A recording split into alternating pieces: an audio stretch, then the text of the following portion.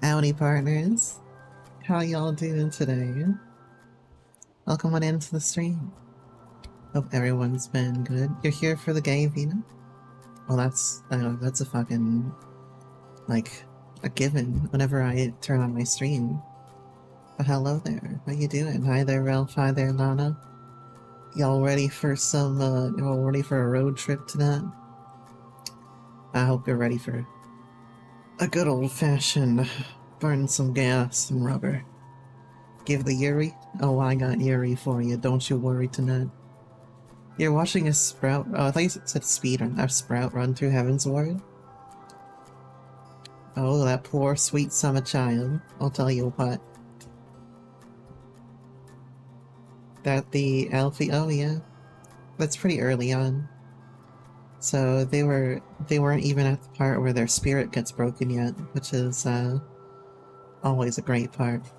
For some reason, I caught myself looking at the FF14 Reddit at the like vocal minority of people who are exploding with anger at the new expansion.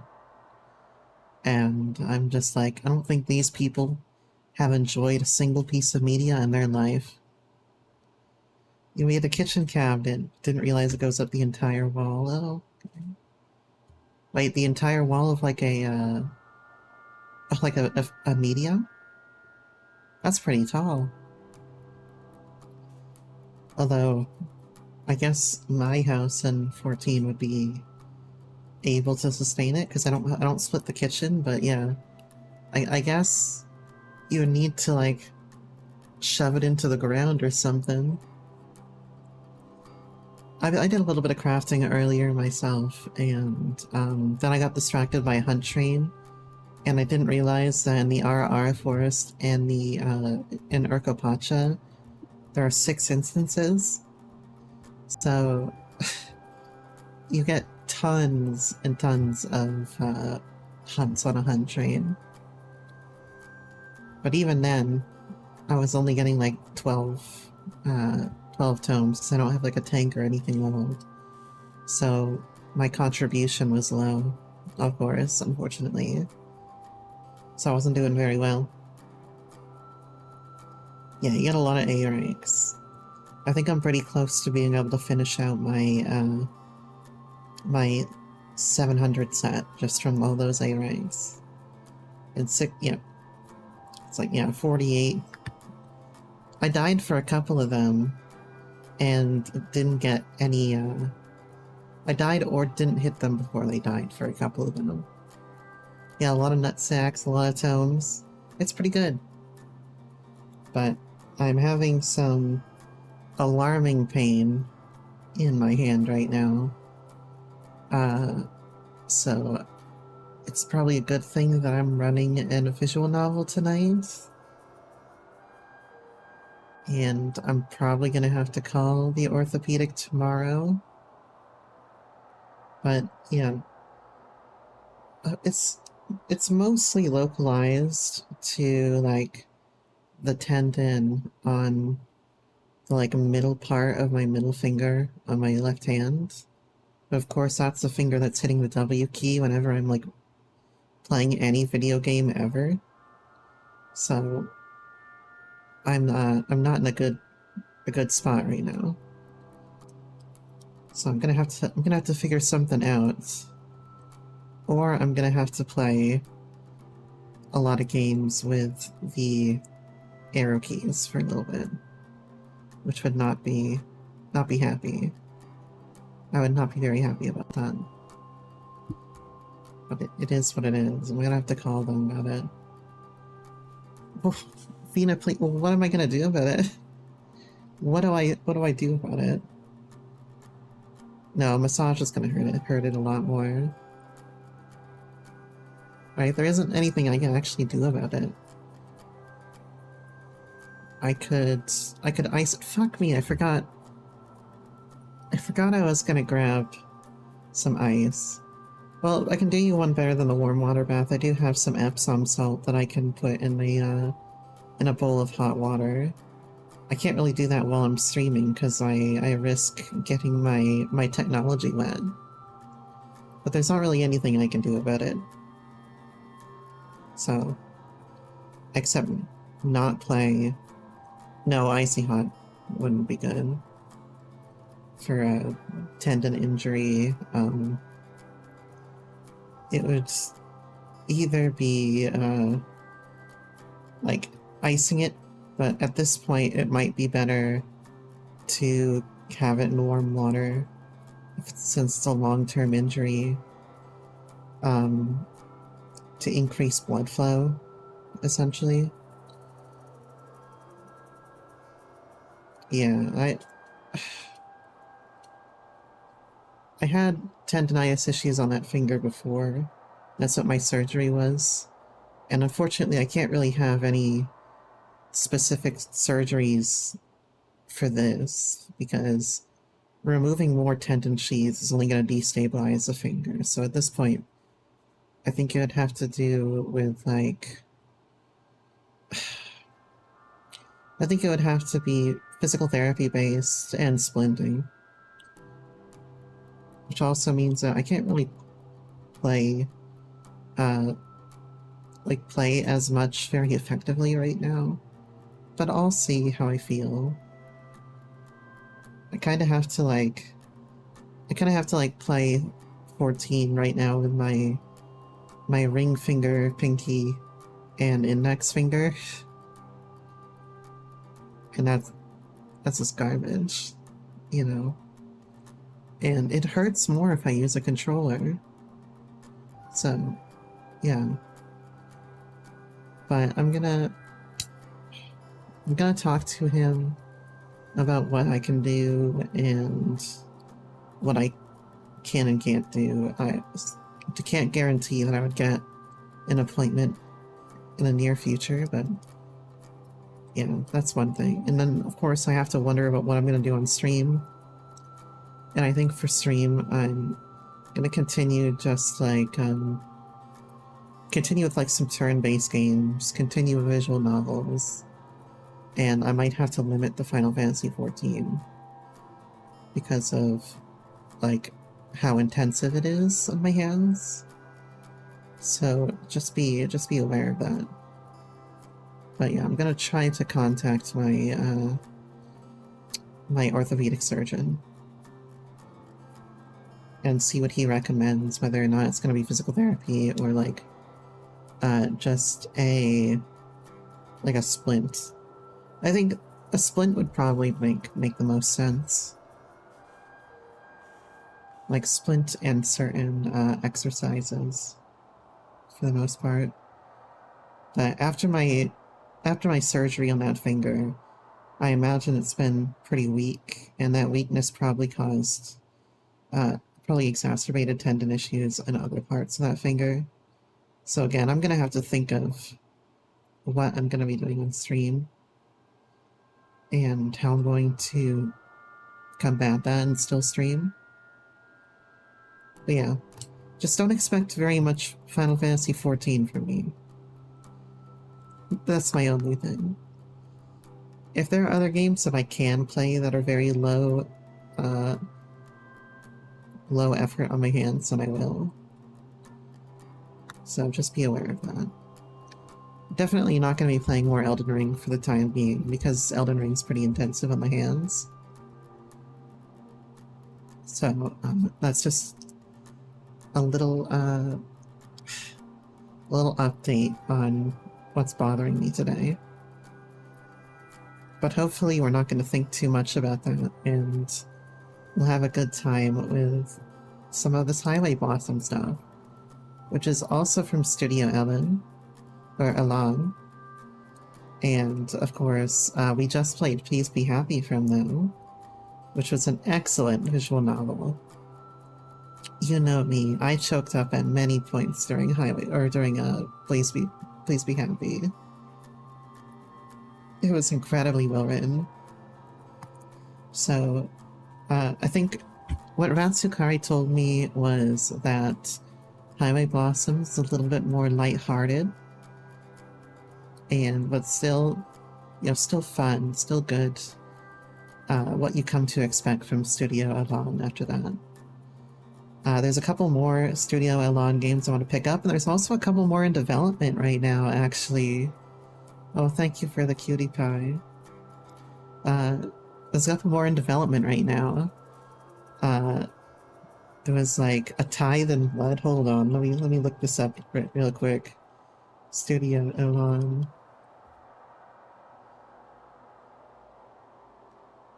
Maybe I can pull out a window capture here. Can I pull out a window capture? Yeah, window capture. No, I'll have this be the old internet window. We're gonna pick up my Chrome real quick. Where is my Chrome? So if we actually put this over here, and let me put it just above the game capture. So you can see here that they've got a few things that I haven't played before. So we have like Summer at the Edge of the Universe. And I think this one is, yeah, to be announced. Summer at the Edge of the Universe. They also have a Tithe and Blood coming up here. Yeah, take a look at this. A dark, eerie visual novel. If this doesn't scream Vina, I don't know what does. Okay. You know, like a vampire shit. Like, if this doesn't scream me, I don't know what this world does. Travels at the century past. You like it already? Oh, I like their outfit. Oh my god. So yeah, there's also a Tithe and Blood. Our Hope, My Keeper. This one's not on stream yet. I think this one's even earlier in development than the other ones. Lock and Key. This one seems like it's pretty early in development as well. Here's the press kit right here, so it's really early in development. So, these three right here, Highway Blossoms, Heart of the Woods, and Please Be Happy, I have all of these. There's also, National Park Girls, I think? Yeah, National Park Girls. Which is on my Steam wishlist right now. They just have like stuff for like merchandise here rather than actually having the game. Although Please Be Happy, of course. I'll show you this one right here. I want this shirt, man. I really fucking want this shirt. Also because it's Aspen. There's a bunch of cool stuff that they have for you here. The official art book. They have a physical copy of the game. All this stuff. So make sure you go and check them out. Also, Rat has a 10% off code if you are on her stream ever. But yeah, today we're gonna be playing some Highway Blossoms here. Leather Tramp. Oh well, that's how you know it's fucking Western. The fucking antelope horns, Leather Tramp. That kind of name. Oh, it's perfect. It's absolutely perfect.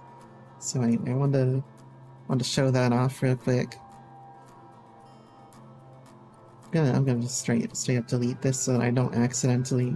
Are you sure you want to remove internet? Yes, I am sure I want to remove internet. Alright. I'm glad I could show that off to y'all. Let's go ahead and start the game at the very least. On the road again. Studio Elon presents Elon. Look at that close-up of a cactus. So this is a remaster version, so I think that this is probably one of their earlier works, judging by everything that I've seen here.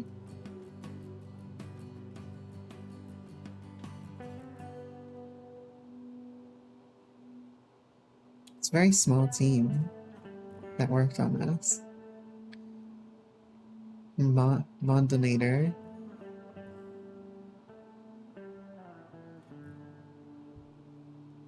Translations and stuff. Hell yeah. I think you can play it at least in German. The music ends. The cassette clicks to a stop. I've listened to it so many times, I've even memorized the placement of the static from the song's original broadcast. I'm worried the deck might eventually eat the tape, but it never happened to him, no matter how many times he played the damn thing, so I'm not too scared. Used to drive me crazy. Every day he played it over and over again. Sure, he would throw on something different after a few loops, but soon enough he'd switch back and the cycle would repeat itself. Sometimes I think he'd do it just to mess with me. I'd be in the back in bed, smothering a pillow over my head to block out the music. He would just turn it up louder, even during all-nighters. That was so like him. I'm slowly turning west. Even near the end, when we had to finally settle down, he was still pulling that kind of crap. I'd come home from school sometimes and the police would be at the door because the entire block had just called in a noise complaint. He said it was because he was proud of learning. But I know he did it just to get a rise out of the old grouches who lived nearby. I think that was his worst fear, ending up just another bitter sack of bones.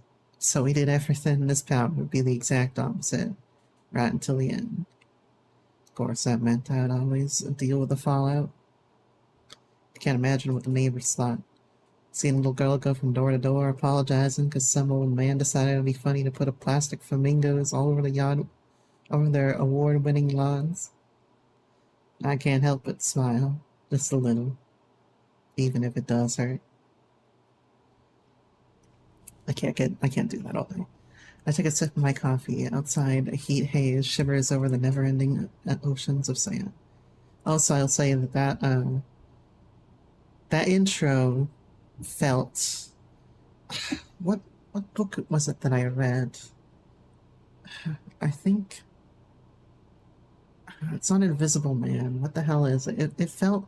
Oh, it's this book about a guy that's gonna be going to Vietnam at some point. And that felt like the intro to that book to me. It felt like it felt like the down-to-earth start to a very emotional novel. So much desert. Even Roswell was just a rock, sand, and a few shacks. All alien-themed, of course. Didn't see any UFOs, though. I'm not used to how dry everything is. Even with the AC on high enough to rip off my eyebrows, I'm still all sweaty. Guess that's what happens when he lays around the snowy Colorado for a decade. Colorado. In that regard, the desert's a nice change of scenery. I don't exactly hate it. These sights are nice, especially since his health didn't allow him to do a lot of traveling when I was a little girl. I could see myself getting used to this. Oh, maybe in another 15 years when I have everything paid off. Ugh, damn it, Amber, snap out of it. You can worry about that later. This isn't your trip, so stop being so selfish. I pushed the eject button. Oh, Marina's thoughts updated. I take the tape out and look it over, probably for the 20th time today. Years worth of brown stains and greasy fingerprints are smudged all over, making it feel grimy to the touch. Still works like a charm, though. Yeah, we're all grimy when we're touched, so. But we all work like a charm. There are more cassettes in the glove compartment. A mixture of mine and his. Mostly his. I should just play one of those and get it over with. My hand gravitates towards the lounge. It would be okay, right? No. I snatch my hand away from the latch and flip the tape over. Once again, I find myself staring. With a sigh, I stick it back into the deck. I reach towards the play button, taking another look to see if the road is still clear. Like always, it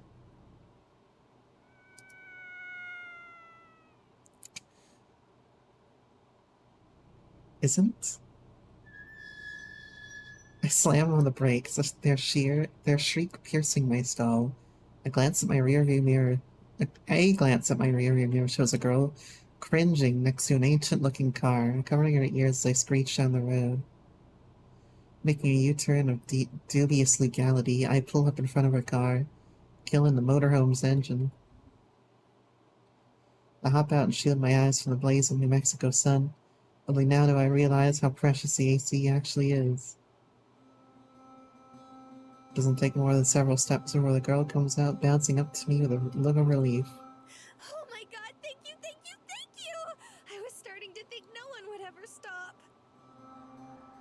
With each word, she gets a little closer until we're finally within touching distance of each other, her smiling face now filling my entire field of vision.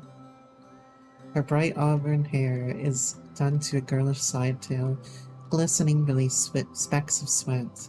Standing out in the heat has made her round, pale cheeks a sun-kissed red, but she still looks put together, like the desert would sooner melt her than do any real damage to her looks. I almost feel embarrassed to be in front of someone who dressed so cutely. Her frilly green top and skirt, putting my red t-shirt and khakis to shame. It's all brought together by one thing, though, her eyes. They're blue, vividly blue, deep and rich, complementing the trace of her mist or perfume as she gets closer and closer. Too close, too close, too close. I scramble back and cough, trying to hide any awkwardness. No problem. What's she doing out here, driving through? Hell, is she even alone? I peer off into the plains inside of the road, half expecting the guy to pop up from his hiding place now, that some idiot has fallen for their trap. That idiot being me, of course. But much to my surprise, no one does. Instead, the girl continues to stare at me, smiling as she patiently waits for my response. I glance behind her, focusing on her car. So what's the issue? Your car breakdown? She doesn't even have that much of an accent, to be fair, so I guess I shouldn't be reading her stuff in an accent. She's pretty, yeah, probably like more Californian Colorado than she is like the Tornado Alley. I think so, yeah. I was driving and I just kind of... Stop. Yeah.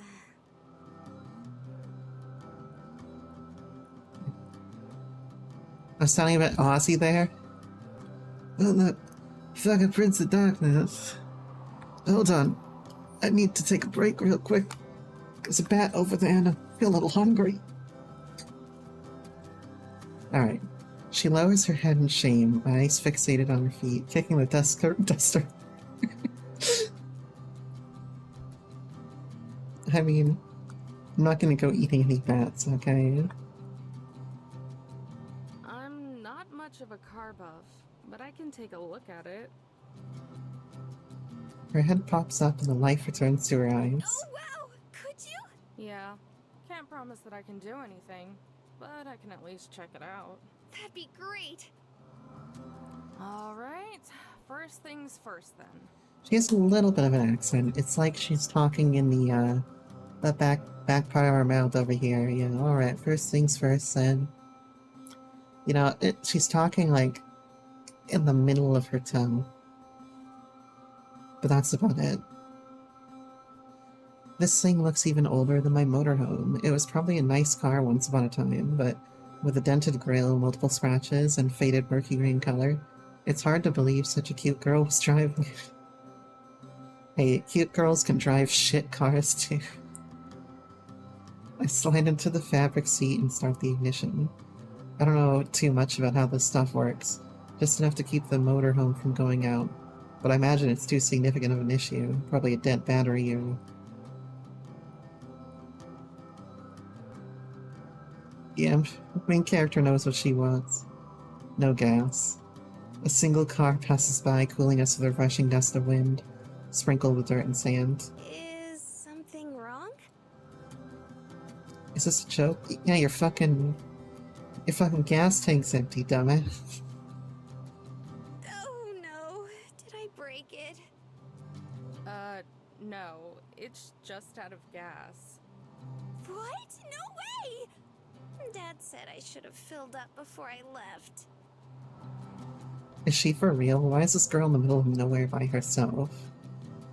As if trying to force all ideas into the center of her brain, the girl grabs her head and whines under her breath.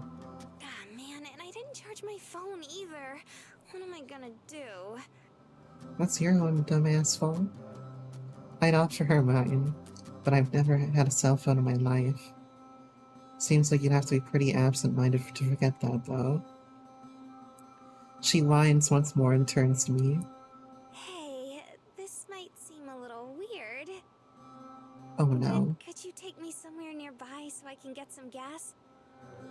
And what do you know? She actually did it. How long did you say you've been stuck out here? I don't know. A few hours, maybe? I've been trying to wave down everyone who drives by, but you were the first to stop. Hold on, everyone? Yep. This heat must have fried her brain. Does she have any idea how dangerous that is? That's probably not a good idea, you know. She cocks her head to the side and gives me a look of genuine curiosity, like it wasn't obvious or something. Why? Well, you know. Head empty, no thoughts. A cute young girl alone in the middle of the desert? It's just asking for trouble. But you're a cute young girl alone in the middle of a desert? What? Comeback takes me off guard and I turn away a little, avoiding eye contact. Yeah, but that's different. A smile returns to her face, the same bright one that she showed me when I first pulled over. I'm still avoiding eye contact, but she leans over to the direction I'm looking and continues to smile. So, do you think you can give me a ride? Crack at my neck real quick if I can. Nope. I don't know. Please! It shouldn't take very long. This girl, it's like she doesn't even listen to what I said. Still better me than some psycho. Besides, it's not like a small detour will take me late or anything. Will make me late or anything. I guess it's fine.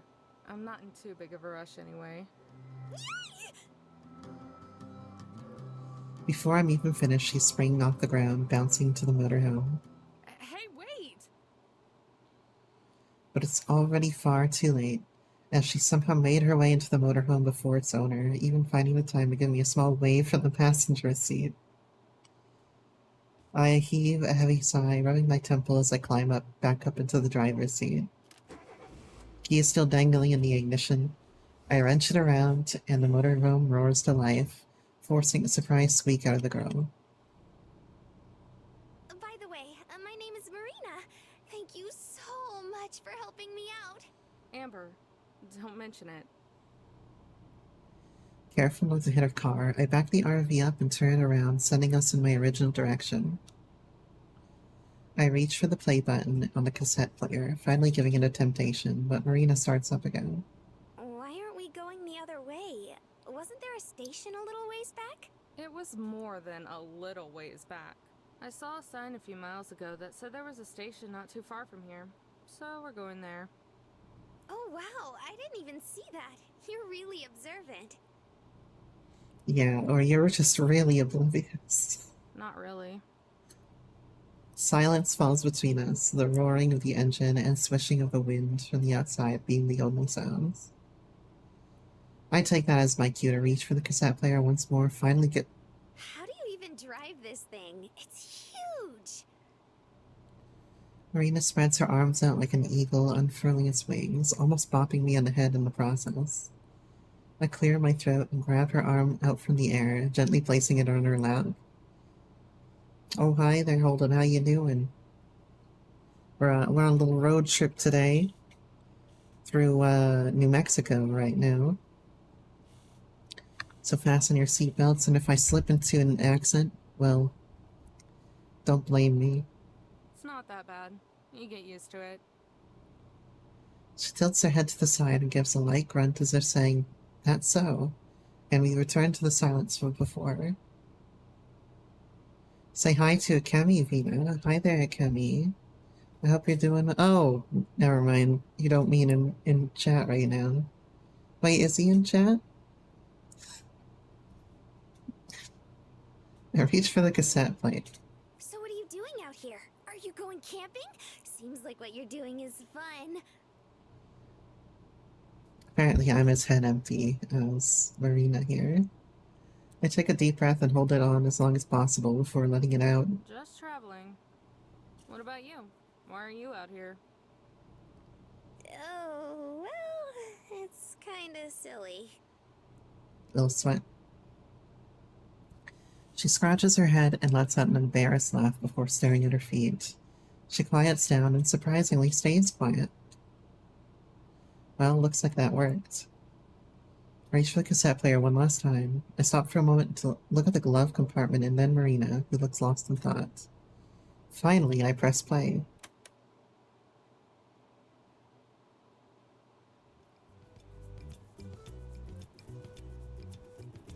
What a groovy gas station. A pleasant little chime greets me as I enter the station, Marina trailing closely behind. It feels like I'm already playing Dawn Trail again. The drive was quiet after I turned the music on. Turning the tables on her and asking what she was doing out there seemed to throw her off. By the way, is the volume mixing good? I didn't mean to come off as cold as I did. It's just been ages since I've had a conversation beyond accepting some half-hearted condolences. Though to be fair, I haven't really wanted to hold one. Game's a little low. You want me to turn that game up for you? I can turn that game up for you. Crank it up like that.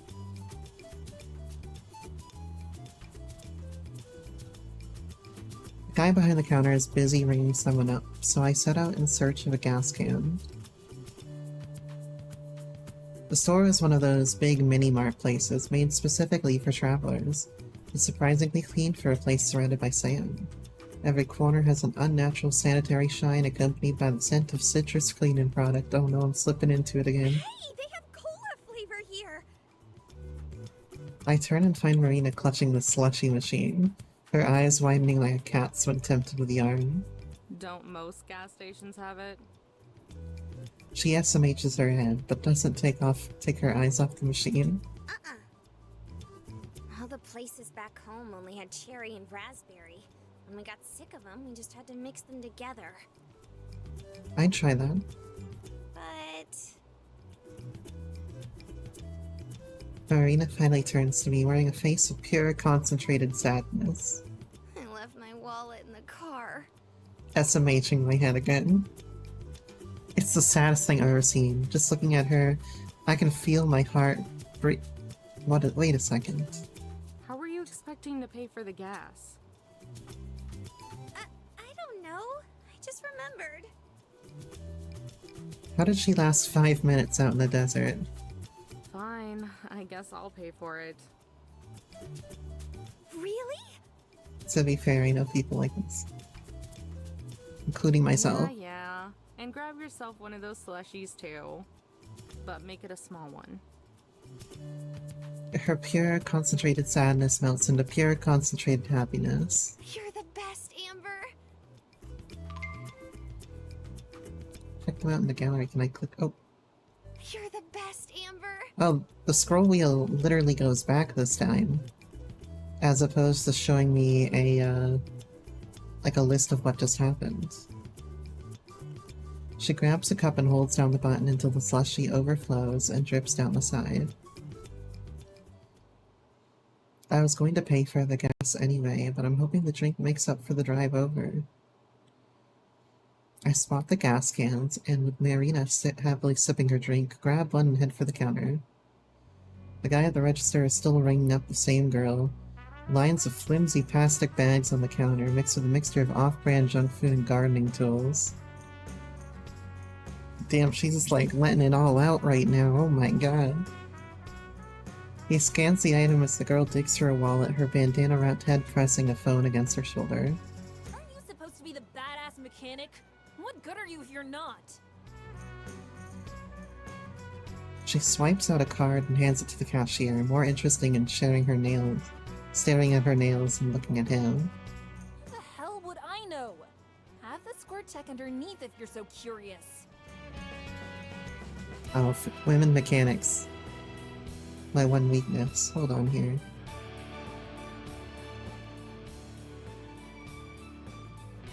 I think I need to turn this person up. No, she's as high as she can go. I'll turn the VA up a little bit.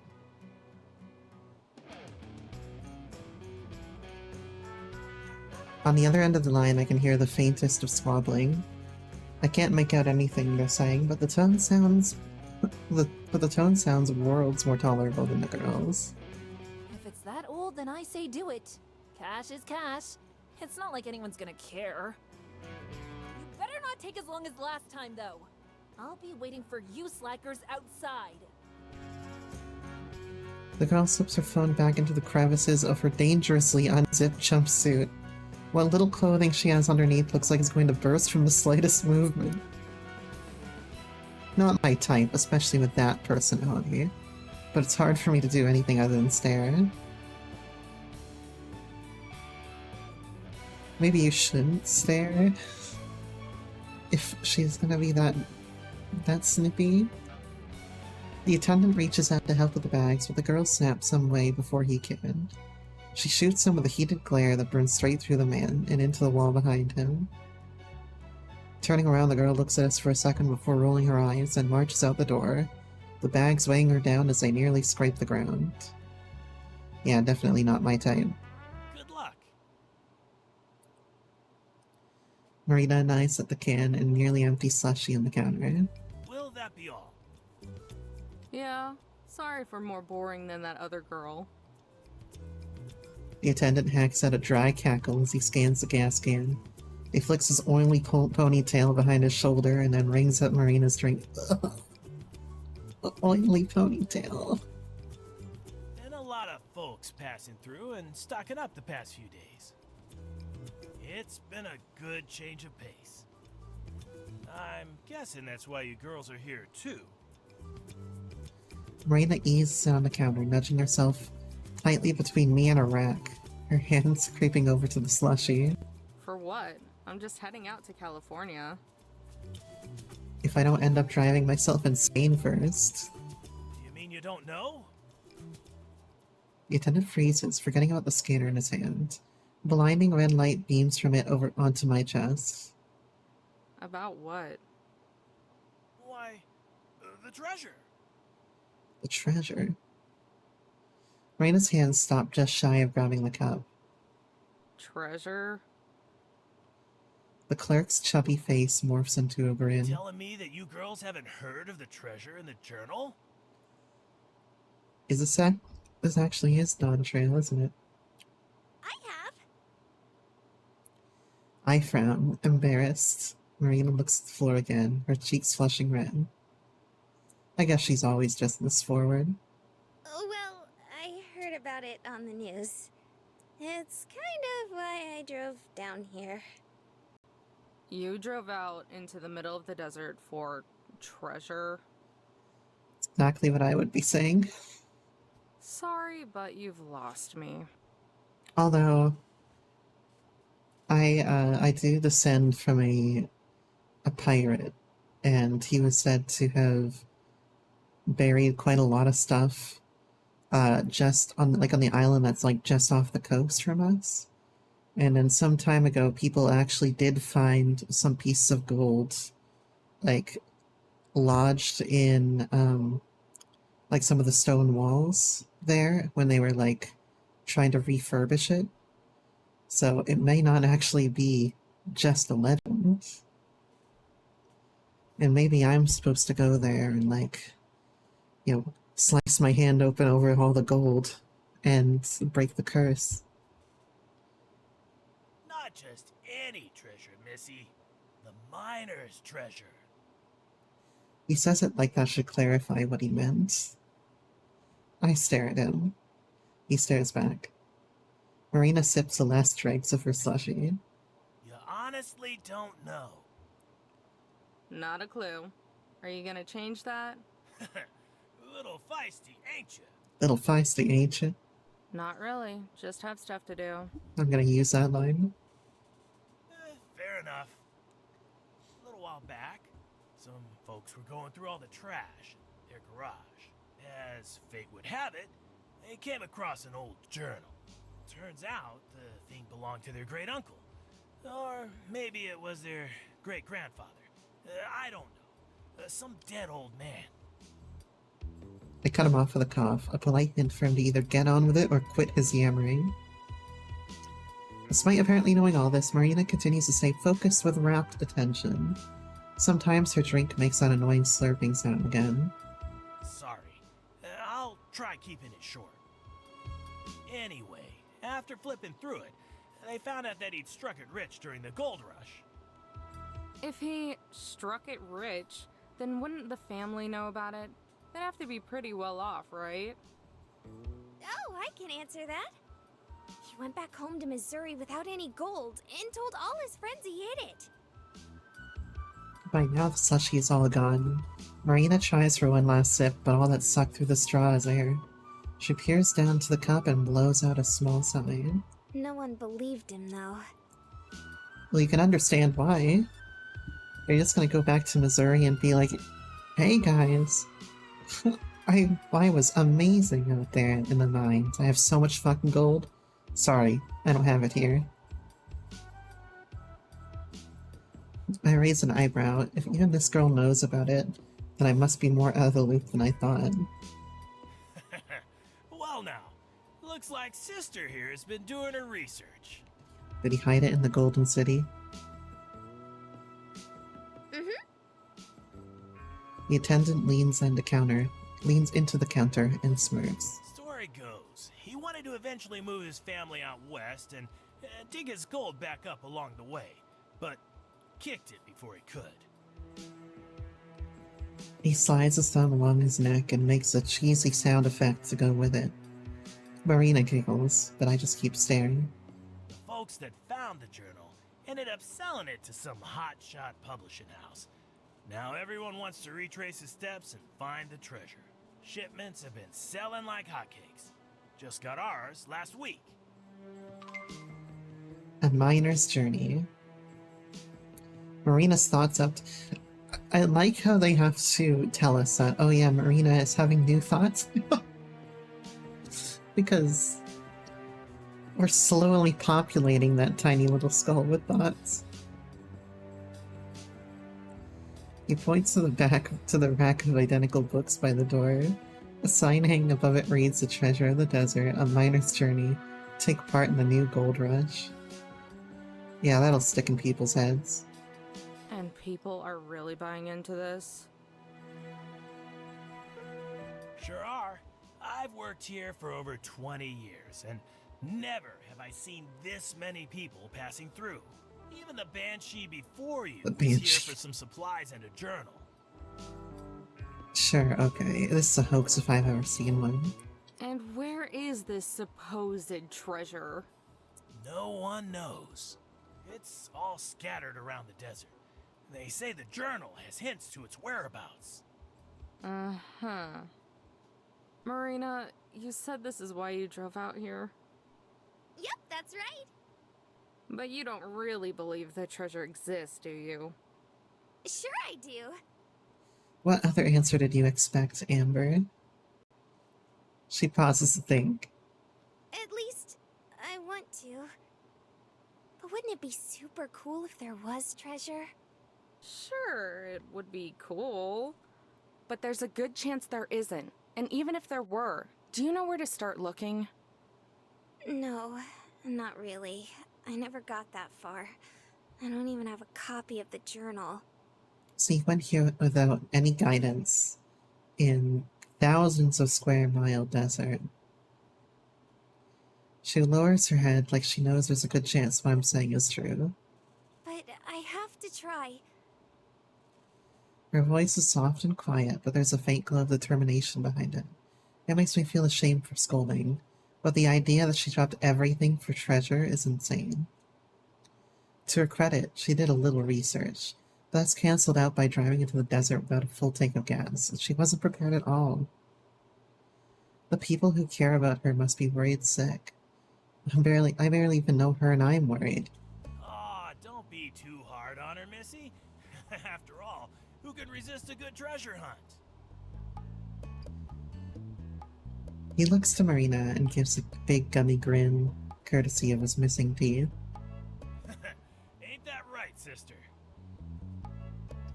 Marina springs back with a smile of her own. That's right! Rolling my eyes, I reach into my pocket and pass some crumpled bills to the clerk. Yeah, well, I'll believe it when I see it.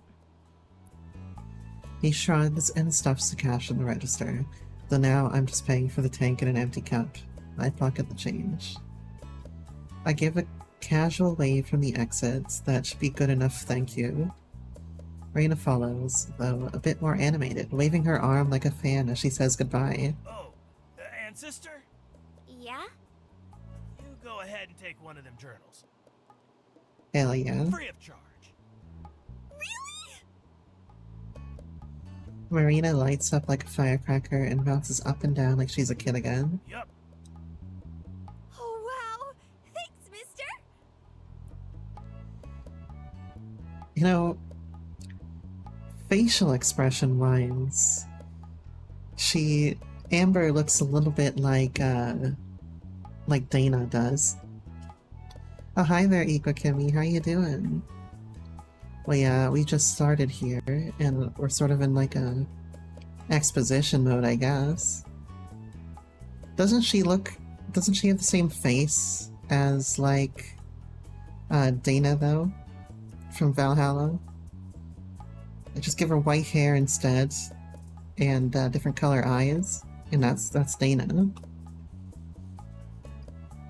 Alright. In a swift motion, she swipes one of the remaining books off the rack so fast that I swear my eyes are skipping frames. Something, the human eye only sees at 20 frames per second, which is not true, because The Hobbit at 60 FPS almost made me throw up. Hey, Amber! Look! He gave me one for free. Yeah, I see it. I tune out her chattering and nod as we walk out to the parking lot so we can finally get the fuel. The attendant shouts one last thing, his voice fading out behind the glass of the closing door. Luck on your trip. Desert people are weird.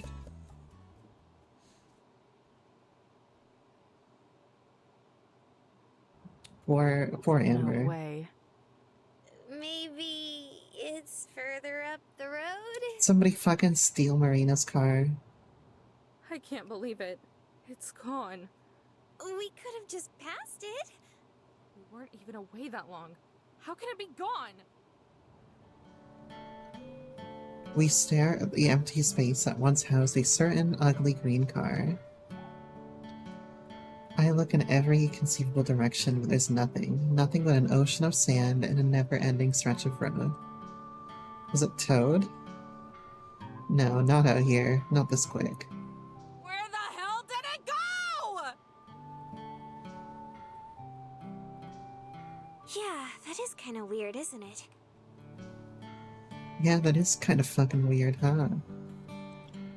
Marina's hand rests against her cheek as she looks on with only mild confusion, like she's trying to solve a small mystery.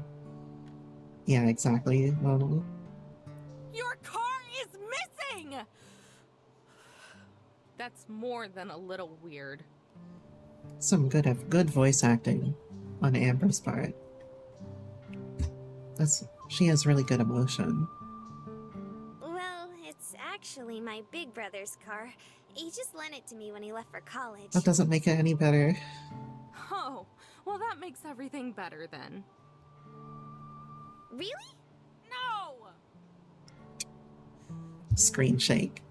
I let out a heavy sigh and press my fingers to my temple, attempting to massage away the stress and irritation. It was probably stolen. We'll need to call the police. You have a phone, right? She doesn't have. She already said she has no phone, and also there's a 0% chance she knows the license plate number. I do, but Oh, it's not charged, right? Her voice trails off a cliff. What she said earlier echoes in my head. Oh, thank you very much. I mean, some days I'm a little bit more animated than others. Today, I'm like kind of low energy, I guess. But I'm glad that you find it relaxing. There is a reason why I did a little ASMR. Although, to be fair, I used whispers when I was ASMRing. You know. I also have a redeem for it. But thank you. I just, I don't know, I was feeling some kind of way today, some kind of low energy, but getting to read this and hang out with people helps. But I hope it's not too different than when I normally am at.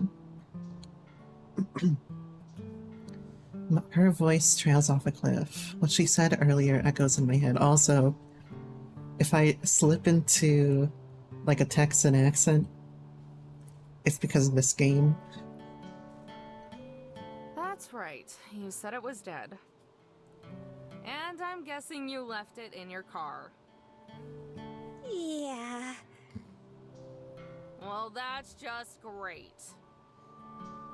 Don't you have one? Nope, never needed one. Afraid no one would call you?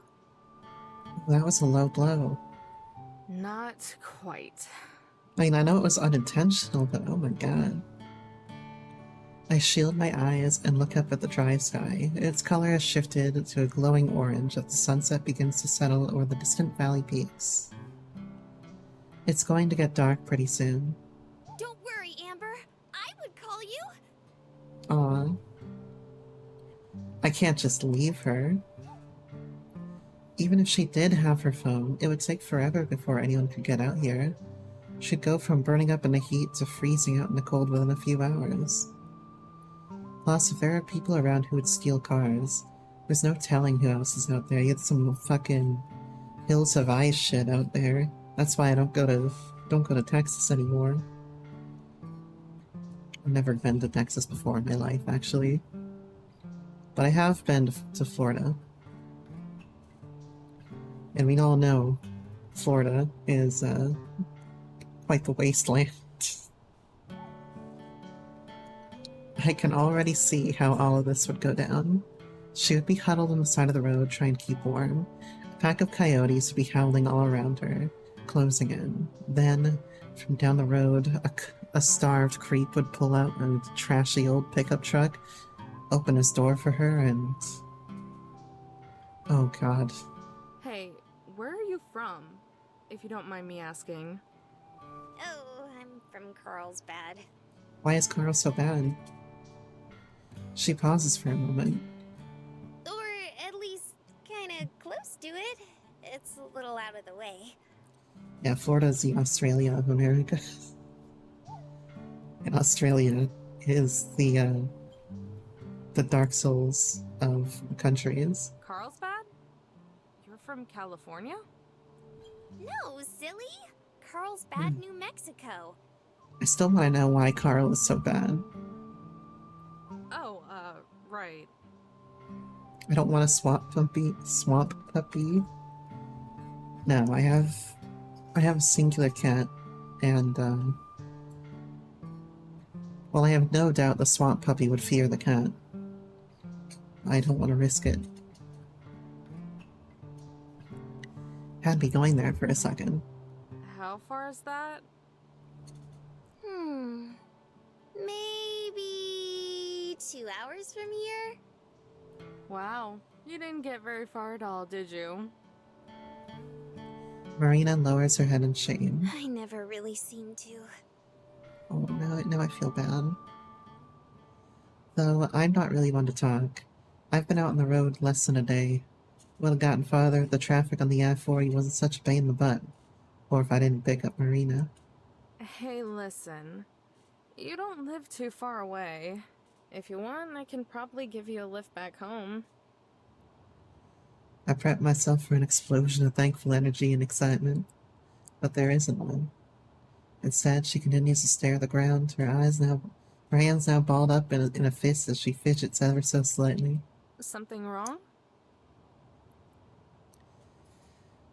She ran away from home, didn't she? She shifts her gaze from the ground and looks me straight in the eyes, drawing a deep, long breath. Remember the treasure we were talking about at the store? Yeah. I know it's a lot to ask, and you've already helped me out so much already. But do you think you could take me to the first place the treasure is? That's quite a tall order. Huh?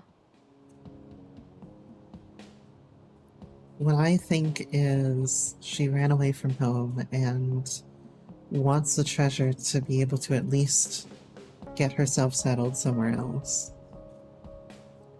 She wants to keep going, even after this entire disaster. The treasure! Could you take me to the first? I heard you the first time. Jesus, It's Amber. just- You don't even know if this thing is real, but you've dropped everything to go look for it. And now you're asking me, someone you've just met out in the middle of the desert, to take you to it. Even though you don't know if it's real and you've just had your car stolen. Did I catch all that? Uh-huh. She's very Miho in a way. Shameless. I'm at a loss for words. How do I even respond to that? I try to recollect my thoughts, but only one word comes to mind. Why? Reina shrugs. Nothing more than that. She just shrugs. I take a look at her. A good look. Her wavy hair has been dried out by the hot desert air. Her face is red and drenched in sweat, probably close to melting off her makeup. Even her nice clothes are a little ruffled. Well, it doesn't take much for my makeup to start melting off. But despite all that, this cute, peppy girl wants to keep pressing on. Even when most people would have just called it a quits after the car broke down. Even out here all by herself. For all I know, she could be some weirdo out to mug me and to solve some elaborate scheme. But she wants my help. My help. It's been a while since anybody has needed that. It's like an honor. Do I deserve that? Probably not. But she's still asking. Why should I say no? I don't have to be in California for another few weeks, since isn't that why I'm taking this trip? To see the sights? For him? She's a little excitable and even more naive, but maybe I need a little bit of that. It's a lot better than just being out here all by myself with nothing but the ghosts of my memories to keep me company. Even if it's just a little while. Why the hell not? Hop in. For real? Yeah, for real. Get into the SS lesbian. We're going on a trip. But only until the first location. After that... The breath is forced out of me by the sharp impact of Marina tackling my stomach. A warm but damp sensation wraps itself tightly around me as dead weight snuggles up against my chest. Thank you, thank you, thank you, thank you, thank you! She's also well voice acted. What are you doing? I'm hugging you, silly. Oh. My cheeks grow warmer with each passing second. Look at them warm cheeks. I try to wiggle my way out, but she stays latched on, her grip getting tighter and tighter. Marina, please. You're all sweaty. Sorry. I'm just super happy. We all need a good sweaty embrace every once in a while, don't we? She unlatches herself, letting me clear my throat and recollect myself. Anyway, let's get inside. I'm burning up out here. I don't know if that's gonna stop when you get inside. We clamber back inside the motorhome, leaving the dry hellishness behind. I turn the ignition and let the AC blast away the RV's stuffiness. Letting out breaths of sweet relief, Marina and I collapsed back into our seats. Alright, so where's the first piece of the treasure? Well... Tell me she knows how to read. You have no idea, do you? That's not true! The news said a part of it was somewhere here in New Mexico. Probably. Probably. I'm not surprised at all. Should have seen this coming. You have the journal? Yeah? She hands the cheap paper-backed book to me. The cover feels like it could fall apart at the turn of a page. The whole thing is fitting of its rustic design. I slide my thumb across the edges and flip through the pages. Thick forewords and passages commenting on the journal's historical significance skip past my eyes, most long enough to be their own book. Finally, a photocopy picture of one of the original entries appears, preserving the faded cursive lettering, the whole thing printed on the next page over. Crusting brown stains and wrinkles engrave the photo. Some of the writing has been scratched out too, like someone made mistakes and couldn't erase them. I hate to admit it, but for something that's probably a sham, the thing looks pretty authentic. With bounty and satisfaction at hand, I am now homeward bound, a perilous journey forthcoming. Through my unrivaled intellect and unmatched ambition, I have succeeded in accomplishing what many believe to no longer be proved profitable. Of course, this only comes as a surprise to those around me, not myself. I had traveled this way on the trail with many others from the Missouri territory, but as my typical characteristic success grew, I could sense the envious stares amongst my so-called peers. The danger eventually became so great that I wished to flee, but my companions left before I woke. For that reason, you may ask? For what reason, you may ask? I don't know. It is with this in mind that I have taken upon myself to leave a note for one of my fellow prospectors, and to borrow his steed, so that I may one day return to settle with my family. But if this journal has taught me anything thus far, it's that jealous, conniving eyes are abundant. Yeah, I'm not reading all this crap. Where should I actually start? That was good. Cutting off the long passage like that. That was good. Let's see. If he left California, lived in Missouri, and supposedly hits in New Mexico, like Marina said, then what we're looking for is likely a later entry. Ah, here we are. Alas, I have reached the final point of my division in my travels. During my stay among the ruined sanctuary, the rogue native Lamasi had informed me of a landmark that was rich in the mythos of his people. Considered sacred, he said that the chance of the gold being discovered would be very slim. He referred to it as a winged rock, a monument erected towards the sky. After my previous detour, I have finally arrived. It is with much disbelief, I must say, my friend Lamasi was right. It is not just a monument erected towards the sky, it is a mountain, almost as if the Lord himself had struck up the earth among the sand. It is guarded by trails of rocks around it, all branching from the mother rock. On this journey, I have encountered many different sights, dangers, and yes, even the occasional friend. As I look upon the mountain before me, I am reminded once more, there are things bigger than, greater than I. Gotta feed the doggo, don't lose myself in the sweaty lesbians. You know, that's like asking a bird not to fly. Although I am not yet rid of this cough, my soul has been humbled and removed the fatigue. I can think of no better place to store the last of my gold, as I anxiously await the day I return. What does it say? The gist of it is that it's near a big rock and a bunch of little rocks. That should narrow it down, right? Okay, you could have described that a little bit better, Amber. Yeah, to the entire state of New Mexico. Marina gasps and lunges towards the journal, the muscles in her neck tense and eyes wide with panic. That can't be the only thing he mentioned! There has to be more! I raise the journal high above me so she can't reach it, using my hand as a blockade against her head as she desperately tries to grasp for it. Sheesh, second. I actually have a pretty good idea of where it might be.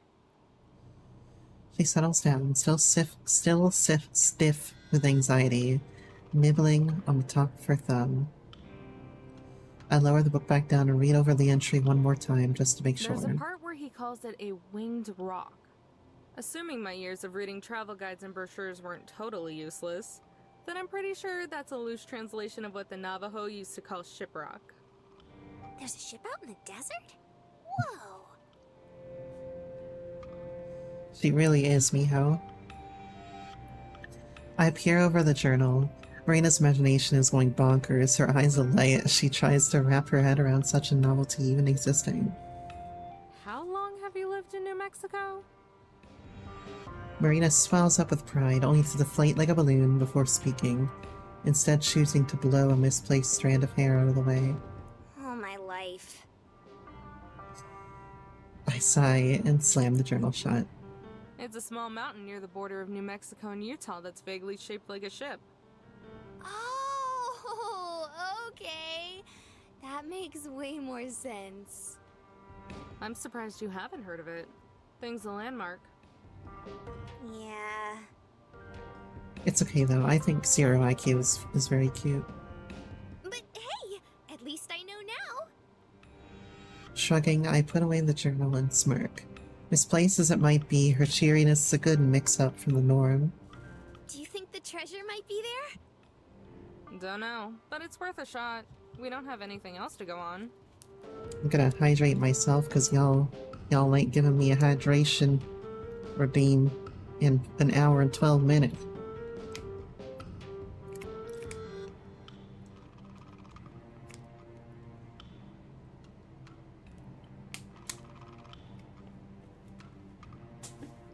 There, I hydrated myself. Oh, got an extra hydration. Gotta crack open my second water bottle here. It's a law.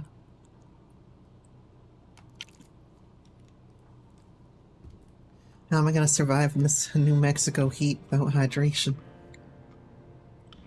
Sure you don't want me to just take you home?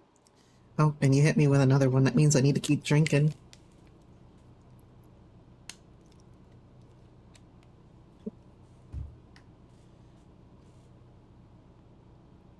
Marina hesitates for a moment, turning to the windshield as if to dodge the question with her eyes. No, I think I want to do this. Either that or Marina has something to prove, essentially. You know, needs to prove her worth to her family. And that's what she's not telling us, potentially. Alright then.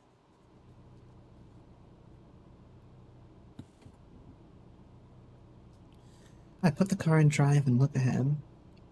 The sun is set, the blue shade of dusk rising up to take its place. I press down the gas. Marina turns to me ahead and smiles. For some reason, the blue shade of dusk reminds me of a, I think it was a PS2 game? No, it was a GameCube game. I think it was the GameCube version of The Fellowship of the Ring, where that color is like the entire last, or like, it's like an entire section of the game that feels like it's all that color. Let's hit the road. Yeah, this color. It's like all this color for like a third of the game. The sun has long since set and given away to darkness. Only my headlights remain, illuminating the road and silhouetting the small rock formations around us. Yeah, like the whole Moria section, and then like the whole Caradhras section, and part of Lothlorien. It's all that color for so much of the game. I've been alternating between the old tape and the new ones, immediately throwing on the old tape after finishing a new one and vice versa. I haven't had any complaints from Marina. She's been sitting at my side the whole entire time, softly humming off-key to the music. She seems to be the type to just accept things as they are, like with her car being stolen or that treasure. Especially that treasure. Yeehaw. And to make it worse, it's not just her. Apparently it's some phenomenon now. Goes to show how much I keep up with current events. But the whole thing smells like a scam. I bet somewhere all the big shots from that publishing house are all gathered up in their corporate tower, laughing at the idiots they've ripped off with that book. Christ, I'm even starting to sound like him. The music turns to static before the cassette is silenced by a loud click. I eject it and reach for his old tape again. Marina notices, taking the opportunity to break the long-held silence. So, do you like music a lot? Oh, yeah, I guess. I figured. You've been playing those tapes this entire time. You know, I actually also have a CD that was left to me from my dad. Like, she has a cassette left to her from her dad. And it has, for the most part, lots of, like, 80s R&B on it. But I was in Twitch the other day, and I was, like, looking around at some, like, other VTubers and PNG tubers.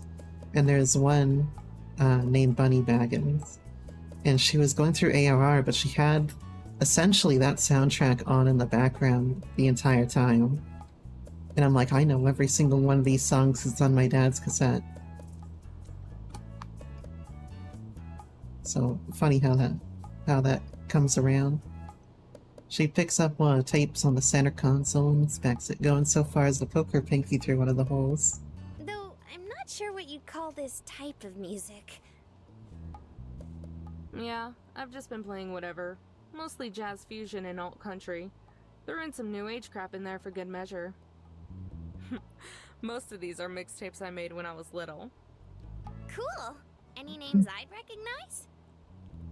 She peeks at me through the holes of the cassette, wearing a wide, gleaming smile. I love her.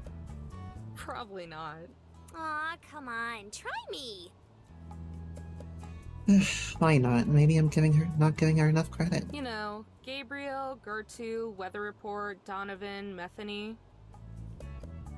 Marina gives a sage-like nods and grunts of understanding as I list off the names. You have no idea who any of them are, do you? Not a clue. That's what I thought. Sorry. I usually listen to whatever's on the radio. I crack a slight smile. It's alright. I could see how it might be hard to get into. My gramps used to call it road trip music. I still think it's nice, though. It's making you really happy. You think so?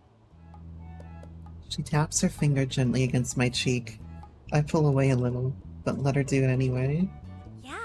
Why else would you be smiling? Got him. I never really thought about whether it made me happy before, but I do know it made him happy, so that's good enough for me. That's actually why I'm going to California.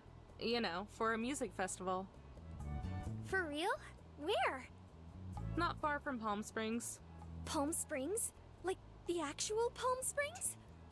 Don't know if there are any other Palm Springs in California, but yeah, they do it every year for a few weekends. That kind of response just makes me want to play Class of '09. I went to my first concert a little before I graduated. She rests her head against the window and stares at the road ahead, her smile fading but still there. It was so much fun. An entire weekend of that sounds super awesome. Nah, it ain't that cool. Ain't that cool? Marina flings her head away from the window and turns to me. Now she's staring at me like I'm crazy. How could you even say that? It's the coolest thing ever! I wouldn't even be able to wait. I'd want to see all the bands. Sheesh, relax. It's not like I'm taking it for granted. It's just that there's only one group I know I want to see so far. That's right. His favorite group. Just one? He was so excited when he got the tickets. Just one that I'm excited for. I'll watch a bunch though. Releasing a long sigh, Marina eases back into her seat. Oh, good. I was afraid you were going to head home after you saw your group. You crazy? I'd like to at least have a little fun before worrying about all the expenses I gotta deal with. Expenses? Amen. Damn it. It's nothing. They're mortuary expenses. She gasps. Are you in debt? Is it college loans? My brother said those aren't fun to deal with at all. Got too comfortable. Should have just kept my trap shut. Or did you just spend too much on your Is it the same VA as Miho? You have to look it up. She's similar in like, whoops. Or did you just spend... Had to go back. Without warning, I swerve off to the side of the road and onto the rocky sand, cutting Marina off and nearly giving her a heart attack. There are some bits of it that are similar to Miho's general, well, not countenance, her general mien, I guess. But, like, I'm not sure if it's the same VA. But I wouldn't be surprised if Studio Elan used a lot of the same VAs across their games, you know? Because they're comfortable with them, they know those people, and, you know, they know how they work, kind of thing. But yeah, I wouldn't be surprised if it is Miho, but you'd have to check that for me. There's some similarities, but also because there's a very significant personality overlap. Marina shoots me a worried glance, her face still pale. Oh my god! What was that? Are you okay? I pinch the bridge of my nose and my elbows on... Pinch the bridge of my nose and my elbows on the wheel. Amber? I've been driving all day. I'm a little tired. Where are we? A little outside Albuquerque, so we aren't too far now. We'll sleep here tonight and drive to Shiprock first thing in the morning. Filling the ignition, I climb out of my seat and into the living quarters. Marina trails behind me. I like the sky that you can see out the windows. I yank open the bathroom's Velcro latch cupboards. Yeah, I didn't think it was the same VA, there was just some similarities.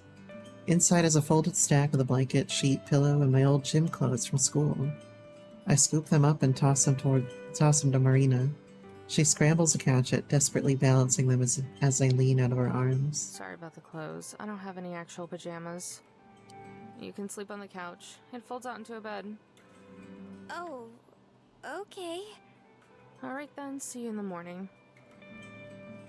With that, I step into the back room and slam the sliding door, before collapsing onto the oversized bed. Even in the darkness, I can make out the pictures hanging on the wall. Once upon a time, they were generic scenic pieces. Now they're photos. Photos of me and Gramps. My favorite one is of us in front of a museum for music. Rock and roll to be specific. Wait, I think I know exactly where the Rock and Roll Museum is, and isn't it in Arizona?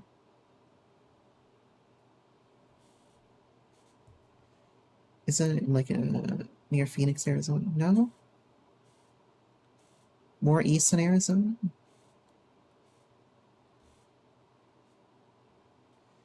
I was just a little pipsqueak back then, holding up an autographed vinyl sleeve that was about the size of my head. Because I know that my dad's been there. When he went out to Arizona once. One year thinking I was in the Midwest. Okay. He was by my side, squatting down and ruffling my hair as I gave the biggest smile I could, even with my missing teeth. I let out a sigh and fixate on the ceiling skylight, a small sliver of the moonlight shining through. Feels like an eternity since I've last laid down in this bed. I remember it felt like being hugged by a cloud. Now it feels like concrete. Tiny creaks sound from the room next door, accompanied by Marina's little squeaks of determination as she struggles with the fold-out bed. Until finally, I hear a loud thud. I can't help but smirk a little. I should have warned her that it was heavy. The room over goes silent. I hope it didn't crush her. Luckily, I soon hear footsteps tiptoeing around across the carpet, then on the bathroom tile. They stop outside my door. Hey, are you awake? Her voice is weak and barely above a whisper.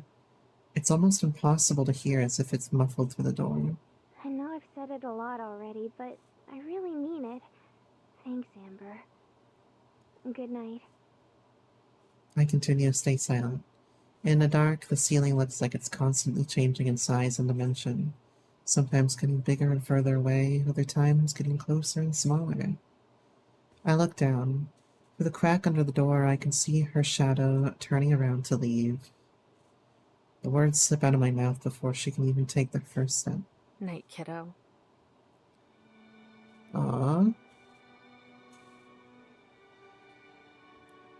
There's a lot of moments of Amber turning into him, kinda. Even this early into the story. How people who mean something in our lives, shape our personality.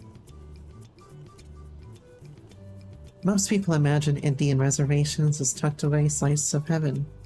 Maybe some pocketed oasis of vibrant greens and flowing water in what is otherwise a wasteland. Those people are wrong. The Navajo Reservation is as sandy and barren as the rest of the desert, and at 22,475 miles, it's neither green nor fun-sized. Not that I hate it. Miles of faded highway roads speed past me, blending together with the sand that stretches out to the far-off ridge and mountains. Like there's a rhythm to it all. Behind me, Marina is still stretched out on the fold-out bed, cuddling the pillow, a substitute for her blanket that's long since fallen off the bed. Yo, raise your hand if you cuddle a pillow. Yo, who wants a Vina Bina body pillow? Get my legs actually made and then turn it into a body pillow. I'd make hundreds, thousands of dollars on a Vina Bina body pillow. You should get a body pillow. So helpful for science. It is nice. Like, I don't have one, but I do like to have a pillow, and I like to have something between my legs every night, you know? So, are you saying you want a Vina Bina body pillow? Man, I sleep on my side. Can you volunteer, what? To be the thing between my legs? Or to, be a body pillow test subject? You know what? SMH in my head. Get out of here. But also a body pillow for me. Well, isn't that really sweet? Look at these parasocial relationships blooming. But no, I think I should try it out sometime, I think. Yeah, my body temperature is kind of high, so I don't really usually cuddle all night. It gets too hot. Unless we have an air conditioner on.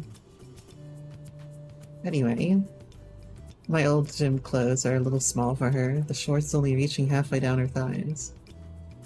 But hey, I'm not complaining. Soon we're rolling into town, its jagged namesake peeking over the horizon, Shiprock. I get it because we're already shipping them, and it rocks. The town itself is typical for this desert. Nothing fancy like a high-rise. Good in the winter, yeah, no, I keep my window a little bit open in the winter. You know, even when I was going to college in a place where it could hit like -10, I'd still have my window cracked open in the winter. Most of the time. Not the -10 nights, probably, but... Vina, please.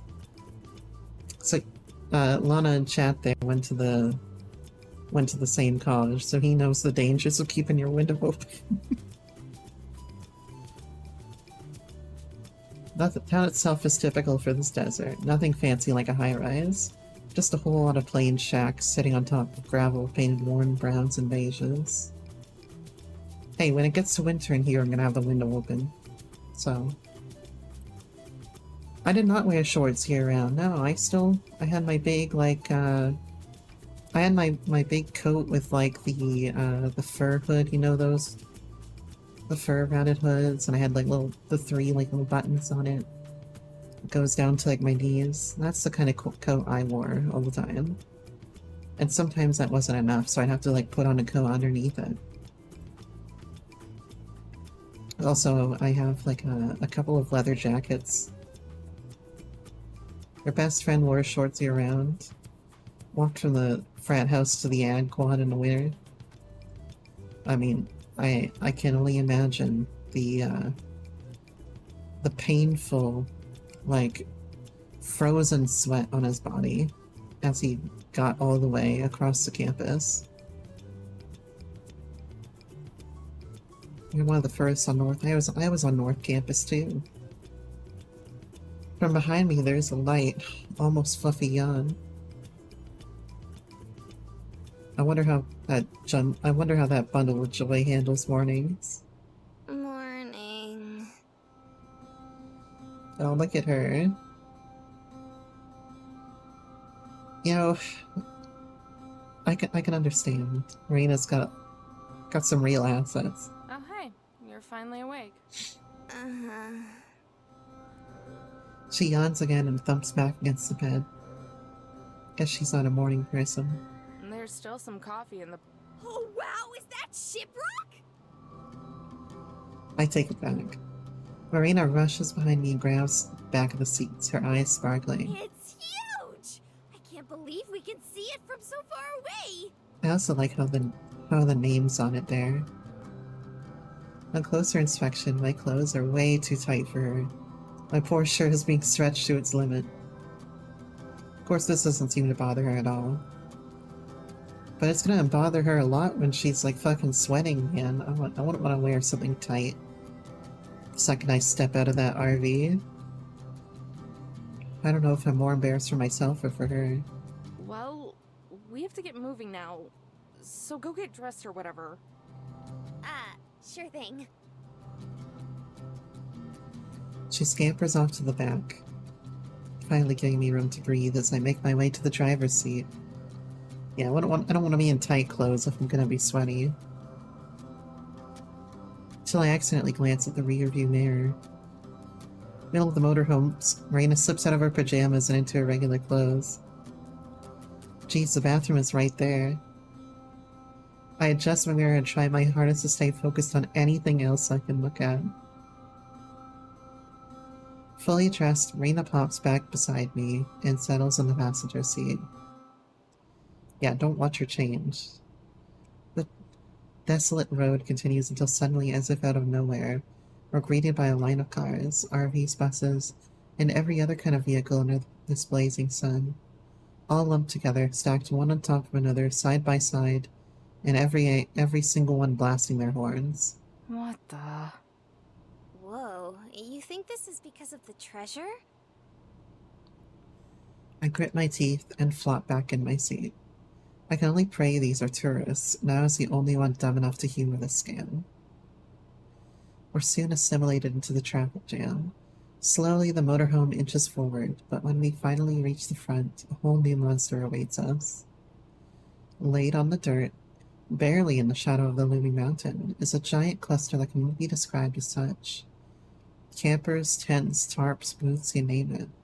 A chaotic horde of people crowd around the entire unorganized mess. I cringe at the very sight of it. I'm in hell. Marina pushes her face against the window in awe of the sheer insanity. I don't think I've seen this many people since the concert. Oh god, she's going to break from the overstimulation. Damn it, I dropped my stylus. What else am I a jerk? A choir of formed serenade us from behind. Groaning, I pull forward to squeeze the motorhome into the nearest available space, stuffed tightly between everything else. Backing out is going to be a real pain. Well, what are we waiting for? Let's go! Marina sits up and nearly leaps out of the car, but I grab her wrist and pull back into her seat. Just hold on a second. Her enthusiasm fades. Oh, that's right. You were only going to drop me off and leave. Sorry, but I'm gonna stick around a bit longer. For real? She starts sniffling. You're so nice to me, Amber. I think I might cry. Well, it's not like she can just leave her here, you know? Hold it in. We gotta think of a game plan first. Okay. Marina returns to her usually happy-go-lucky self while I grimace at the chaos outside. If I suspend my disbelief and assume the treasure is real, where do we even start? Is it a mosquito? We don't even have any equipment. I guess we may as well start by checking out the place. I am the first to make my way out to the sea of people, my nose assaulted with the smells of campfires and BO masked and suntan lotion. Smells like tourists, alright. Marina finishes her run around the motorhome and huddles close to me, her eyes still wide with wonder, but far less gung-ho than before. I imagine some of that BO might be her, because the two of them ain't showered, and they've been sweating like pigs for 2 days straight. The two of us make our way through the makeshift campground, following a guardrail that's been set up to separate the visitors from the rock. All the while, we pass different scenes, starring all sorts of people. A news anchor elbowing nosy hecklers out of the way while she tries to report. Men on top of motorhomes and lawn chairs, strumming away on guitars. Even vendors have set up shop here, selling overripened fruit from their booths. Marina is speechless, looking on in overwhelmed curiosity, and hovering so close I keep tripping over her. I'm half expecting her to grab onto one of my belt loops. I'm surprised. I pegged her to be pretty good with crowds. I just saw these first 3 words here, and I wasn't expecting the rest of the sentence. I just saw I pegged her. Please stay behind the guardrail! I repeat, please stay behind the guardrail! A booming voice shouts over the crackling of a megaphone. Pushing through the crowd, we're shoved into a part of the crowd that's mobbing by an opening in the guardrail. They're barred from advancing by a lone man standing on top of a folding chair and clutching his megaphone like a shotgun. Stay behind the guardrail! Please be considerate of Navajo land! What's going on? Not sure. I think. The sun reflects off the truck behind it. I squint my eyes at the word printed on its side. Navajo Parks and Recreation. Wait, Parks and Recreation? This could get nasty. I've seen that show. Maybe they're moshing. People did that at the concert. I used to think Parks and Recreation was shit compared to The Office. And then it eventually grew on me. Just what the hell kind of concert did you go to anyway? Wait a second. In the back of the mosh, distant from the calamity, is a familiar sight. Blonde hair intertwined and running through a dark red bandana. What's wrong? We got our engineer again. Remember that loud chick from the gas station? A little. I was too busy with my slushie to really notice. That vase. Why? I think we just found our first lead. My voice trails off and I start towards the girl, pushing my way through the crowd. Hey, Amber, wait! Putting on my person mask, I take a breath and place my hand on her shoulder with a forced smile. For the last time, old man, I don't have any! Man, she is unzipped, like, all the way. Huh? She whips around, her eyes prepared for murder, but her features switch to standby mode as she realizes her mistake. Sorry, but didn't I see you at that convenience store yesterday? Oh yeah, that dump. Outside of Roswell, right? Yep, that was us. I'm Amber. The other girl is Marina. Why is she introducing herself, though, I wonder? Keep my gaze respectful. Look, you know... Marina waves and I extend my hand. The girl's eyes narrow, but she eventually shakes it with a surprisingly strong grip. Allies, we know? Allies what? Allies for what? I am a gay ally. I'm also gay. Mariah. Everyone here Mariah. for the treasure? They'd be idiots if they weren't. Hey, what do you know? You were right, Amber. You say that like it's a good thing. You guys here for the gold too? Not sure why else somebody would come out. She looks over the scenery and wrinkles her nose. To this place. And she's got so much vitriol and all bundled up and suppressed by that bra. The ray of sunshine next to me is looking for the gold. I'm just the ride. Step away from the gold rail! You're all getting out of hand! The horde presses in, the yelling grows louder. You aren't getting through, so I don't even know why. A can of beer flies through the air and cracks him on the forehead, the liquid running down his face. Oh, come on! Navajo Parks and Recreation. They're trying to keep well-meaning treasure hunters from carving up the rock because of its religious significance. You can tell she's gonna be fun. Doesn't surprise me.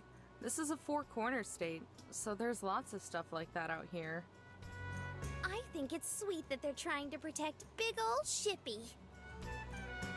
Aw. Mariah stares at her as if questioning her entire existence. But it's a rock. So? It's only good for postcards and carving big monuments.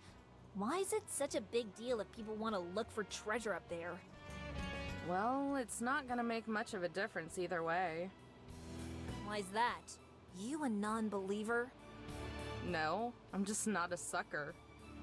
That's not very nice, Amber. Oh, poor Marina. Well, it's true.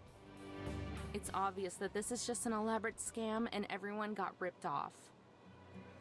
Before I finish my sentence, a cocky, overgrown smile makes its way onto Mariah's face, oozing with snide confidence. What if I told you I could prove the treasure is real? I'd say you're full of it. Now her tone's changing a little bit.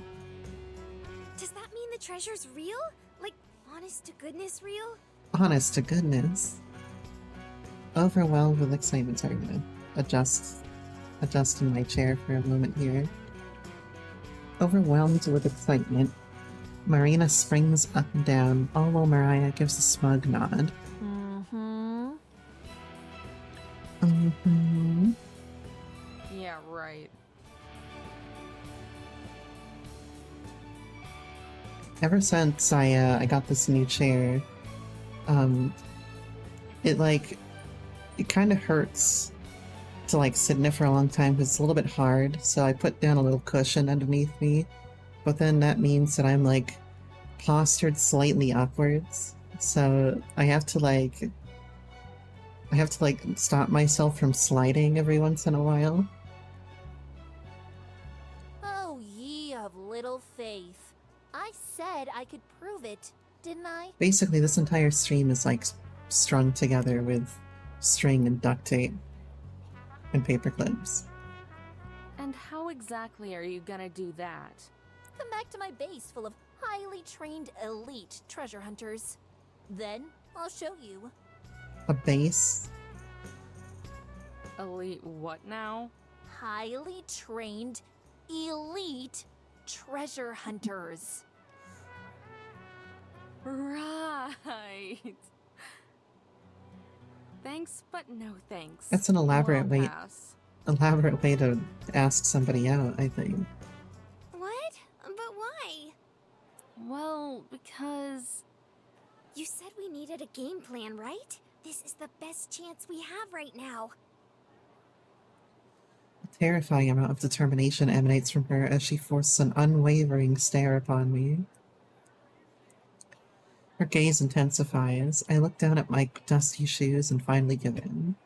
Jeez, if it'll make you that happy, I'll do it. That's a good girl, Amber. Yay! She's really damn determined, I'll give her that much. I'm not sure I could have said no. But this better be legit, you hear? I point to Mariah. I'm not in the mood to be jerked around today. I don't know if she's a bottom or not, but she doesn't want to be jerked today, so... Yeah, I'll keep my word. Hey! Stop it! We look back to the crowd. The guardrails have toppled over and the crowd surged towards the man. I'm warning you! Stay back! I have a megaphone! The crowd circles in around the chair and topples it over, the man crashing down with it. We should probably scram. Way ahead of you. I like that all their colors are just their shirt colors. Sleek and lavish, Mariah's motorhome is like a mansion on wheels. Its chromy black paint is so fresh that you can practically smell the primer. Here we are. Base, sweet base. She throws the door open. Joe, Tess, buck up, we have guests. Marina and I shoot each other an unsure glance, and then enter the motorhome. Oh, hey. Did you finally manage to make some friends? I bet this guy loves Naruto. Blow it out your ass, slacker. It's big and as expensive on the inside, making my RV look like a toilet in comparison. It's definitely a luxury class, unlike my Class C. Or at least it would be a luxury motorhome, if not for the seemingly random decor. The wall is littered with posters of ska bands, the worst genre of music. Even weirder are the license plates scattered everywhere. Some in boxes, some on the table, and some strung together like a wind chime. A beanbag in the corner and bottles of empty beer and liquor cast off on the ground. The place looks more like a frat pad than a base. An impression further aided by the guy sprawled out on the couch, his head wrapped in a bandana like Mariah's. Someone's feisty today. No luck with the treasure, I take it? Yeah, no thanks to you. Hey now, me and Tess were holding down the fort. That's a very important job. He's got dog tags, I don't know if you can see that. He gestures at the cot above him, a hollow space under some cabinets. It looks like a row of cupboards used to be there, and were stripped out to make room for it. Lying on top of it is a little girl facing in the other direction, fiddling with something I can't make out. She's wearing another identical bandana. Isn't that right, Tess? Oh my god. Oh, hold on, you can't see it very well. So let me move myself a moment so you can see Tess. Look at her back there. Get back in the spot. Tess gives a barely existent nod and then continues tinkering. See, what did I tell you? Has she been like this the entire time? Yep. She hasn't moved since you left this morning. It's kind of sad. Please. Don't think I haven't noticed you were on that couch when I left. Guilty as charged. I clear my throat, reminding them of my presence. Oh, right. This is my team. And everybody puts their right arm up like that. The lug who's become one with the couch is Joseph, and the squirt is my kid sister Tess. Joe, Tess, this is Alyssa and Melina. Amber and Marina. Whatever. They are looking for the treasure too. Hey there, ladies. I can only hope the highly trained elite team are hidden in the bathroom. Hey, I'm Marina. It's really nice to meet you. Marina jumps out in front of me, taking hold of the conversation by its throat. The other girl is Amber. Say hi, Amber. Oh my god. Hi. Don't mind her. She's just grumpy. I'm not grumpy. You sound pretty grumpy to me. I groan and start muttering nonsense under my breath. Didn't think being a realist would make me a grumpy. She doesn't think the treasure exists. Uh-oh, Mariah, we've got a non-believer in our midst. Why do they keep saying that? Why do you think I brought her here? If you think you'll be able to convince me that this treasure is real, then fine. But you have another thing coming. Come on, where's your sense of adventure? Back in my motorhome. We can take you and your sense of adventure back to Carlsbad if you want. No thanks. Carlsbad? California? New Mexico. Rolling her eyes, Mariah walks over to a drawer. From inside, she pulls out something wrapped in cloth and brings it over to me. Go ahead. Take a peek. Her smirk reappears, curling across her face as if this were a game and there's no way she could lose. Hesitant, I bring my hand to the rag and unwrap it. What? No, wait. Is this? That's right. Lying swaddled in the cloth is a yellow nugget. I give it a squeeze. It's soft. Definitely not a piece of pyrite. It's gold! But how? You know the miner who hid the treasure? That's Joseph's great-great-uncle. You're lying. I can testify for that. It's true. This thing is a family heirloom. More like it was lying forgotten in my basement until we stumbled across it as kids. After that, I heard great tales of the miner and his hidden treasure. She went to the library and found old newspaper clippings making fun of him. Then, I made it my life's goal to find his treasure. She's been obsessed with it ever since. Help. Help. That's a load. I saw you at the store yesterday. If you knew so much about the treasure, then why did you have to buy one of those journals? Another side of my family probably got the journal after he kicked it. We didn't hear about it until everyone else did. This doesn't prove anything. Mariah shoots me a scowl, similar to the look she gave the clerk yesterday. What are you trying to say? Sis, Tess finally moves, hopping down from her cot. Another license plate and wind chime in her hand, the plates clinking together as she runs over to Mariah. sis, I finished it. She says this without a hint of emotion, her eyes in a constant half-open state. Is she tired, or is she a little wacky? It's kind of unsettling. How many is that now? 44? 45. Marina bends down to Tess's level and greets her. Oh, are you collecting license plates? Uh-huh. I only have 5 more until I have all 50 states. Oh, okay. And what state do you have there? New Mexico. Her voice and expression don't change, still as dry as the desert air. Mariah scoffs. At least yesterday wasn't a complete waste of time. That junker was a piece of crap. Wait a second. All the parts were rustier than my ass. Even the scrap metal Rustier wasn't than worth it. her ass is rusty? Hold on here. Do you need to see a doctor, Mariah? Just be thankful we found it. We'd be busted if I hadn't salvaged the good bits. Besides, that money is going to keep us from starving. So they fucking offered to live it up. Maybe. So they scrapped fucking Marina's car. I looked to Marina, but she doesn't seem to have put it together. About that car you found, that wasn't outside Roswell, was it? Marina's eyes go wide, realization finally penetrating her skull. Yeah, not too far from the store. What do you care? I can feel my blood begin to boil. Marina can feel it too. Amber? Every part of me is shaking. I struggle to spit out the words. Her car was stolen outside of Roswell yesterday. It was out of gas, so we went to get some. Joseph is the next to realize it, followed by Tess. Oh, crap. So?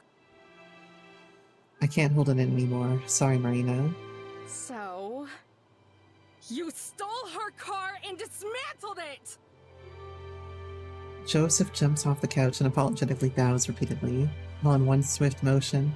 Each bow makes me a little bit angrier. Joey said it was okay. I thought it was! Mariah gave the go-ahead! You told them it was alright? Yeah, so? It's your own fault for leaving it out there. How? How on earth is it our fault that it broke down? You know, finders, keepers. Alright, next time I go find an empty car somewhere, I'm gonna say finders keepers and take it for myself. Actually, I see one out there right now. Maybe I should go take it. It's a freaking car! With a wallet inside of it, too. That's the thing. If there's still a wallet inside of it, it's not abandoned. Tess tugs on my shirt. What? I didn't mean to, but the word snaps out of my mouth. The tiny girl shrinks away. Alright, Amber, just calm down. We can talk this out. Here. She holds out the wind chime made of Marina's license plate. Her eyes cast downward. You can have it. Never mind, calming down isn't gonna happen. A hand grasps my shoulder. I turn to Marina.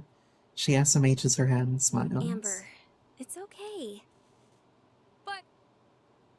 Really, it's fine. She bends back down to Tess and smiles reassuringly. You can go ahead and keep it, sweetie. The trio, Mariah included, are taken aback by Marina's saint-like reaction. Don't worry, guys, it's fine. Joseph breathes a sigh of relief. Oh god, thank you so much. We're all really sorry about this. Right, Mariah? It's definitely not fine. A piece of shit car would still be like $2,000 or $3,000 in whatever time this is. Yeah, I guess. About as fed up as this as I am, Joseph shoots her a glare and smacks her on the back of the head. Ow! Alright, I'm sorry and stuff. Marina, are you sure? They destroyed your car. Yeah, but it was pretty run down anyway. It's not her car. You're unreal, you know that? Anyway, we should head out now. We have a few things to take care of. Thanks for showing us the gold. Now I'm sure the treasure's real. Forget your fucking phone and wallet. No problem, ladies. Again, really sorry for all the trouble. If there's anything we can do for you, just give us a shout. Sure thing. We head for the door, but Marina turns around before stepping outside. By the way, was there a phone in the car? The pink case, eh? Yeah, that's the one. Oh, you son of a bitch. We kind of sold that too.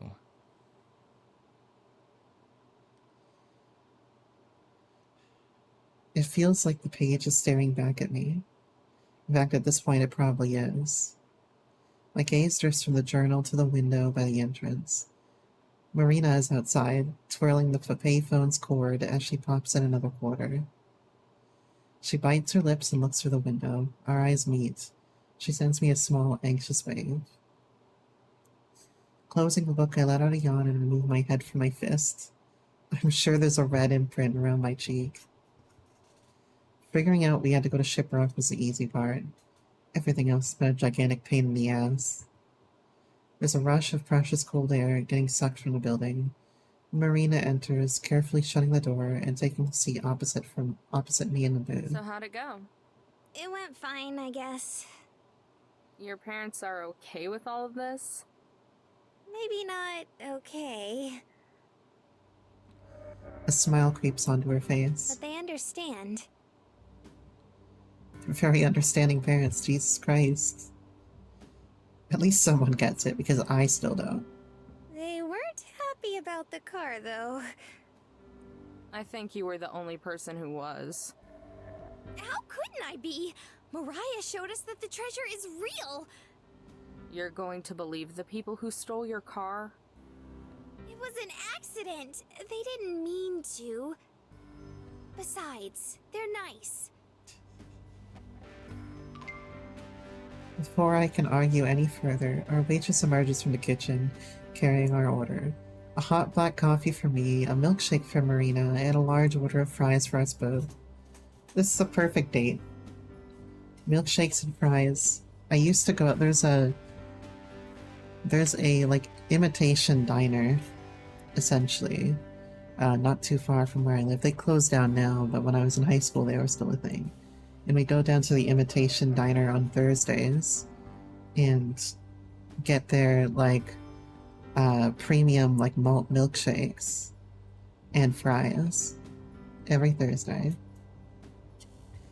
So all I could ask for right now is a nice milkshake and some fries. You know what kind of milkshake I want right now? I want a coffee flavored milkshake. But I also want mint chocolate chip ice cream. Diner fries are the best fries. You want your milkshake? Well, it brings the boys to the yard. Does it bring the girls to the yard as well? Because then maybe we'll talk. Marina's eyes brighten at the sight of the shake. With the slush, like the slushy, her sweet tooth takes control of her, and she practically starts drooling over the glass. You plead the fifth. With a nod, the waitress disappears back into the kitchen. Thanks for the food, by the way. Well, it's not like I really had a choice. I could hear your stomach from the driver's seat. I wasn't about to let you starve to death on my watch.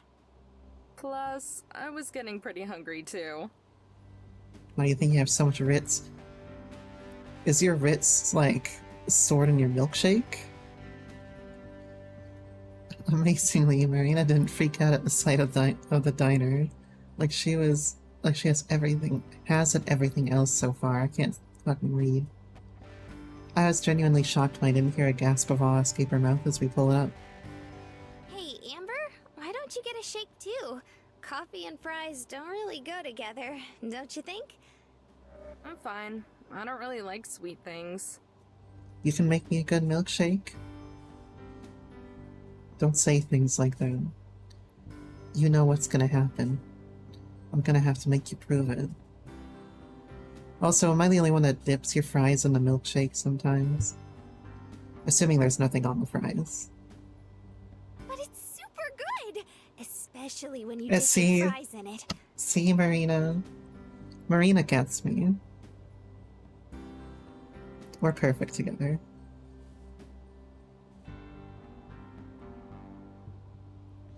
She takes several of the fries and does just that, dipping them in the shake like it was ketchup or mustard. That's silly. I can do the same thing with my coffee. I think it's because it's like, the fries are fairly neutral by themselves, but they have salt on them, and the salt goes well with the sweetness, right? Now, I haven't done it in a very long time, but as long as the salt has nothing, or sorry, as long as the fries have nothing but salt on them, then they can go fine in milkshake. It's not like I would take chili fries and put it in milkshake, you know? Taking a fry, I dunk it into my coffee and take a bite out of it.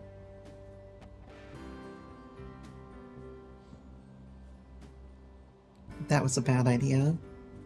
Grimacing, I place the rest of my fry on my napkin as I try to cope with the cold chill and sulfury aftertaste.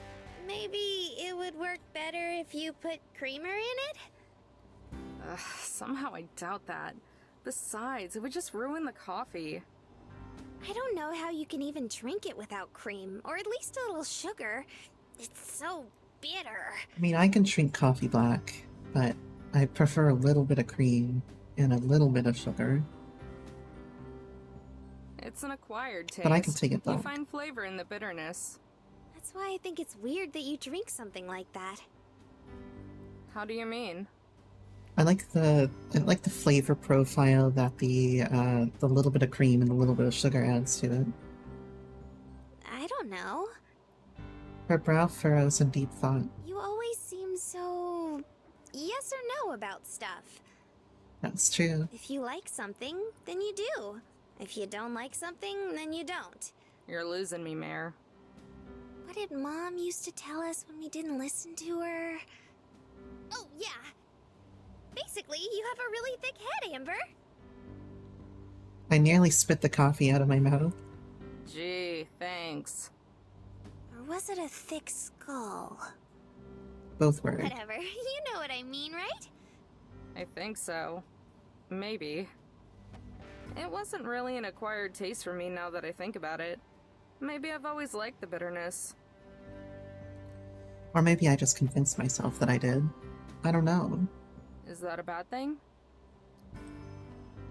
Just like in Mariah's RV, Marina shakes her head, SMHs her head, and gives me a sweet, genuine I smile. don't think so. I actually really like it. It reminds me of Shiprock. A warm, tickling sensation bubbles up in my chest. It forces me to smile, but I play it off all cool and breezy like.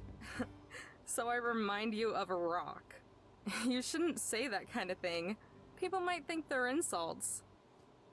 I think they're flirts. Satisfied with how I play that off, I reach for a fry to reward myself. But instead of hot, crispy goodness, something smooth brushes against my fingertips.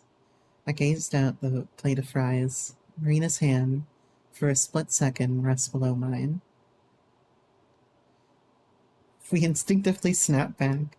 Marina's face is a bright shade of pink and mine is probably similar. Look at them both blushing. Sorry. The room feels 10 degrees hotter. We try to re-establish eye contact, but our glances shoot off in other directions as soon as we meet. Hey, Amber? I managed to compose myself long enough to look back. You said something about bills and expenses last night, right? Oh, I know, it's so gay, isn't it? I don't know what exactly you meant by that or what it is you have to pay off, but since we know the treasure is real now, I was wondering. Maybe you might think about sticking around to look with me? We could even split it. Or something. Well, first off, we don't even know if the treasure is actually real. Mariah could be pulling our legs. My coffee is mostly gone. All that's left is a puddle and a few stray grounds. I'll think about it though. That's gross. When you have the little coffee grounds in your coffee. Oh, I hate that shit. My previous coffee maker used to act up all the time and I'd get grounds in my coffee and have to like throw it out. Really? I only said I would think about it. Don't get too excited just yet. I won't. I just think it would be super cool. If you can believe it, you two, it's been another 55 minutes since somebody has told me to hydrate. I'm gonna hydrate a little bit.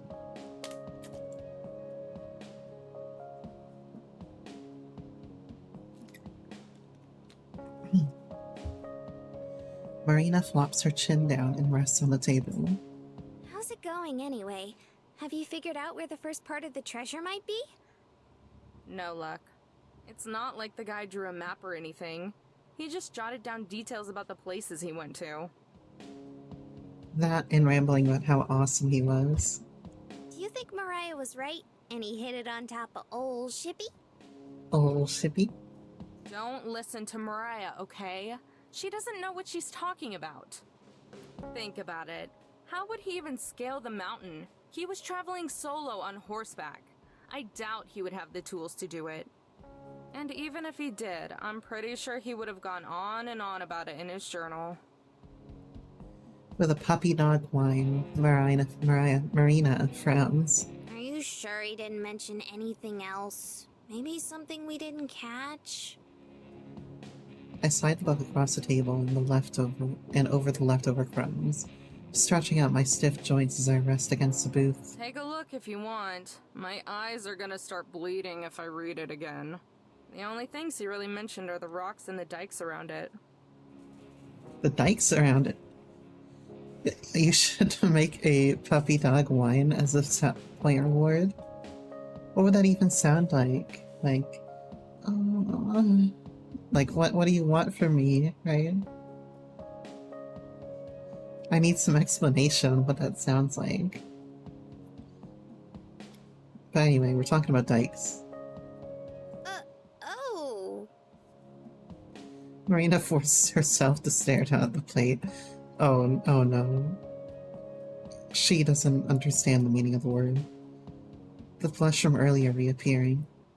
She doesn't understand the, that it's a thing in land. You know, not a landmark.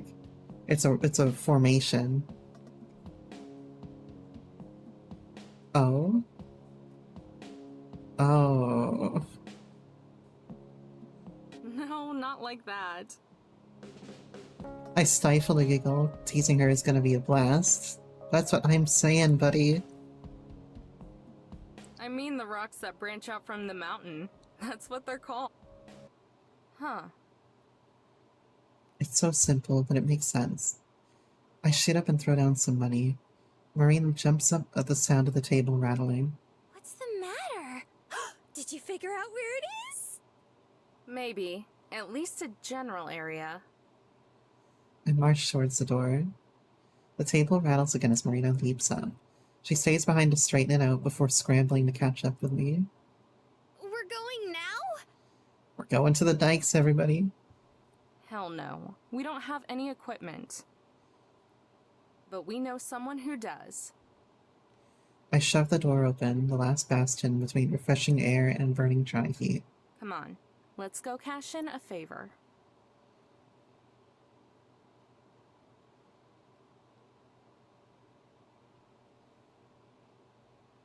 It sure was nice for Mariah and her friends to let us use some of their equipment. I should probably save real quick, shouldn't I? There we go. Only after that Look at this Joseph whole guy thing. begged her to. I paused to look around, so we decided to wait until nightfall to go look around some more. It's like an entirely different world the further you get from the insanity. Quiet and calm, the only lights are the stars and the faint glow of the campground. The campers and motorhomes flickering in the distance. Marina fiddles with the metal detector's headphones, removing them halfway. Sorry, the beeping's loud. What was that? Forget it. I'm not playing that game. Just keep listening. Oh! Did you find something? I think so. It's over here. I set aside my shovel and throw myself to the ground, clawing at the sand. A shiny speck sticks up from the ground. Frantically, I dig it up. Is it the gold? It's... I scrape harder. Harder. It's... Finally, I unearth it and hold it up to the starlight. a soda tab. Damn it! This is the 5th one!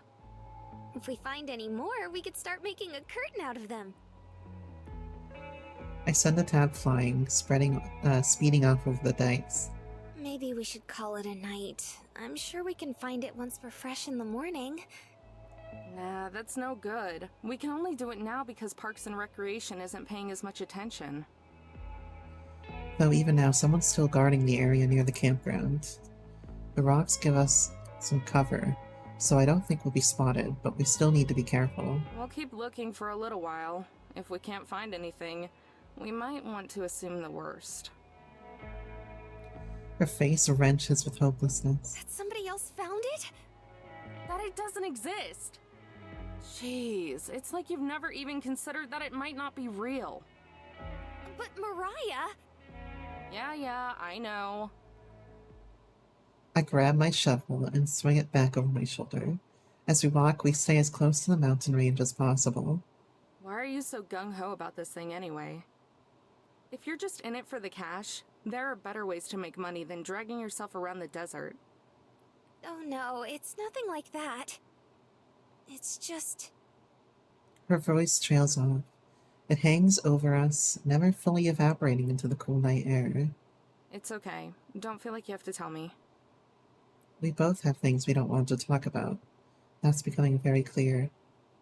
At least Marina doesn't swerve off the road so she can go pout. I just don't want to think about it. All I've been doing for the last month is thinking about it. I almost wish my brain would stop working so I wouldn't have to. So naturally, I take a long, lonely trip with nothing to do except think. Amber, it's happening again! Marina stops, hands quivering as she tightens her grip. I swear, if this is another soda tab... I don't think it is. The beeping is really loud and it's vibrating a lot. Wait, it's vibrating? Uh-huh. It feels weird. Are you saying that Mariah strapped like a vibrating option into this thing? The metal detector hovers over the ground between the rock and the sand. I thrust my shovel into the spot, the metal scraping against the edge of the dike. Planting my foot onto the shovel's head, I drive it further into the ground, using every ounce of my strength to dig. The first load of dirt and sand unclenches from the ground, loosening the earth around it. I throw the load aside and repeat the process. Each time, it's a little easier, a little lighter. Finally, the shovel strikes something hard, sending a shocking vibration through my hand and up my entire body. Bedrock? I haven't dug that deep. Dropping to my knees, I reach my hands into the hole and brush off the remaining dirt. Marina leans in. The sound of her anxiously swallowing is barely audible over my heavy breathing. My fingers brush against something. I gulp and pull out the hole's contents. A small, rotting wood box. Well, let it zoom out a little bit on this lovely little image. My heart stops. Trembling, I open the box, the leftover dirt falling onto my lap. Gold. It exists? It exists? It exists!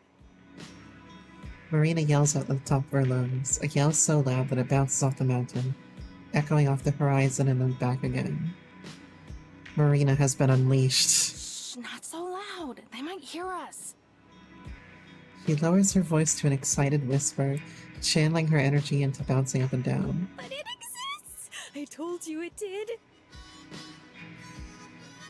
She's right. Despite being proven wrong, I can't help but smile. Here I thought it was gonna be some plastic treasure chest with a coupon for chocolate milk inside of it, or something equally shameless and corporate. Aww. My only warning is a quick gust of wind. Before I have a chance to brace for it, I'm engulfed by Marina and her hug. What? It's real! I told you it was! I told you! I stop for a second and smile. How pleasant is this really gonna be of a hug? Because they've been wearing the same clothes for 2 days, sweating to death, and digging. Yeah, you were right. It's real. Should we tell someone? What do we even do now? Honestly, I'm not sure. It's getting pretty late, though. Let's pack it up for the night. We can think about what to do in the morning. For now, we can just marvel at the fact that it's not bogus. Sound like a plan? It does, but... She takes a deep and long breath, inhaling all the air around, and maybe even some of mine, then releases it all at once. It's actually really real! Shh! Marina, quiet! They're gonna hear us.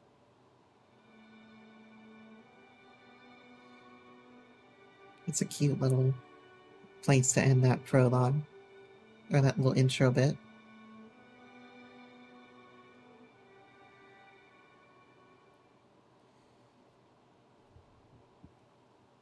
Gonna find the city of gold. A thunderous banging wakes me from dead sleep, rattling the entire motorhome. Hey! I know you two are in there! You thieves better not still be sleeping! Thieves? What the fuck? A muffled shout leaks in from outside, followed by another voice. Sis, it's not even 7. Can I go back to bed? And another voice. You're better off just rolling with it. For her, it may as well be noon. Open up, or I swear Joe's gonna bust down this door! Wait, what? Gee, I wonder who this could be. I roll out of bed and open the slider connecting the other rooms. Marina is sitting pressed up against the back of the fold-out bed with the sheets over her head. Who do you think it is? Take a wild guess. March over and throw open the door. As expected, my 3 favorite people stand before me. It's about time. Do you have any idea how long we've been out here? You know, Marina sounds a little bit like Miho's voice actor too at some points. Or at least like, a little bit like Silver. A groggy Tess sways from side to side. Joseph's gentle hands are the only thing preventing her from passing out on the ground. It's funny that you, of all people, would accuse us of theft. What else would you call what happened to my equipment? I don't know. Borrowing? You loaned it to us, remember? Correction. Joe loaned it to you. Joseph gives a tired smirk and a wave. I was forced to sit idly by and watch you make off with it. That's theft if I ever seen it. She pushes me aside and clambers into the motorhome, followed by the other 2. Looks like we're coming in. Good morning. Hey, you 3! Morning! How are you guys doing? Tired. For what it's worth, we tried stopping her. Mariah stops to the middle of the motorhome, analyzing everything before releasing a loud scoff. So where's my stuff? If you don't get out of my RV in 5 seconds, it'll be shoved up your ass. Don't worry about it. You guys are great. Hey, Tess. Did you hang up your new wind chime? Tess's eyes flicker with interest for all of a second, then return to their obstinate, droopy states. Uh-huh. Above my bed. What's up with the fold-out? You 2 don't sleep together? What? Not yet. Told ya. Damn it. Mariah's gaydar is going off right now. Grumbling, Mariah pulls a bill from her pocket and slaps it in Joe's hand. Does that mean we get to sleep in tomorrow morning? Sure does, kiddo. Sure does. The ringleader of the circus returns to inspecting the motorhome, fiddling with the magnets on the fridge. Anyway, give me back my equipment and we'll get out of your hair. Come on, just let them use it. It's the least we can do after tearing apart her car. Mariah's attention turns to the counter, topped with the open box of stunning gold nuggets from the night before. And whose fault was that? What is this? What is what? The thing on the counter? It almost looks You should like... have put it in a fucking cupboard, man. Oh, that? That's the piece of the treasure we found! Ha! Yeah, right! You're kidding. She chuckles. That she stops. She's kidding, right? I have a devious thought and crack an equally devious smile. Nope. She's telling the truth. 100%. I wrap my arm around Mariah and bring her close. Joseph and Tess shoot each other an alarmed glances. We found it last night. With your equipment. She stands there, stupefied. No! That's impossible. You're lying. Really now? Hey, Marina, why don't you tell her about it? Sure thing! It started yesterday after we met. Amber looked at the journal again and thought it might be near the smaller rocks behind the bigger one. They're called dikes, I think. Anyway, turns out she was right! Mariah looks down, muttering to herself. But how? Why wouldn't he just hide it on the mountain? It doesn't make sense. If he was going back to Missouri... Her voice diminishes until her words are reduced to lip flaps, like a mad scientist trying to figure out a complex equation. She retreats into her own little world. Mariah? A smidge of sympathy buds within me. I look to Joseph and Tess. Even they look a little shocked. Is she gonna be okay? I honestly don't know. Tess approaches Mariah, who is still whispering nonsense under her breath. Nonchalantly, Tess hops in front of her, her hand reaching upwards, Trying to wave it in front of Mariah and bring her back to our world. No response. Tess pulls Mariah's arm skyward, then allows him to flop down to her side. Still no response. You know, we've been looking into that treasure since we were kids. Joseph steps up to the counter and stares into the box. Never expected someone else to find it before us. That's more than I can say. I didn't even think it existed. There's that too. He sighs, then with a shrug, cracks a smile. Well, good job anyway. You ladies seem cool, so if it couldn't be us, then at least it was you. You guys want to stick around? We could tell you more about it. He looks at Mariah. Somehow, I don't think that would be healthy for her. Or you. He grabs Mariah by the shoulders and begins pushing her towards the exit. Come on, Mariah. Let's go make you a nice cold michelada. You two can keep the equipment. Think of it as an apology gift. Because cheaply made tools I could get from any hardware store of an equal value to a car. They're almost out of the motorhome when Mariah flips and rushes back. Hold on a minute, thief! She looks me straight in the eyes, her expression returning to that of a piercing hug. You just had beginner's luck.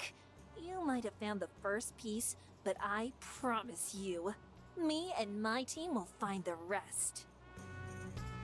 She extends a hand and smirks. I pause for a moment, then grab it and offer a smirk of my own. You're on. Marina and Joseph both let out a sigh of relief, as if they've just witnessed the signing of a peace treaty. Well, guess that takes care of that. Now let's get out of here and go back to a proper base. Are you going to drink until you feel better again, sis? Jesus, that got dark. Shut up! Didn't Mom ever teach you any manners? You always said Mom is an airheaded ditz who wouldn't know good advice or a good man if it bit her on the butt. Oh yeah. Sorry for all the trouble, ladies. See you two down the road. And poor Joseph, the golden retriever, mixed up in all this. Joseph pulls the door closed. Marina and I stay put, as if the bickering of the trio fades into the distance. Were you serious? About what? The treasure. You told Mariah that you were gonna find the rest. If you were just being nice and want to leave now, that's fine too. You've already done a lot for me. She casts her eyes downwards to hide her emotions, but I know better by now. And let you keep all the treasure for yourself? Hell no. Her eyes bounce back. Besides, someone's got to keep you from getting yourself into trouble. May as well be me. For real? But don't you have the festival to go to? It's still a little while away. I wanted to do some sightseeing anyway. I mean, she just got straight up gold. There's no reason to stop. Marina launches forward. Before I can sidestep, she tackles me with the force of a gold-filled freight train. I don't even try to resist. It's futile in the grace of Marina's hugs. Thank you, thank you, thank you, thank you, thank you, thank you, thank you, thank you, thank you! Actually, I probably owe you an apology. She cocks her head and looks up at me. I look at my bashful side taking over. Well, you know, I kept saying it wasn't real and stuff. Hey, don't worry about it. Most people wouldn't have given me the time of day. Yeah, but... Relax. Just figure out where we have to go next. I smile. We walk to the front of the RV and take our seats. Grabbing the journal from the glove compartment, I flip it open. I glance over the second to last entry. Key phrases like split path and detour and acres of identical arched stone throw my brain into the deep end, drowning me in dizzying puzzles before I even fully read it. Marina peeks over, trying to decipher the entries with me. A speck of inadequacy crawls inside me, and I quickly flip to the next entry before Marina notices I'm stuck. I'll deal with that later. For now, we'll just narrow this down. Much has happened since my last entry, so let me waste no time in the beginning. As I mentioned previously, I'd begun to develop a cough of sorts during my travels. At the time, I thought nothing of it, just a result of being overexposed to the elements. After all, a handsomely rugged and worldly man such as myself should be used to such things, but I digress. Unfortunately, the more I continued under the blazing sun, the more my condition worsened, until finally my body gave out. The last thing I remember is falling off my steed. Sometime later, I woke next to a fire, with a horse nearby. I myself could not move, as I was held down by illness and sweat, but I was reassured by a man sitting across from me. Upon further inspection, I realized he was a native of this land. I had several encounters with people of his sort during my time on the wagon trail, so naturally I was suspicious and fearful for the remainder of my gold. However, the man said he had no interest in such things. A dry, quiet fellow, the man told me his name was Lamasi, and that I was in a canyon his people occupied, although they had been driven to a different segment of it some years back. His English was quite fluent, and when I inquired, he said he had learned from settlers as a boy. Over the next several days, Lamasi would nurse me back to health. He would never stray too far, as he preferred looking over his estranged tribe from a distance, but I was able to explore portions of his home. Eventually, I stumbled upon a long ruined home built into a cave on the side of the mountain. According to Lamasi, there are many more like it, although they originally belonged to the enemies of his ancestors. It was then that I realized where I would leave the next portion of my bounty. On my last day with him, I informed Lamasi of my plans, where he casually promised to guard it for me until I returned. But before I left, he pointed me in the direction of a sacred landmark, one so giant and huge, it could simultaneously be conspicuous and inconspicuous hiding place. With that knowledge, I bid farewell to my new friend and trusted the gold in his care. Perhaps I will reward him with some of it on the return trip. You're my Lamesi, Amber.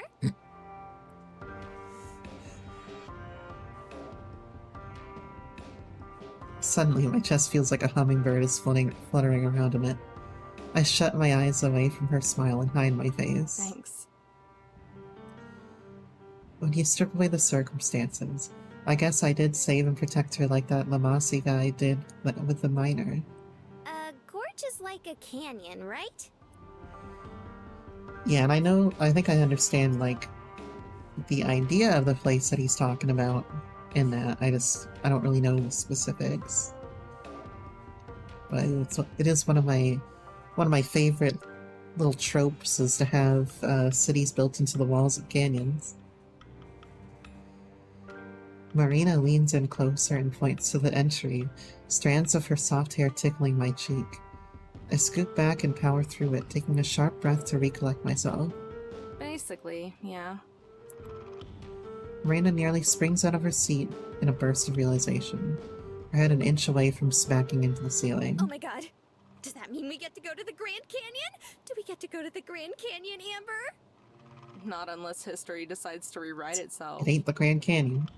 There are lots of canyons with ruins.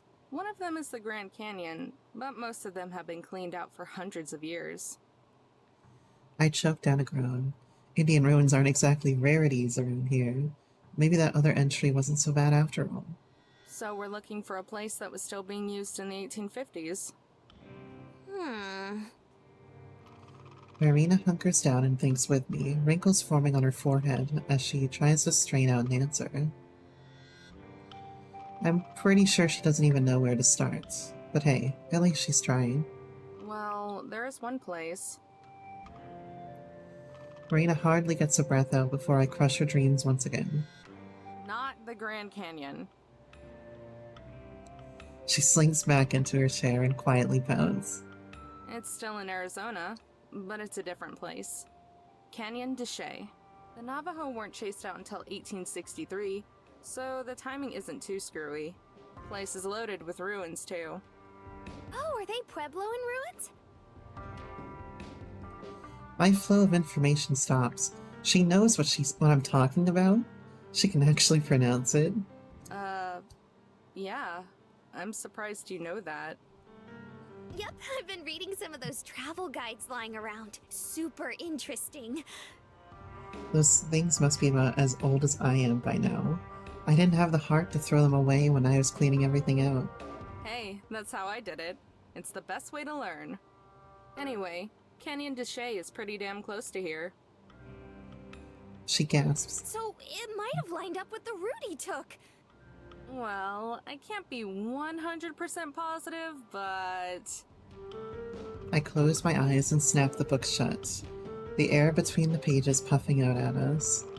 Then, with one eye open, I shoot Marina a grin. I'm pretty sure. We going?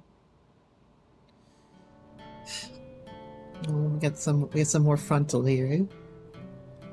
Arizona's highways are infamously boring. Nothing but hills, up, down, up, down. There's nothing interesting to look at. Both sides of the road are smothered with nondescript shrubs. It's part of the country where you just zone out and drive on autopilot. When we finally see a sign for the town of Xinlei, right next to the canyon, it feels like we're approaching the promised land. Marina looks up from the book she's reading just in time to miss the sign. Was that it? Are we there yet? Nah, 40 miles to go still, so about half an hour. We're going 80 miles per hour right now? She makes it sound like a pop balloon and goes back to reading. We take an exit in a tiny excuse for a town. One of those places that has a gas station and a few old houses. It's like in Monopoly, where you buy up all the property you can even though it's not that great. This is it? Marina repeats her earlier question as I slow down to turn left. Nope. Almost. I don't even know what this place is called. She makes a pop balloon noise again, but leaves the book closed. When we finally reach Xinlei, it's pretty obvious. This is the first real town we've seen in hours. The outskirts are industrial, dominated by assumer factories. A pair of stray dogs lope around the side of the road, hungry and lean. Marina makes a sound of sympathy, pressing her face against the glass as we pass them. Hey, Amber! We're not getting a dog. But they're so cute! And we could dress him up in a bandana and... Name it Happy. No way. I've never gotten why people want to dress their pets up like people. It's cute. Marina pouts. I figured she was just joking, but she didn't actually think I would let her get a dog, right? It seems that all is forgiven by the time I pull into the gas station. She's bouncing in her seat with her usual enthusiasm. Or maybe it's her bladder. My second guess must have been correct, because as soon as I shut off the engine, she darts out of the RV and into the store. While she does that, I fuel up. No telling when we'll see the next gas station. Could be 100 miles. And this thing drinks gasoline like a thirsty dog drinks water. Speaking of thirsty dogs drinking water, now it's been like an hour and a half since somebody's told me to drink water.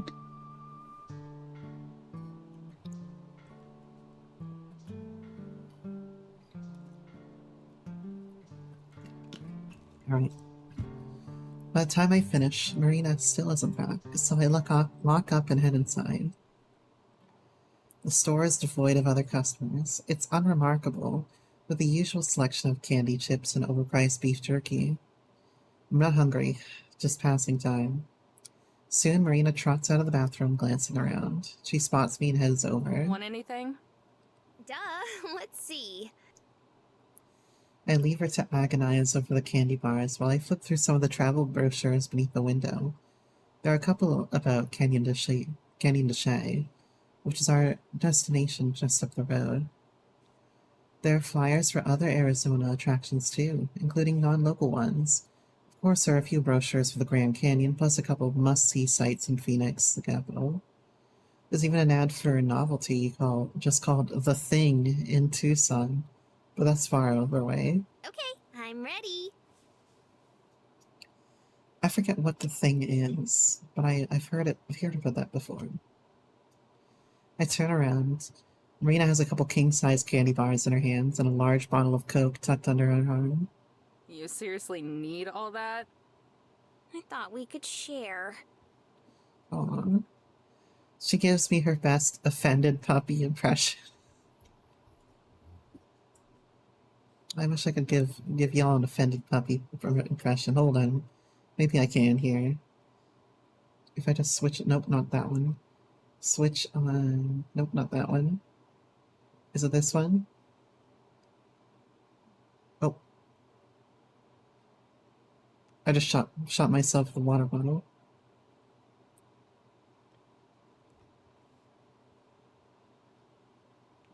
Which one is the oh, this one?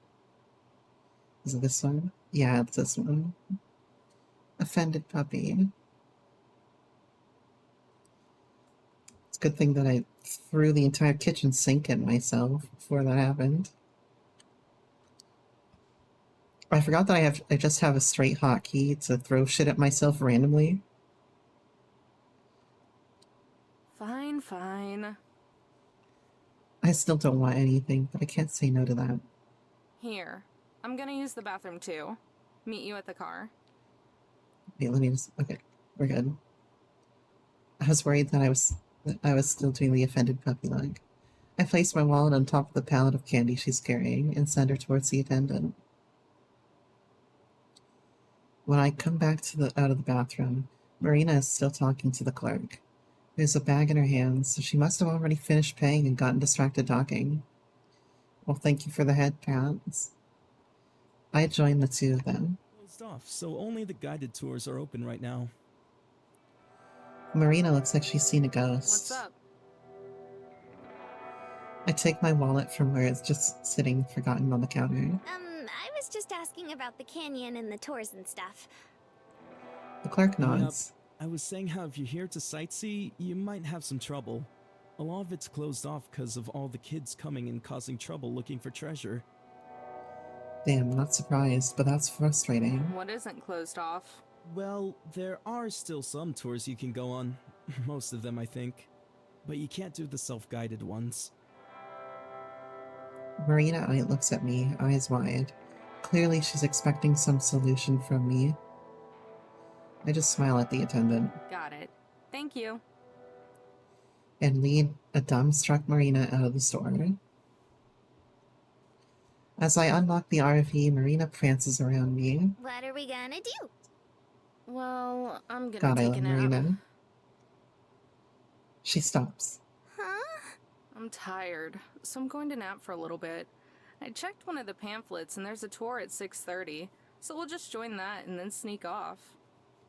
Like, on our own? Yeah. What else would she need? Her eyes go wide again. Amber, you're a genius! I twist a lock of my hair around my finger and glance away. Constant compliments are a little embarrassing, especially for stuff that seems obvious to me. No, I love this. I love this, Amber. Someone who compliments me for being cute, like, on a fucking whim. Of course I'd love that. Thanks. It's not Or much of a intelligent. plan, though. Intelligent, even though I'm just head empty, only gay. Yeah, but at least it's a plan. I thought we were just gonna have to give up or something. Nah. Rules are made to be broken and all that. I feel a bit guilty that we're breaking rules specifically put in place because of people like us, but I can safely say that we'll be more careful than the average treasure hunter. You know how I get when I'm complimented? Prove it.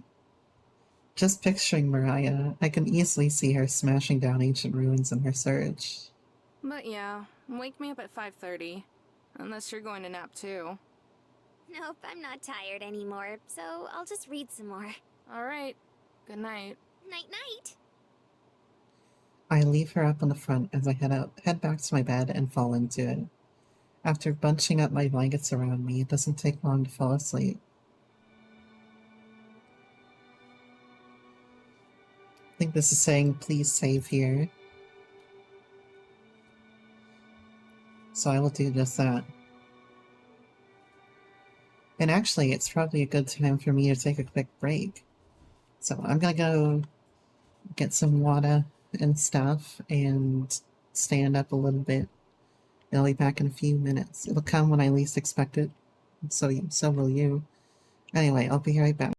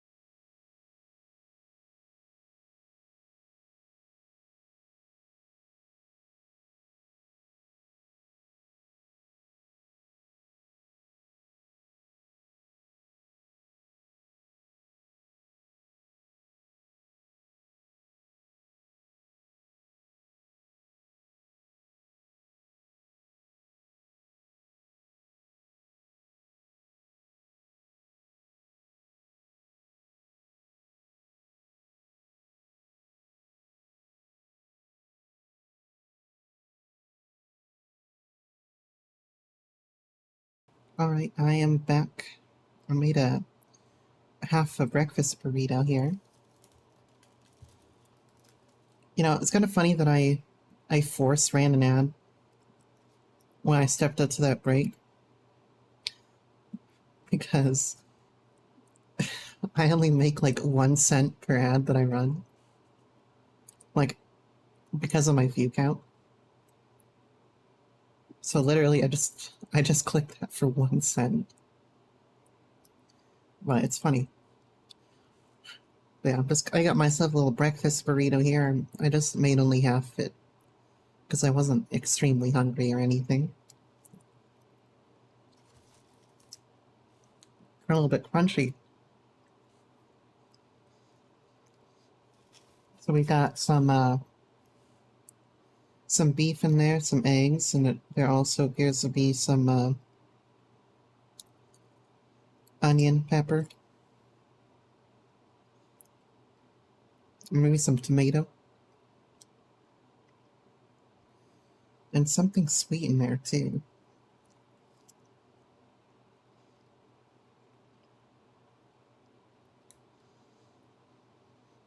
It's good. Alright. Don't forget y'all's hydrates. It's been now 2 hours since anyone told me to hydrate around these parts.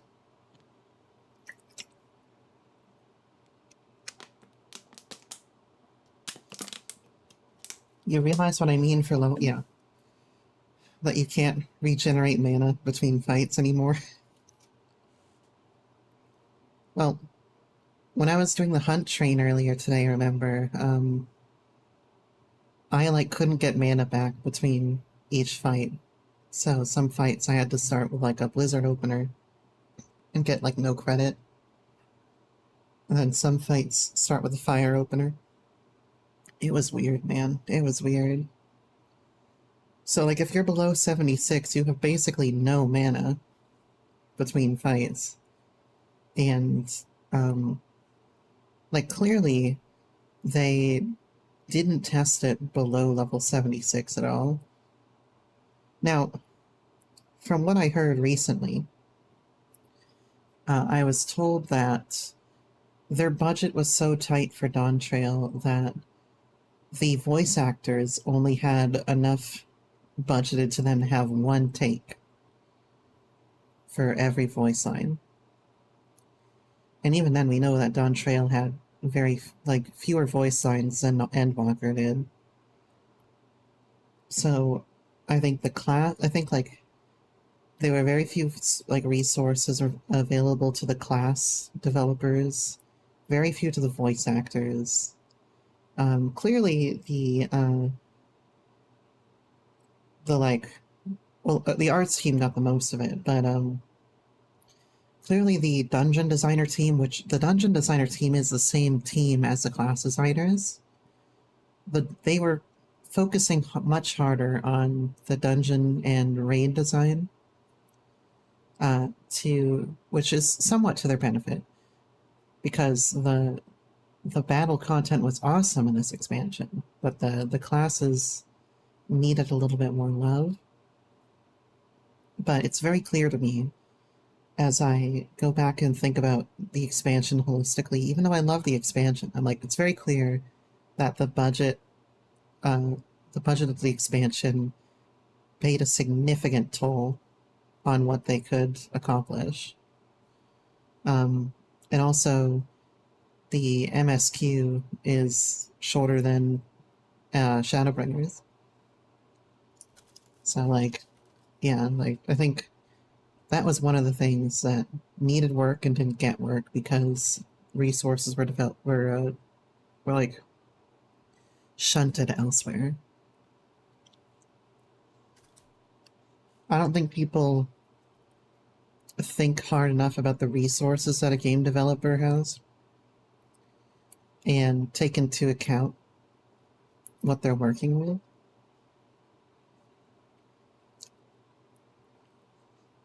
I think people just expect that they have a vision and they develop that vision and that's the end product. realistically, they have a vision, they have conflicting visions, they can only get some things in, they cut stuff out, they patch in old stuff that they could reuse. You know, it's much different than people think it is. So some people go in with this intent, or thinking that the poor choices were all the intent of the developer, when a lot of it is just oversights, or they didn't have time.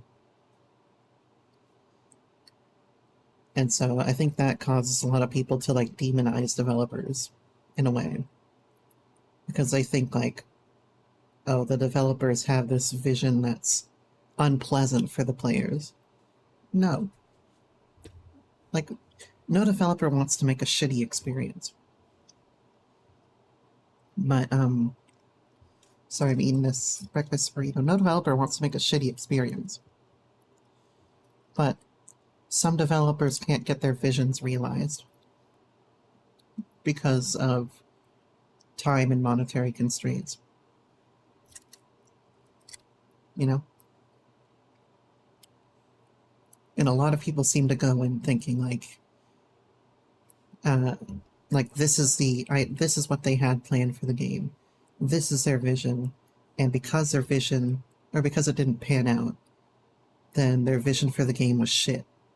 And these developers are not to be trusted, or they're against the player, etc., etc. People think that all the time. No. It's just that they had a vision, and they couldn't realize that vision. Yeah. You know, the people and the corporations want their games to succeed.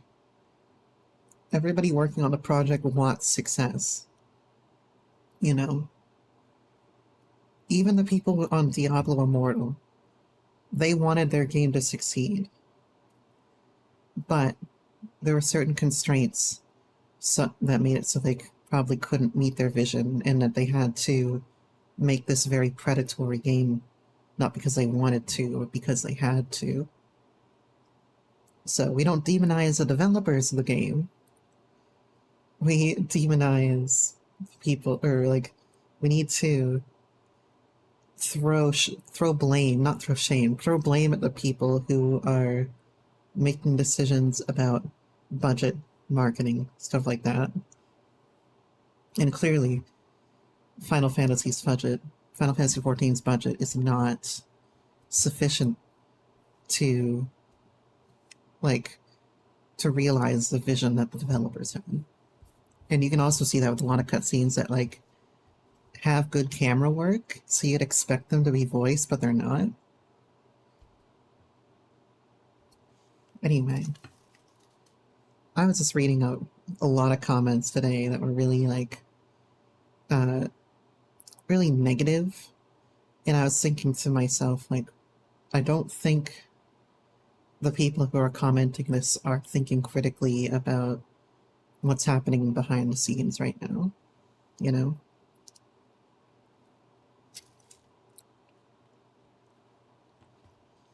We get one more bite of breakfast burrito, and then we'll go plunder native land for gold.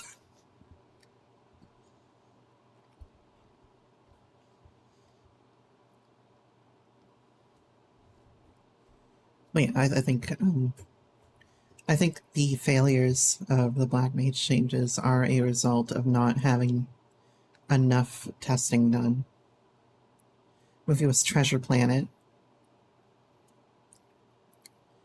Oh, the one thing that was sent out today.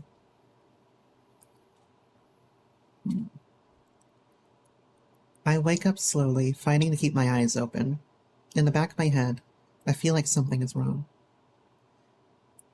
Recolored and retooled.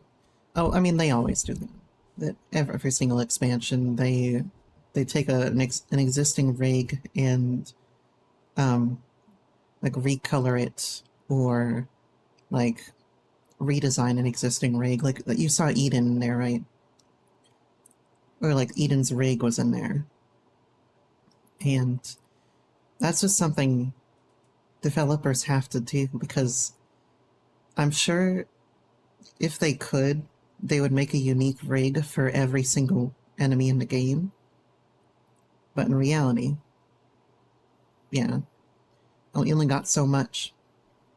But yeah, I definitely noticed, like, when we walked into that fight, I was like, oh, Eden 2.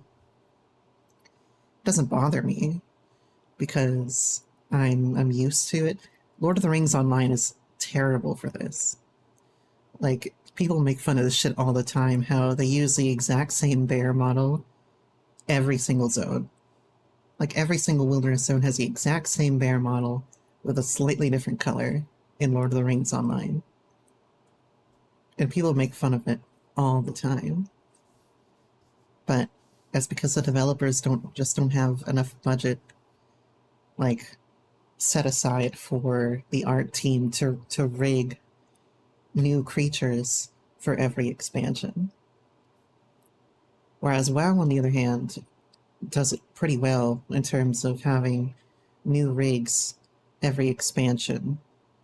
Or at least rigs that we can't tell are old rigs, you know? They do a pretty good job of it. Because their art team has figured out either how to trick us into thinking it's not the same rig, or they're fairly efficient at making new rigs. But also WoW has a much bigger budget than 14. Alright. I wake up slowly, fighting to keep my eyes open. In the back of my head, I feel like something is wrong. It takes a minute before I realize I've overslept. It's 5:45. Marina was supposed to wake me up 15 minutes ago. Marina? I call her name but get no response. Rolling out of bed, I massage my eyes and stumble up towards the front. Of course she's asleep, sprawled out on the dash with her head buried in her arms. Looks like she's been out for a while. Jerking Sorry, I thought it said jerking off her shoulder. Jerking her by the shoulder, I shake her awake. What's up, Amber? Her speech is slurred by sleepiness. I took a bite. I ignore the temptation to make another not you joke. How's that book you're reading? It's great. I just put it down to... A look of shock spreads across her face. Mounting horror takes over as she realizes the time. Oh god, I'm so sorry.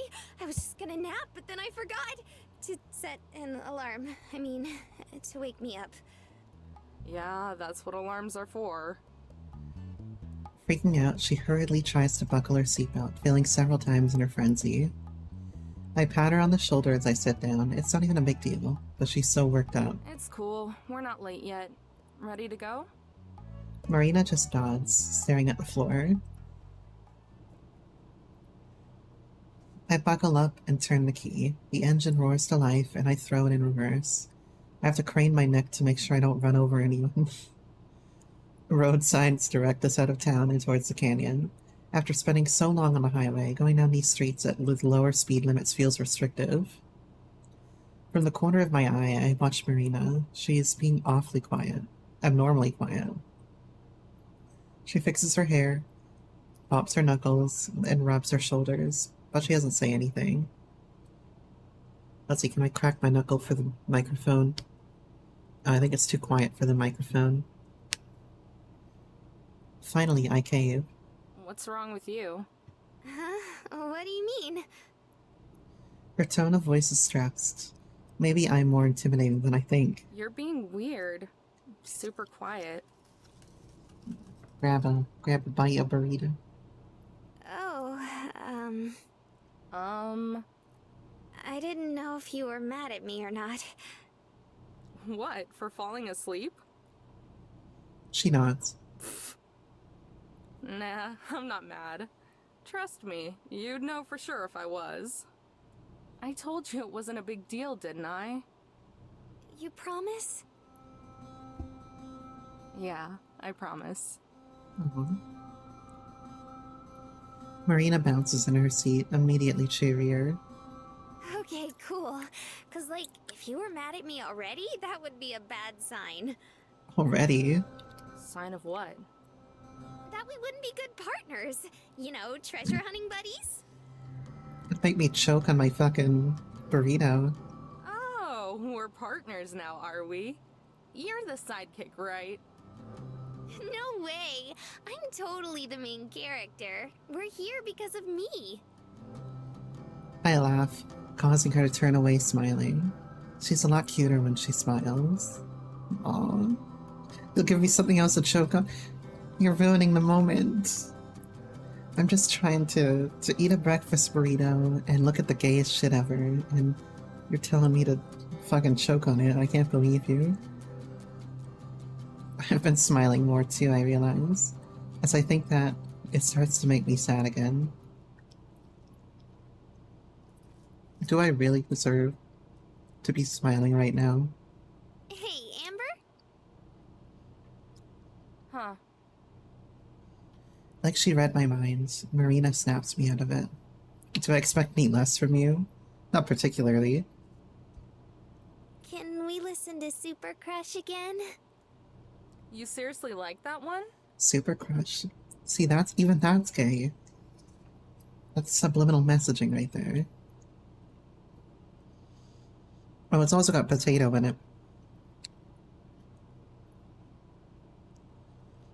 Super Crush was one of those groups that Gramps loved to show off to other people because they were so weird. All of the members played a different instrument on each album, so it was like a whole other band every time. Yeah, it was different, but in a good way. That's definitely true. With one hand on the steering wheel, I dig around in the bin of tapes by my feet. I flick my gaze between that and the road, eventually I find the one I'm looking for. It has a Halloween orange case with text that looks like slime. When it starts to play, Marina hums along. She's almost on key. I guess she liked it enough to remember how the songs go. I crank the volume up, earning a grin from Marina. The sound is tinny and distorted at this level. More distorted than usual, I mean. But it's also more fun. Our smiles last all the way until we roll into a nearly empty parking lot. As I turn the volume back down, I can tell she's thinking the same thing I am. Amber? Yeah? Shouldn't there be, like, other people waiting here? There probably should. What time is it? Marina twists around to check. 6:20? What the hell? Did they start early? There are other cars around, but they're all unoccupied. My parking job is hasty, and I take up 2 spaces, but don't bother to correct it. We hurry out of the RV. I almost forget the key in the ignition. I have to double back to grab it. Marina's already over at an information desk, probably talking to a ranger. Then she turns back to me, despair on her face visible even though it's getting dark. There's no one here! There aren't any lights on inside either. Probably closed at 6. I vaguely recall reading that in a brochure, but I thought there would still be someone around for the tours. Don't panic!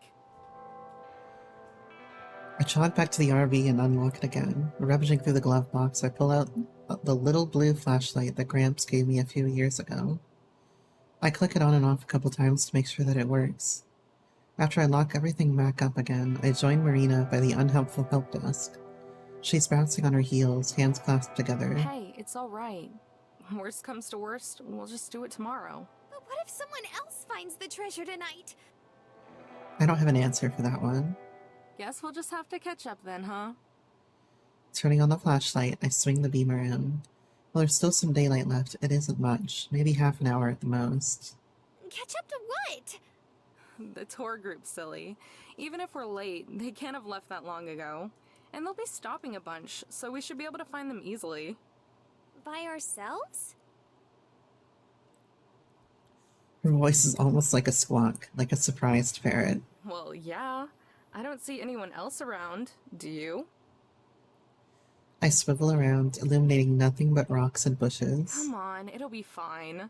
It's not like there are going to be bears or mountain lions this close to a parking lot. Those kinds of things live here? If she didn't know that, then what's she afraid of? Probably. I don't know. But come on, we're wasting time. Marina whimpers. Then, surprising me, she grabs my hand. Hers is sweaty and warm. I turn and look at her and meet her wide eyes. Looks like she might cry, and makes me forget being too pushy. We don't So have to pushy. do it if you don't want to. She SMHs her head, but clings to me like a kid, her free hand buried in my clothes. If it were any brighter out, she'd see my face turn red. No, like I said, if we don't go now, someone else will beat us to it. Just stay close, okay? Yeah, of course. They're like, the watercolor patterns of the sky here are like the Prince of Death's ending or something in Elden Ring. No wonder she's so afraid. Or Fia's ending, I should say. She lets me lead, but doesn't let go of my hand. A large wooden sign marks the start of the trail. So, are you scared of the dark? No answer. But you were fine at Shiprock. That was different. Marina's arm jerks, but she doesn't let go. That was in a town. With people. And roads. And no mountain lions. That was primo. The temptation to tease her is strong, but I don't. Every time a bird caws or something makes the brush shake, I feel her flinch a little. Somehow, even this side of her is cute though. A little childish, sure. But it's nice to have her rely on me to keep her safe. To take her mind off things, I make small talk. So, what are you gonna do once you're filthy rich from the treasure? I'm gonna buy up every breakfast burrito that I can and nom on them during stream. That's what I'm gonna do. Sorry, what? I asked what you'll do with your share of the treasure. Oh, I'm not sure yet. I haven't thought about it. We're out here looking, and you don't even have a plan for it? It was a spur-of-the-moment thing. What about you, huh? I don't know either. Ha! See, I'm not. Yeah, but I wasn't planning on looking for it, you know? I haven't spent as much time thinking about it. I glance behind me to see Marina stick out her tongue. I laugh. But, let's see. I definitely need to pay off Gramps' hospital and funeral expenses. See, I knew it. After that, I guess I should probably get the motorhome fixed up. It's not gonna break down on us or anything, but it's kind of old. Why not just buy a new one? Hell no! My response comes out snappier than I intended. Yeah, I do this all the time. It's just that it has sentimental value, you know? I'd rather keep that than buy a newer, better car. But on the flip side, well, I can accidentally be snappy to people. I can't seem to express to people I'm angry sometimes. It's weird, man. It's weird.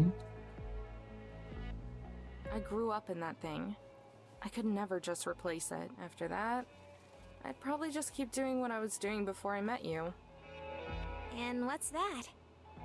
Wandering. Don't you want to stop wandering sometime? I step slow a bit. It's an innocent question, but it hits me hard.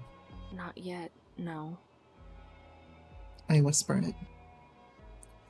Marina catches up to me, dropping my hand as she does so. At least I'm not the only one without a goal.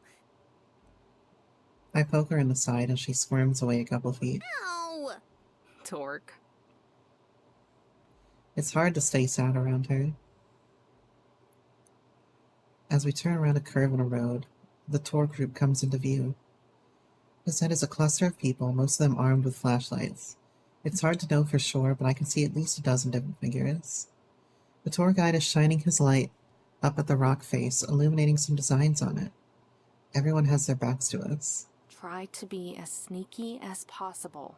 We want to join up without them noticing. Like we've been there the whole time. If anyone notices us show up, they might notice when we leave. Why do we have to join up in the first place? I don't know how to get to the ruins we're looking for. We'll stay with the group until the tour gets there, and then we'll sneak off. Marina nods. Okay, follow my lead. And remember, be as quiet as you can. We creep forward slowly. If someone were to turn around and see us, we look pretty suspicious. But nobody does. The lecture on petroglyphs gets their full attention. Marina kicks a rock and I tense up, expecting it to break the spell. We're close enough now that if it did, it might not matter. We reach the back of the tour group without anyone noticing. I give Marina a thumbs up, which she returns. You can see the Anasazi ruins. Some of the Navajo people still call the area home. There's a living community in the canyon who... I'm not too interested in hearing the history of the place, so I turn back to Marina. She's looking up at the pictures too, though her eyes appear glazed over.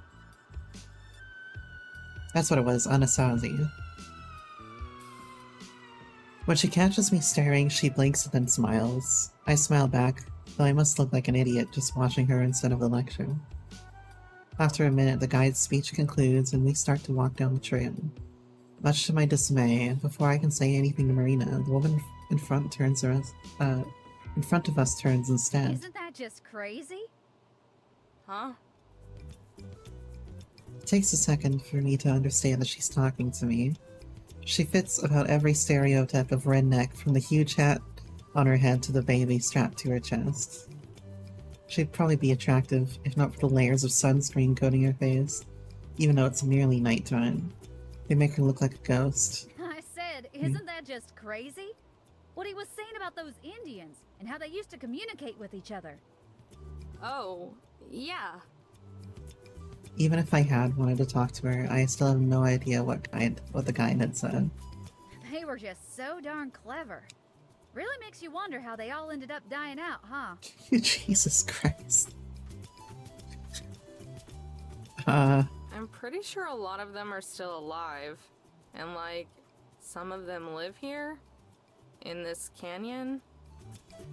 I had heard that much at least, but apparently not everyone did. For a second, the woman looks at me like I'm crazy, then she busts up laughing. Sorry, you're absolutely right. I was thinking of them Aztecs down in Mexico. I am Aztecs down in Mexico. Her laugh is more like a bray. She sounds like a farm animal. In my head, I keep hoping she'll turn back around and leave us alone. We're not so lucky. She keeps on chatting us up as we follow the trail. I'm self-conscious about how noisy she is being compared to the low noise level of the others. Say, is that where the name Texas comes from? From Aztec?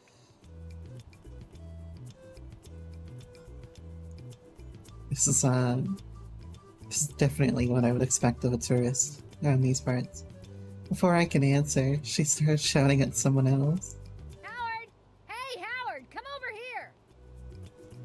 By now, nearly everyone is looking at us. Ma'am, can you please keep your voice down? You feel your brain cell dying. Oops, sorry. She apologizes loudly. So much for staying inconspicuous. Howard makes his way over. He looks rather defeated, face drooping and shoulders sagging. I figure he's the woman's husband. Yes, dear. I was just talking to this girl here about history, and I was wondering, does the name Texas have anything to do with the Aztecs? Since the words sound kind of similar? I don't think so. Huh, go figure. She cackles again. Beside her, Howard sighs. For his sake, I hope her family is loaded or something. Every time she laughs, the baby on her chest bounces. Lucky kid sleeps right through it all. Maybe he's used to this. The man looks so fucking tired up there, look at him. Anyway, I must have left my manners back in Wisconsin. My name's Linda, and this is my husband, Howard. Back in Wisconsin. This little chimp right here. She thrusts herself and thus the baby towards me. It's Dino.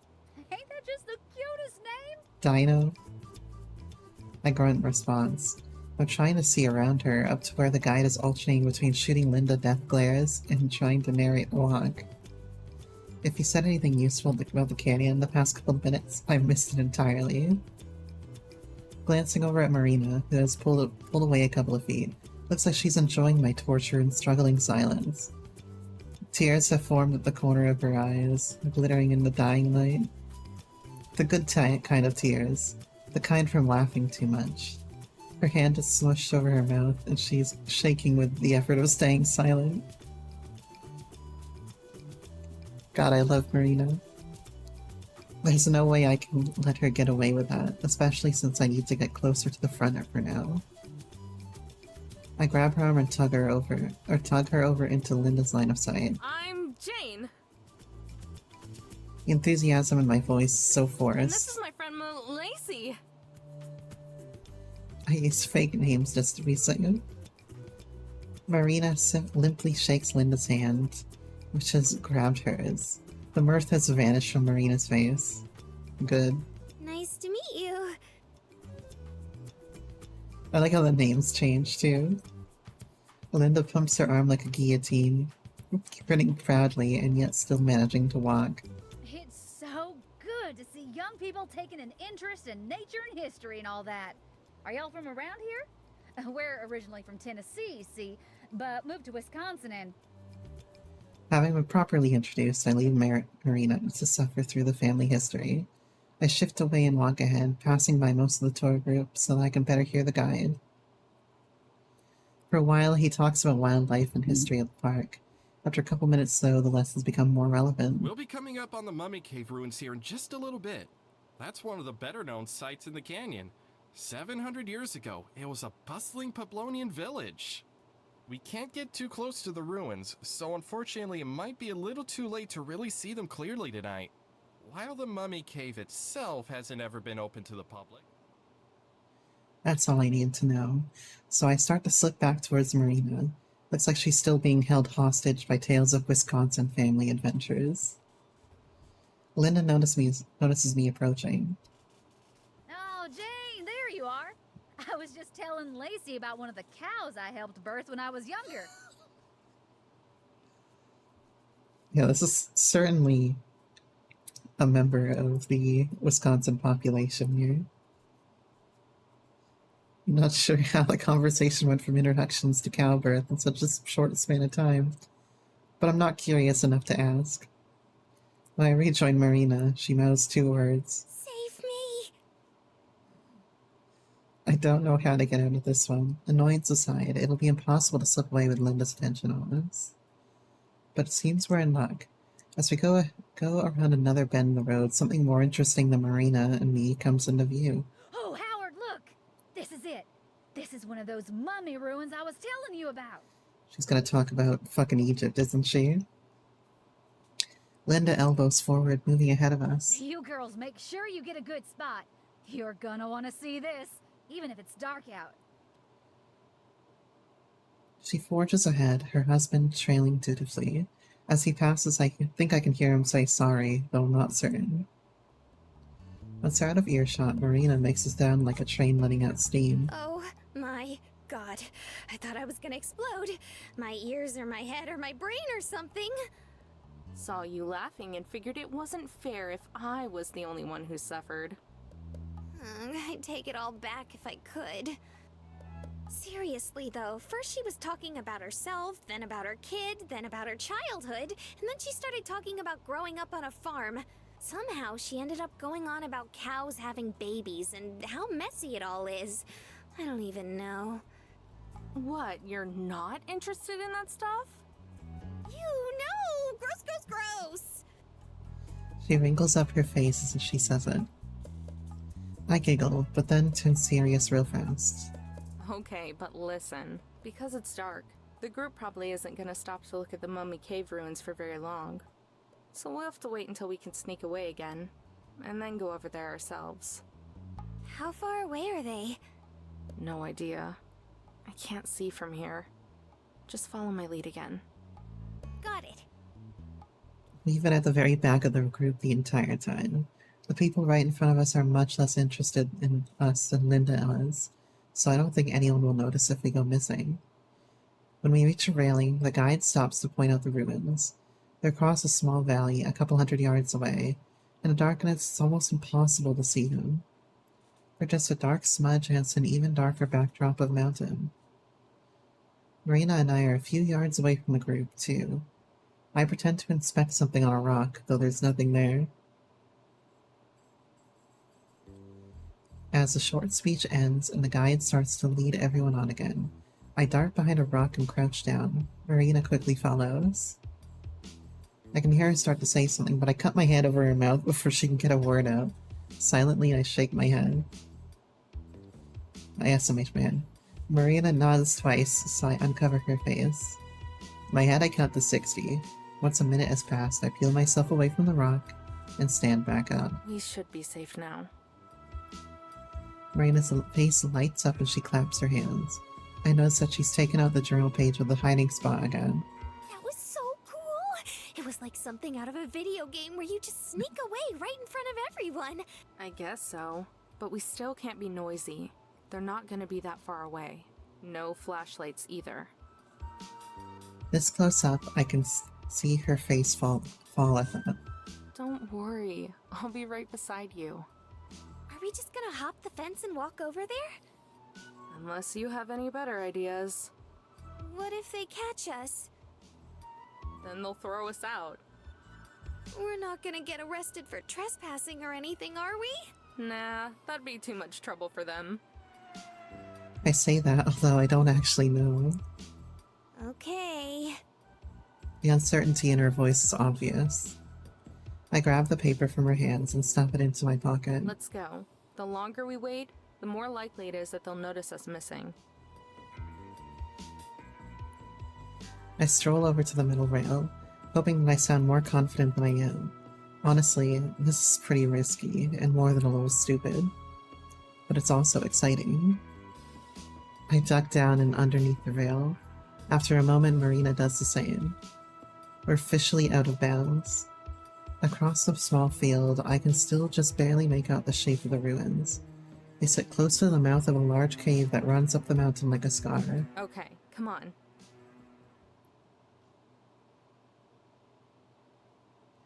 There's an incline, but it's not too bad. Next to me, Marina spreads her arms out for balance, but I'm confident enough to not need to. Crossing over the ruins themselves will be the riskiest part. There's no cover, and anyone who happens to look over will see us. We just have to hope that the tour group has moved somewhere without line of sight of us. Okay, hurry. Well, I guess they could probably see the flashlights, though, if they, like, look back, so... I think they can be pretty confident they're not in line of sight. I grab Marina's hand again and start to run. She struggles to keep up, so I slow down a little bit. It takes maybe 2 minutes from the one end to the other. We reach the far wall. Marina's breathing is strained. Don't do much running, do you? Not it! Oh. Every word is punctuated with a pant. I'm winded too, but fight my lungs not to not show it. I have to look strong for Marina. Ready for the fun part? Is it actually fun? Not yet. We've still got to get up there. I point to the lip of the cave, a good 50 feet or so above us still. Marina's face goes pale as she stares at the sheer rock wall in front of us. We're not gonna have to climb that, are we? How else? I wait a second for the shock to hit her face before I laugh and SMH my head. Just kidding. Come over here. A short distance away is a slope, somewhat steep but not too long. It leads up to a part of the cave close to the ruins. We actually do have to go up this one. Her face still looks doubtful. I don't know if I can get up that. Sure you can. It's easy. Look. I hike up a couple steps. Dirt and a bit of gravel tumble down past my feet, but it's mostly stable. It's almost all dirt. If it was loose rock, we'd be in trouble. Still looking uncertain, Marina takes a careful step behind me, then another. She slides back down a little bit with each step. Try to spread out your weight a little more evenly. You don't want to lose your balance and fall over. Hey, I don't know how to climb up slopes either, so... I mean, I can. I don't know how I do it, though. By doing what I say, she's able to reach where I'm standing. Good job. Now just do that like 50 more times. Marina groans, but I've already started. I glance back behind me. She's trailing only a couple steps back. For all her worrying, she's doing okay. I'm just about to compliment her when I feel the earth shift beneath me and my foot slides loose. With a yelp, I lose my balance, arms flailing as I try not to fall. And faster than I can process, Marina's arm shoots out and grabs my sleeve. She tugs me back upright. Are you okay? Oh my god, is your ankle alright? It's not broken, is it? Again, I love Marina. Panic is clearly painted across her face. No, I'm fine. I'm fine. The only thing injured is my pride. Are you sure? Yeah, thanks. Good save. We climb the rest of the way together, but slowly. And I'm just going for a little bit of water here, don't mind me. Oh god. I almost dropped the water. We're okay. Everything's okay.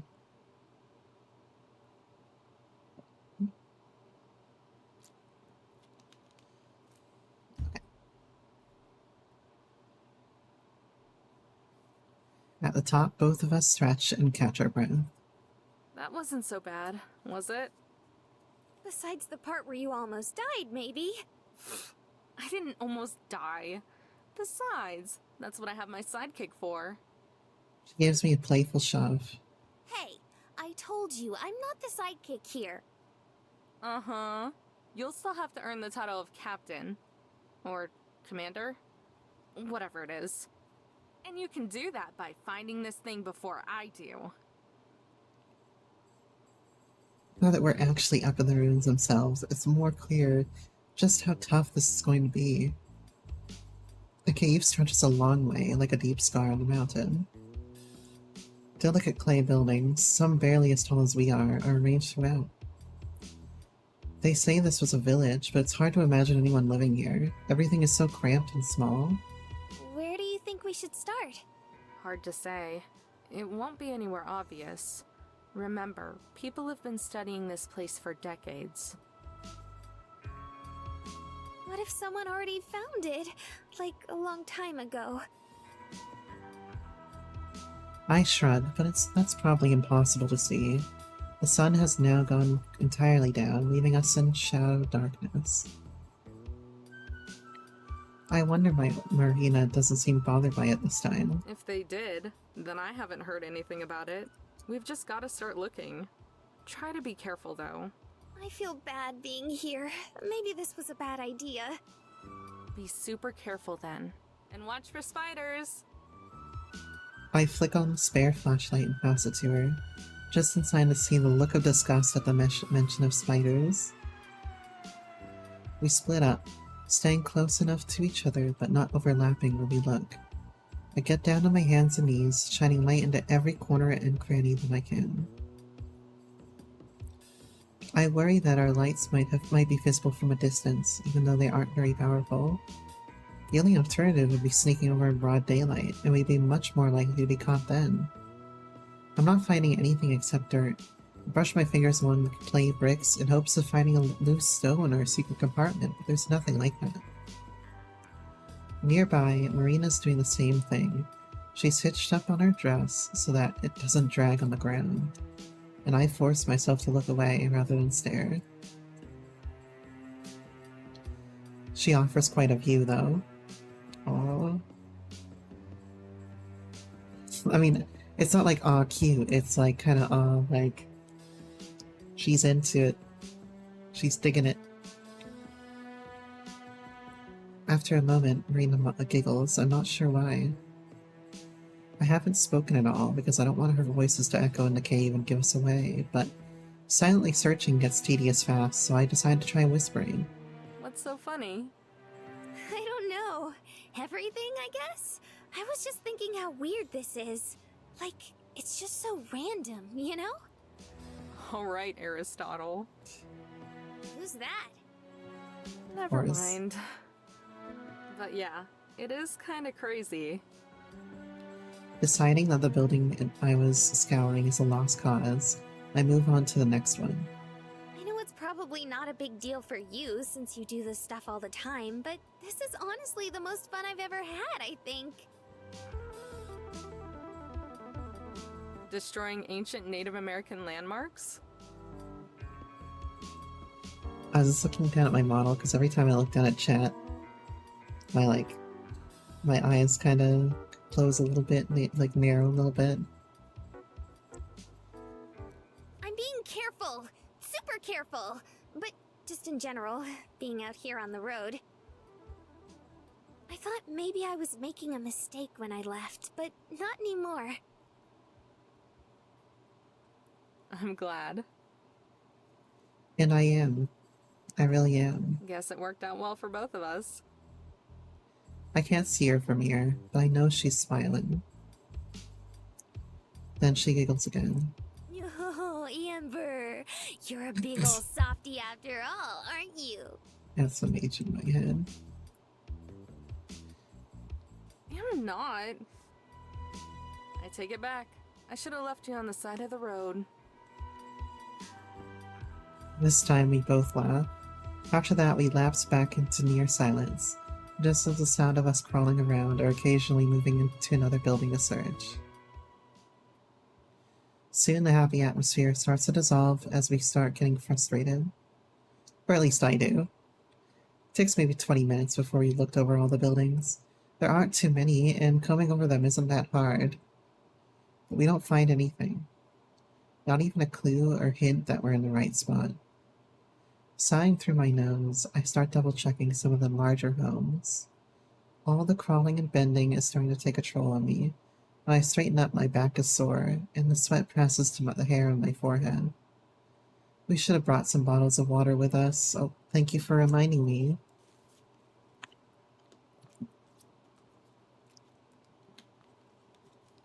But next time, Amber, hit the hydrate redeem. I lean against a rock wall and massage my shoulders. Marina finishes up a building and then joins me. She's biting her lip, frowning a little. Any luck? Nope, nothing. You? We both pause, silent. So... that's it, right? Like we've checked all the buildings? Can't be. We must have missed something. I'm going to try checking out the cave itself. She just stands there, watching as I head over to the far side. I shine my flashlight up and down, down and up again, examining every inch of the rock. There's gotta be a crevice where the gold is stashed. Or some other hiding place. There has to be. But none of the cracks are wide enough or deep enough for something like that. And a few minutes later I pass by Marina, still in the same place. I check her face as I go. Her eyebrows are furrowed, and she looks worried. I keep hunting. Images of Mariah triumphantly holding up the gold spur me on. Just the thought of her smug grin pisses me off. When I reach the other side of the cave, I double back and check it again. And again. Finally, Marina pulls away from the wall. I hear it, but don't see it. Amber, come on. There's no way. Her voice is a knife in my heart. It hurts because I know she's right. I sigh and flick off my flashlight. Standing there, I look at the invisible ground and have to admit the truth to myself. It's not here. There's no treasure to be found in the Mummy Cave ruins. Either we got us wrong, or someone beat us to it. Whichever the answer, there's nowhere else in here that it could be. I make my way back to Marina slowly. I can feel stinging tears of frustration begin to well up in my eyes, which surprises me. I'm sure Mariah would be laughing at me if she was here right now. Abruptly, I stop walking towards her and spin around. I don't want Marina to see. There's a sound of crunching dirt as she walks over. Amber? There's worry in her voice. I SMH my head. I don't know if she can see. She lays her hand on my shoulder, and 2 tears manage to leak out of my eyes. I shake my head again. Amber, it's okay. No. I'm sorry. I screwed up. I was wrong. There's nothing here. I know there isn't. Seriously, that's okay. I sobbed, not even knowing why. Damn it. Damn it. Get a grip, Amber. I wrench my eyes shut before the waterworks really start. It burns, but I manage to hold back. Taking deep breaths, I get myself under control. I sink down to lean against the wall of the cave. Marina does the same. Our clothes are dusty from being on the ground so much. Marina pokes me on the side. You okay? I think at this point, finding it means a lot more to Amber. Because I think part of her thinks that finding it is akin to dealing with her own emotional problems that she is, or well, really grief, but it's like pent-up grief that isn't properly being dealt with, it seems. And if she fails to find it, then she's failing to release her grief. Yeah, I'm fine. I draw out Bradley breath. Sorry. I don't know what that was about. I just got super frustrated. Yeah, I could tell. Can it? I flick her gently on me. But, that was kind of embarrassing. No, it's okay, really. I cry all the time at home. Don't worry. It's just... it's like losing. Not finding the treasure, I mean. So I'm mad for wasting all our time on this. Aren't you? No, why would I be? She sounds genuinely surprised. Because now we're behind on the next one, too. What if someone beats us to all the rest of them? Now you sound like me. Oh god, is there a cure? Meanie. But really, I had fun, so I don't think it was a waste of time. Even if we're not, like, super rich now, I'm glad we came here. Once again, I don't even have to look to know she's smiling. She's always smiling after all. It's one of the cuter things about her. And there are lots of those. Damn, Amber. But I'm afraid to look up and meet her eyes. Afraid because of what I've been staring at or starting to feel lately, and how I've been thinking of her. It's stupid to get bothered by this now. I know. We've been together all day. But right now, when I'm being over-emotional, I feel like it'd be a bad idea. Amber? But then, by reflex, I do it anyway. I look over and I was right. My heart flutters a little. The smile I was anticipating had been replaced by yet another look of concern. Yeah, you're right. I guess it wasn't so bad. She brightens up immediately. For real? Mm-hmm. I'm good now. Still, sorry for freaking out there for a sec. It's okay. Don't feel bad. Groaning, I stand up again. I'm definitely gonna be sore tomorrow. We should get out of here, though. Longer we spend, the more likely we are to get caught. It's been probably 45 minutes or so since we ditched the tour group. Hopefully they didn't get search and rescue out looking for us. I offer my hand to Marina, who's still sitting on the ground. She takes it and I haul her to her feet. After dusting herself off, we both walk to the edge of the cave. It's impossible to see anything. Even the trail across the way is invisible from here. Watch your step going down the hill. Yeah, we don't want anyone to almost die again. Going down the hill is easier than going up, though we still have to be careful. We make it to the bottom without incident. We don't risk the flashlights until we're back across the fence and on the trail. Now that we're not out of bounds, it doesn't matter if people see us. Where do we go now? I think about it for a moment. There's not much point in catching up with the tour again, besides it's probably ended by now. Still, if they did notice that we disappeared, then it could be bad for us to just leave the park.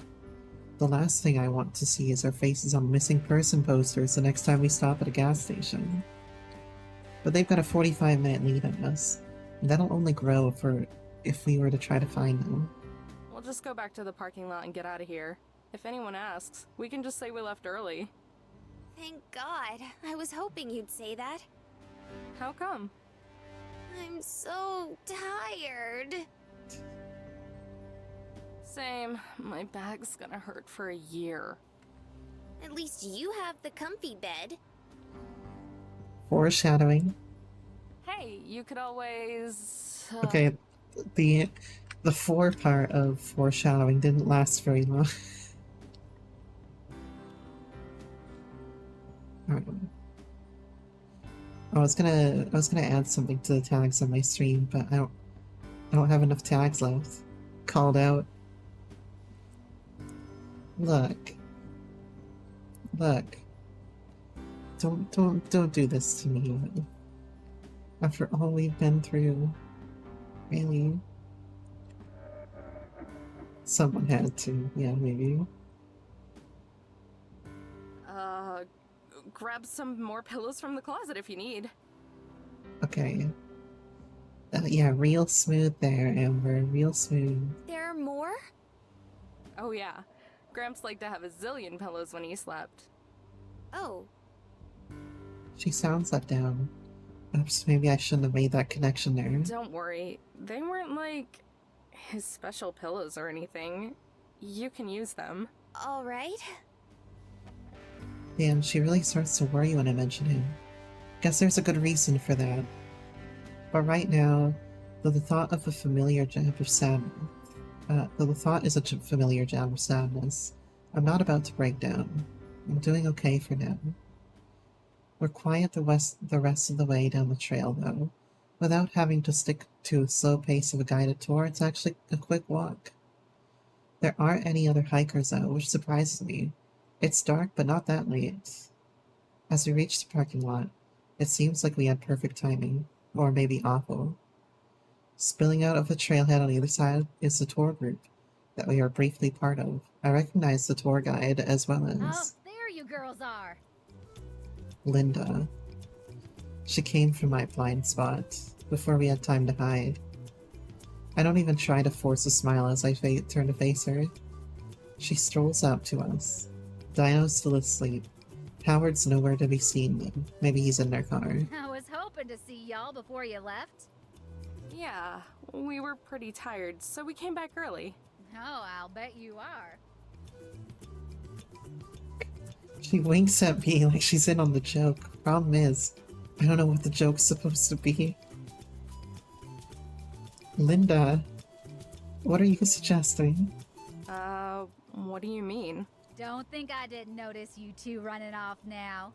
Figured you were, Oh you my know. fucking god, Linda. She laughs and SMHs her head. I think that's good, though. Reminds me of me and my Howard when we were younger. We used to sneak off every chance we got, if you know what I mean. My face starts to turn red as I realize what she's thinking. Marina's probably tomato colored, though I don't turn to look. We weren't... I mean, we're not. I love how everybody in this game assumes they're banging. No need to be embarrassed or anything like that. And besides, at least you won't get pregnant.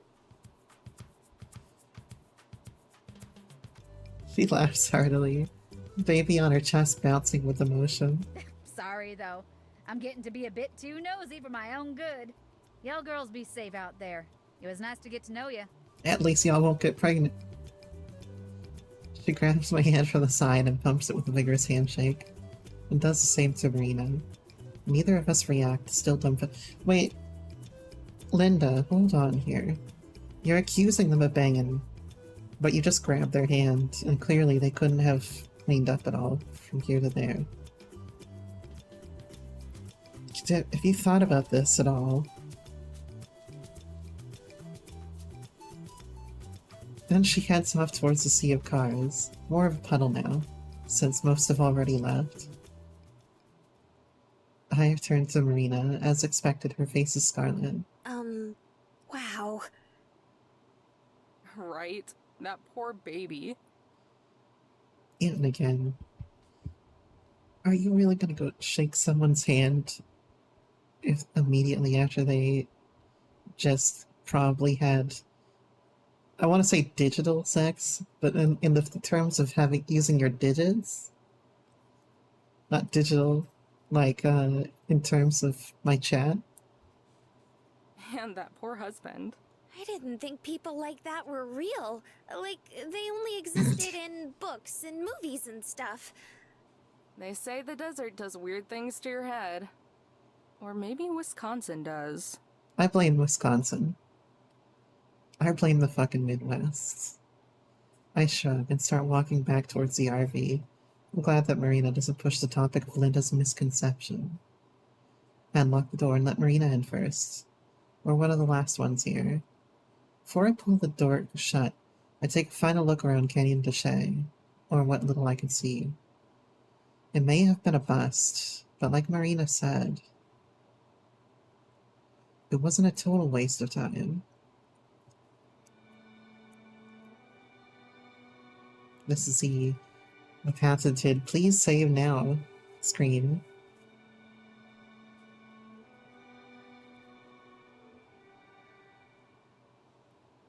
I will do just that. Inside the RV once again, I crash down to the driver's seat and kick my feet on the dash. It's a relief to sit on something soft. Like a satellite, Marina hovers around me, expectant. So that was a failure, obviously. You'll never get any healing gear from the max level dungeons. Maybe one day. Did I just see a flash of lightning out there? Do you think it might be in a different part of the canyon? Maybe, but we're not gonna find out. We could spend days out here and not find anything. Most likely, someone else found it before us. Maybe even before this whole treasure hunt thing started. The real treasure was the gayness that that bloomed along the way. She stares at the ground and then perks back up. That's okay, though. All we can do is move on. Reaching into the glove compartment, she brings out the journal and hands it to me. Come on! Show me why the human travel guide is the best. I look over at her for a moment, then with a smile, gently take it from her. Sure thing. But that's the first and only time you're ever gonna call me that, okay? Okay. I flip through the journal and skim the pages. I skipped one of the entries last time because it looked like a jumbled puzzle. But if we're going to find the rest of the treasure, then we need to tackle this head-on. Bracing myself for the confusion, I find the entry and groan. I write to you today not from my dear Lamasi's winged landmark, but from a destination on an unforeseen detour. Oh, so Lamasi using my dear with them. So it really is a perfect little mirror, isn't it? During my journey eastbound, I encountered a split within a dusted road. I have encountered many of these on my travels, but this one triggered a thought. That maybe perhaps I had been too obvious with my hiding. Let us assume a jealous peer wanted to track me, paranoia or not, if they so desired, they easily could. My steed's prints are set within the sand, and I have not easily disguised my livelihood. In fact, one may call these a trail. If one were to follow this trail, they may even happen upon my bounty. The likelihood of this is very slim. However, I've always considered myself to be a man who takes calculated risks, which is why I'm shocked in this thought that this thought has never crossed my mind before.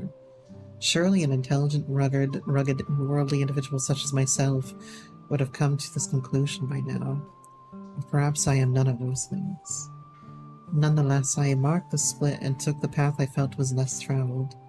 After I'd covered enough distance, I found a satisfactory location. Acres of identical arched stone were spread across this area. The more I traveled, the more there were. On occasion, I had seen some, but never so close together nor so plentiful. Though I do worry one could narrow down the gold if they had the will. Alas, the remnants of my illness reappeared, forcing me to find a resting site. Eventually, I settled between two stones, unlike the arched stone. I often feared they would fall or collapse on me, but their balance seemed steady, and they provided shade and scenery. So once again, I am rested and determined. While this detour took precious time away from me, I am very much feel It was worth the security it provides, even if it was necessary. P.S. This morning I looked in my pouch. It appears as though I have enough gold for one last burial. Lamasi's landmark seems more than proper for this. Oh no. Oh no? Does that mean you don't know where it's at? The opposite. I know exactly where it's at. Then what's the problem? I lean back into the chair and look at the ceiling. It's in Arches National Park. Cool, then let's go. I ignore her and keep looking at the ceiling. Arches has over 2,000 natural stone arches. The miner said he hid it between two stones. She blinks. I sigh. An arch is a rock formation that curves in the air. Think of it as an upside-down U. She finally gets the message. Her face morphs into a blank canvas as she stares out of the windshield. Oh no. Yeah. If we want to find this thing, then we need to look between every single arch and arches. After a moment of petrified silence, Marina takes back the journal and returns it to its proper place in the glove compartment. With a shaky smile, Marina looks back at me and tries blowing it off. Arches National Park, huh? It's somewhere in Moab, right? You ever been? With a shaky grin of my own, I respond, totally ignoring the impossible feat ahead of us. Yeah, I went to Moab a long time ago. Arches is really famous. Like, world famous. We're both sweating, staring at the long road ahead of as we try to make casual conversation. It's like a game of chicken. Who's gonna break first? I've always wanted to go. Where have you vacationed to before? Honestly, nowhere. Not out of the state, at least. For real? Not even to visit family? Nuh-uh. My grandparents live in New Mexico, too. I think only my big brother has been outside of the state. You got any other siblings? Or is it just you two? She estimates her head. There's 9 of us. I've got 2 younger brothers, 3 older brothers, an older sister, and 2 little sisters. I whistle. Damn, that's a big-ass Christmas card. Right? At some point it's just like, aren't you ever gonna stop? I'm almost out of fingers to count on. Chuckling, I stand up and walk to the back. Marina follows behind me. What about you? Do you have any siblings? Nah, just me. Otherwise, they'd probably be riding around this old thing with us. As I say that, I collapse down onto my bed, sprawling out. Sitting up felt good, but this is heavenly. The bed sinks a little as she takes a seat on its edge. Can't really imagine having a single brother or sister. Definitely not 8 of them. But I guess they don't all live at home. Actually, You're kidding. only one of my brothers has moved out. It's the worst. Jesus like, you have Christ. to make a reservation to take a shower. No wonder you ran away. Pretty much. As soon as I finished school, I was just like, okay, time to get out of here. How long ago was that? Just a couple months. 2-ish. What'd you major in? Huh? Like, what'd you get your degree in? Oh, not college. High school. I just finished high school. Huh. Using my elbows, I prop myself up. What? How old are you? Putting her hands on her hips, Marina puffs out her cheeks and looks offended. I'll have you know, it's very rude to ask a lady her age. She deflates. But I'm 18. Why? Oh, thank God. I let myself fall back. Wow. I mean, that's one way to react to that, I guess. I was afraid you were Oh gonna my be God. underage and that I'd get arrested for kidnapping or something. No way! And besides, I told you my parents were fine with it. Well, accepted it. What about you? How old are you? Just a year older. Wait, you're only 19? I didn't think Amber was that young either. How old did you think I was? I thought she was like 25. Marina busts up laughing. I'm actually a little bit embarrassed. I look away, blowing my hair away from my face. Just kidding, just kidding. I figured you were like my age or a bit older. 2 years at the most. I don't look at her, staring at the wall. Oh, come on, don't be mad. I was just playing. All of a sudden, she sounds seriously regretful.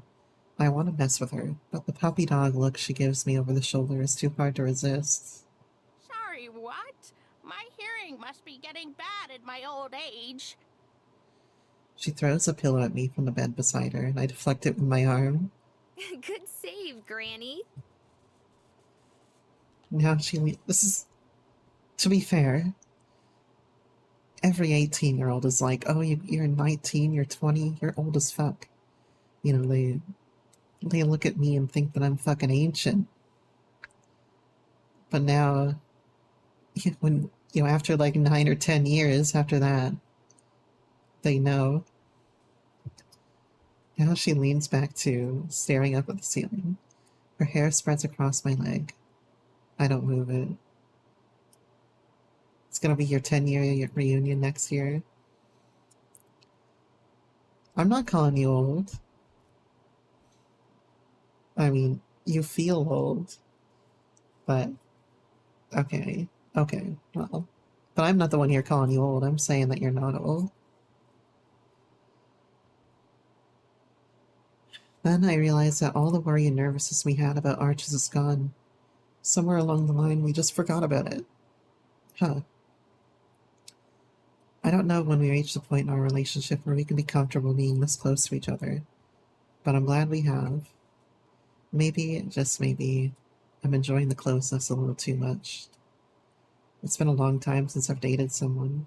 Gramps' health made having a girlfriend impossible. There wasn't time for anyone else. Hell, I hardly had time for myself. Not that I cared, I'd do it all over again. Still, it's nice. Having someone to talk to, so it's not just me and my thoughts. Just as I'm about to settle into the mood, she sits up and stretches. Oh, I'm pretty sleepy. Are you going to bed soon? Nah, I took a nap earlier, so I'm good.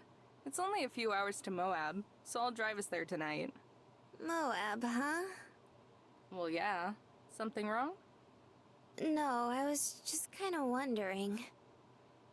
She trails off. She's gonna ask if she wants to sleep together. Wondering... How far away is the Grand Canyon? Okay, maybe I'm... Okay, you know what? Don't listen to a single word I say. From here? I don't know, 3 or 4 hours? But it's in the total opposite direction that we're going. Oh, okay. The crestfallen look on her face should be illegal. Sorry, I should have looked at the map before I asked. Smiling, she turns and heads for bed, disappointment clinging to her like perfume. Night, Amber. Leaning against my pillows, I watch as she slowly trots off to the bag. You know what you gotta do now. You know what you gotta do now, Amber. Come on, I'm not that heartless. Wait a sec. She freezes mid-step. I guess since I was gonna drive all night anyway, we can make a detour. A pretty big detour, too. So don't blame me if all the treasure is gone by the time we're done. She turns around, hope springing in her face anew. But I guess it's like a requirement that you see the Grand Canyon when you're sightseeing in Arizona. So that's true. what we'll do. It is a requirement if you ever enter the state of Arizona. You've got a lot of vacations to make up for. All of the tiredness and disappointment vanishes in an instant. Like a bird taking flight, she hurries back over to where I'm just standing up. A trademark Marina crash tackle hug knocks me onto my butt in bed again. I pat her on the back a couple times before she rises. Have I ever told you you're the best? Probably, but don't you forget it. I couldn't if I tried. Goof. Goof. Poke her in the belly as I make my way up to the front again. Grab me an energy drink from the fridge, will ya? When she sits down the passenger seat, she has 2 cans of the energy drink. Thought you were going to bed. No way! I'm too excited now. I'll keep you company on the drive. Plus, it's only like 8 o'clock, isn't it? Beats me. Sounds right. I pop open the tab of my drink and take a long draught. It tastes awful, but it wakes me up like nothing else. I guess the markers cut out sweeteners and nice flavors for more stimulants. Makers, not the markers. To drink it faster, I hold my breath to hide the taste and chug. Gasping, I crumple the empty can and toss it into the trash bag. Marina, on the other hand, sips it daintily, wincing each time. Ugh, That would be me. seriously drink this stuff? Somehow. It works, though. If you can It's imagine pretty much me, the strongest stuff you can get without a prescription. if you can imagine me doing anything daintily, that would definitely be me. After taking another sip, Marina retches and sticks her tongue out. Reminds me of a cat with fur stuck on its tongue. She sets the can and cup holder beside me. Do you want mine? I can't drink this. I'd have a heart attack if I drank too. Just leave it and I'll drink it tomorrow. Because the only way to improve an awful energy drink is to let it get warm and flat. As I start the RV, Marina says something, but it's soft enough that I can't hear it over the engine revving. What was that? Old lady hearing failing on me again. Smiling, she shakes her head. I was just saying thanks again. Don't thank me yet. I could fall asleep at the wheel and kill us both. At least I die happy. Aww. No, though, not just that. For taking me with you and doing the treasure hunt and everything. You must be super tired. You're saying all sorts of weird stuff now. I mean it. I know it's kind of random. I'm just really happy I met you. After a moment of blushing, I laugh a little under my breath. Yeah, me too. I prevent any more cheesy conversation by carefully pulling out of the parking lot and back onto the exit road. I'm definitely glad that Marina's enjoying herself. I'm having fun too, but talking about that sort of thing, it makes me feel all squirmy inside. Like I don't match up to what Marina thinks of me. Pushing those thoughts out of my head, I focus on the road. We have to keep our eyes peeled for animals out here. There's lots of stray dogs in this part of the state, and dozens of deer and antelope just waiting to race cars. The road's devoid of other vehicles though, and since I know what exits to take more or less, we should make pretty good time. Once we get back onto the highway, Marina hoists a bucket of tapes onto her lap. What do you want to listen to? I glance between the road and the bin, scanning both. I settle on an album that I haven't had the heart to listen to in a while, but it feels like tonight is the right time. I fish out the tape and slide it into the player. As the first chords start up, I watch Marina's face for a reaction. It won't have the same sentimental value to her, I know, but it's an emotional album in general. Lots of dynamics in the music and simple but heartfelt songwriting. Gramps used to try to play along, but he couldn't quite capture the feeling himself. As I'd hoped, Marina's quiet, which means that she's listening. Her cheek is pressed up against the window again. Her reflection, barely visible, looks wistful. Good. For the second time today, a growing pressure starts in my eyes. I paw at them, and the motion catches Marina's attention. You sure you're not too tired? Oh yeah, eyes are just a little itchy. Damn it. My voice shakes as I speak, but if she notices, she doesn't say anything. The album was another one of Gramps' favorites, and there's a reason I haven't listened to it since he passed. Turning it on might have been a mistake. We may go off the road if I end up crying, or I might just die of embarrassment. I sniffle a couple of times to keep myself under control. Damn allergies. I don't even know if she hears me. I'm kind of tempted to turn it off and play something else, but I want Marina to hear it. It won't mean anything special to her, I'm sure. I want to see what she thinks, to see if maybe Gramps and I were crazy, or if there was more to the music than the man playing it. He was a guitarist and songwriter who just went by the name of June. Died a few years ago. Fighting back the nostalgia and the bubbling feelings of how much I miss Gramps is hard. I'm able to hold on though, and keep from breaking down. 45 minutes later, when the tape ends, Marina hits the play button to start it over. I'd say it was worth it. I let it play on for hours, long after Marina's fallen asleep beside me.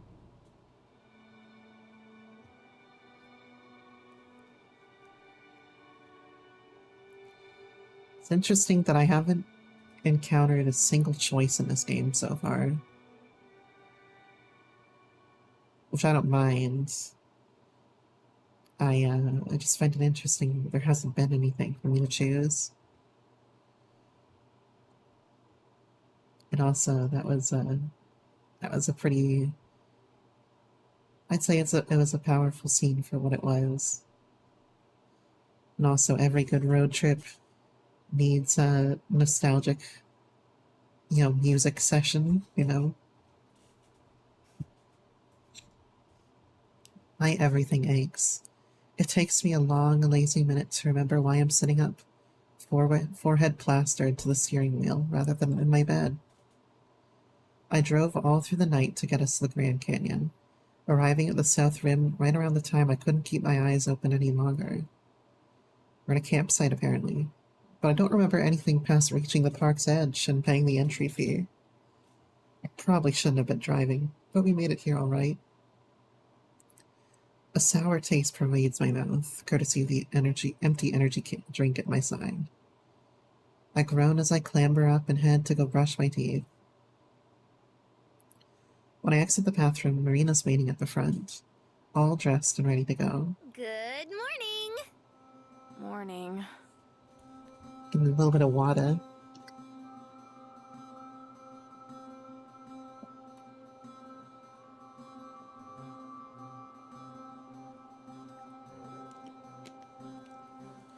If she's gonna chug her energy drink, I can chug my water, okay? I'm still too sleepy to match her enthusiasm. Undeterred, she comes forward and presses a mug into my hands. I made you some coffee. But it was a couple of hours ago, so it's kinda cold now. Thanks. It's also brewed too weak, but I won't tell her that. I drain my cup in seconds and then pour myself another. That's also finished in a few long gulps. You really like coffee, huh? I guess. Yes. I think I'm just addicted. You don't even put any cream or sugar in it, right? Nope. I always drink it black. She wrinkles her nose in disgust. I can't stand the taste. I noticed. Have you gone and looked around yet? There are dozens, if not hundreds of people milling around, and that's just what I can see from here. Most likely treasure hunters. Look around? Without you? Yeah. It's what? Noon? Almost, but I didn't want to leave without you. Aw, that's sweet of her. What if I got lost? You're like my map. Maybe not. Besides, it's boring to go look around by myself. You think? I used to do it lots before we met up. It was nice to be alone and think.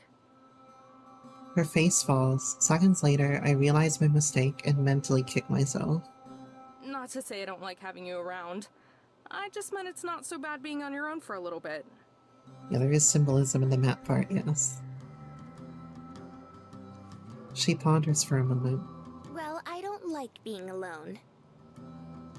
A small frown makes me think she's upset, but then it melts away and is replaced with her trademark smile.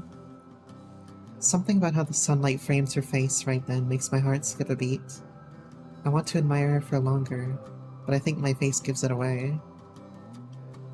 Soon she shifts, asking with her eyes. Something wrong? I SMH my head to clear it. Nah, sorry. Just zoned out for a second. Let me finish this coffee, and then we can go. Okay. I don't know how you can be up and at 'em just like that. Usually it takes me hours to wake up. I know. I do a lot of waiting for you. Marina stomps over to play hit me on the shoulder. Meanie, I do my best for you. Do my best. Yeah. There aren't enough hours in the day for you to sleep as much as you want. What? Are you saying I don't need my beauty sleep? She got you there. She's just kidding, but I freeze. She's joking, right? Amber? The jaunty tone in her voice is gone. Yeah. I croak out a response. Zone out again? Something like that. She did say yes, sort of. Even I'm surprised by how off guard that caught me. Oh, come on, Amber. How did that catch you off guard? It's like some of the things I say for Lana and Jen. It was just a simple joke, but it was a little too relevant, seconds after thinking of how pretty she looked. Looks. I need to stop being so weird sometimes, or that will scare her off more than finding out that I might, just maybe, could possibly have a crush on her. Maybe you just need more coffee. Probably. Example 1, yes. See, I didn't need to even do anything. I just needed to say his name and we get bottom speech and chat. I bet he likes it when I say his name. Her grin gets huge. You need as much coffee as I do sleep. See? We're even. I laugh as I pour myself a third cup, tilting the pot to get the dregs. Maybe you're right. She prances back to the front door, nose held in the air like she's won over some great victory. I catch her peeking back to see if I'm watching, so I make a big show of rolling my eyes. She sticks her tongue out in return. When I set my cup down in the sink, Marina throws the door open and waits for me to step out. For having been mostly asleep and in the dark, it looks like I did an okay job parking. By which I mean that we're actually in one of the designated camping spaces. That's more than I can say for a lot of others here. Tents cover nearly every patch of land that doesn't have an RV on it. Some even come right up against the road itself, causing a few cars that pass by to have to hug the edge. Just like back in Shiprock, this is a fiasco. Squads of little kids rampage around, spurting each other and everyone else with water guns and just being in the way. One little brat runs up to us and holds a squirt gun like he's going to shoot me, but the death glare that I give sends him running back in the other direction. Not a fan of kids? Not the rotten ones. Marina, on the other hand, waves at the retreating boy and giggles as a weak burst of water hits her. I don't know how you can stand it. They're just kids. Besides, I'm pretty used to it. Big family, right? Yep. No, I hate being around kids. We start to walk in the direction of the canyon itself, pausing sometimes to let cars or tour groups pass us by. This is such a mess. Wonder how many of them are treasure hunters. Well, it's the Grand Canyon, so a lot of people are probably just regular tourists, right? Yeah, probably. I feel bad for them. And all the other people who just want to enjoy these parks. You really hate people, huh? What? Where'd that come from? I don't know. You're just always complaining about there being too many people around. So am I. That doesn't mean I hate people. Do I really complain that much? Thinking about it, I guess I do. I don't hate people. I just don't like when it's all chaotic like this. So you don't like crowds then? That's closer, yeah. Kinda weird that you're so hyped for this music thing then, don't you think? Isn't that gonna be the biggest crowd yet? Sure, but that's different. Why? Nor my model yawning down there. I don't know. Just is. Why? Why? What are you, 5? No wonder you get along with kids so well. We both laugh. But I guess it's just because everyone is there for the same thing. You have something in common with them. Isn't everyone here for the same thing? Yeah, but... I struggle to find an explanation. She laughs it off and shrugs. I understand what she means there, though. Because not everyone is there just to see the sights. Some people are there because they're, like, especially the kids are there because they were dragged along there. Not because they want to be there. And then there's also the treasure hunters there and, you know, etc. I'm just kidding anyway. You can't be the only one who teases. You don't like big crowds, and that's fine. I'm lucky that you're trying to get jewelry out of dungeons. Am I, though? I feel like it's rather unfortunate that I don't get to see the results of my own teasing. What about you? I think it's fun. And besides, you get to meet all sorts of cool people. You will not answer the question I posed earlier. As I'm reaching my head. Who knows? Maybe you'll meet a special someone or a long-lost relative or something. Special someone, huh? Maybe. Would be pretty unlikely, though. Probably. But it's still fun to think about. And speaking of odds, Amber... Marina points out another cluster of motorhomes down the road. I follow her gaze, immediately understanding. Taking up 2 spaces because of size and bad parking is a familiar titan of an RV. God, no. But Marina's already heading towards it. My nemesis, Mariah's motorhome. The door flies open seconds before Mariah reaches it. Out strolls Joseph, Tess close behind. You call that a break? You've had boyfriends that last longer. Sis has never had a boyfriend. My point exactly. Let your moaning. You two just need more work ether. You mean ethics, but Ether. you probably never heard the word. Mariah appears in the doorway, leaning on a shovel. I can see her about to retort, but then she spots either me or Marina, and her glare is replaced with a smug grin. Well, well, well. Look who finally caught up. Hey, guys! Oh, hey there, ladies. I sigh and speed up my glacial pace. May as well get this over with. Mariah picks up a crate of tools from beside her and carries them out, before shoving the crate into Joseph's hands. His knees buckle at the weight, and he sets it on the ground. Did you follow our dust all the way here? I wish we'd seen it so we could have stayed away. Maybe you should go now and get a head start on the next piece before we find the one here. She clutches her shovel like a sword and points it at me. Unless you're gonna fight us for this one too. Gonna fight with shovels in the middle of a parking lot. I raise my hands in surrender. We already had one bust at Canyon Duché. This one's all yours to screw up. The shovel drops a couple inches, either as a response or because her arm's getting sore. Canyon Duché? But there's only one Grand Canyon. There's more than one canyon in the world, Mayor. Figured it was there at the Mummy Cave ruins, but we didn't find anything. So if you want to search all 2,000 miles of the Grand Canyon, then good luck. Damn it! Mariah throws down her hands and the tool bag slips from her, plummeting onto Joseph's foot. Hard. The crates in his hand are next to fall, this time onto the other foot.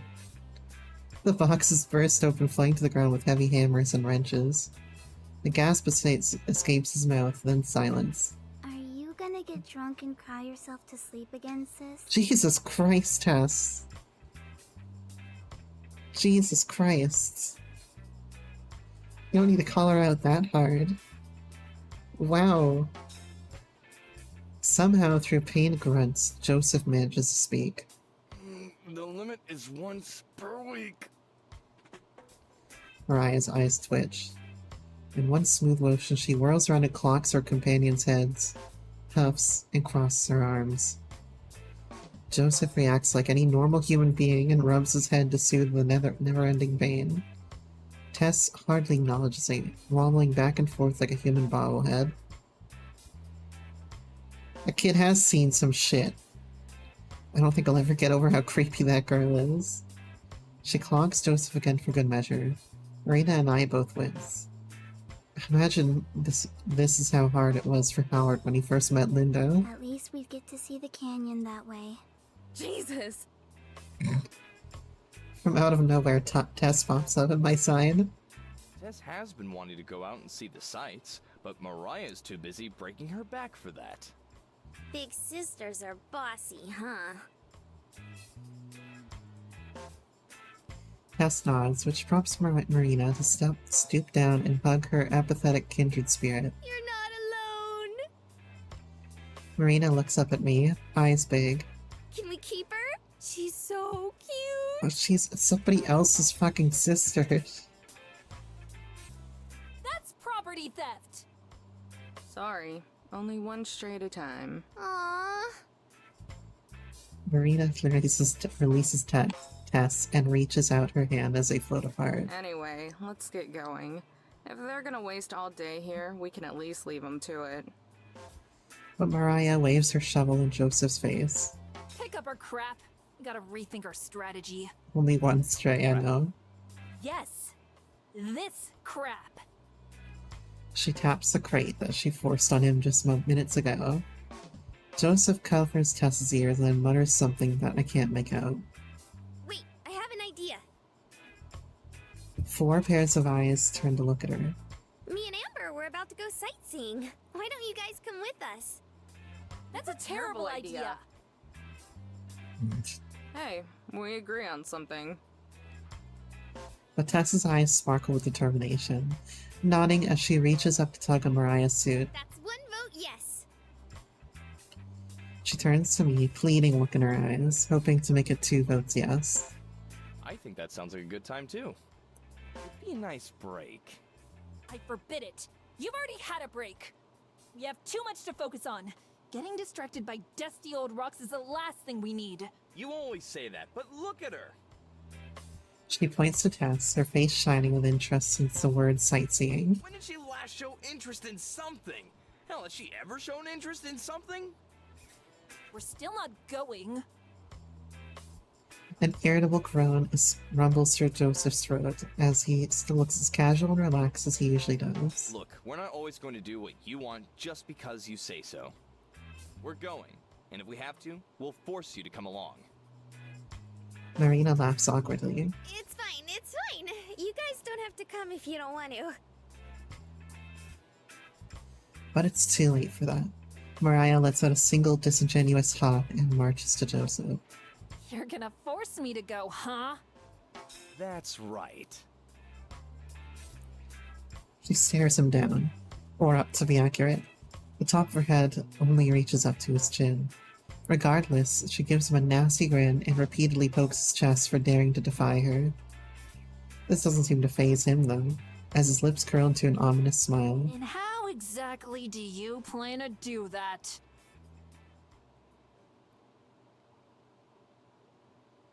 Vast and majestic, the canyon dominates the horizon as far as my eyes can see. Calico rocks are given a murky tint by the dying sunlight. It's a breathtaking view. I just stare out over the abyss, watching as the sun slowly climbs down on the sky. What are you even looking at? She says it flatly, not like a question.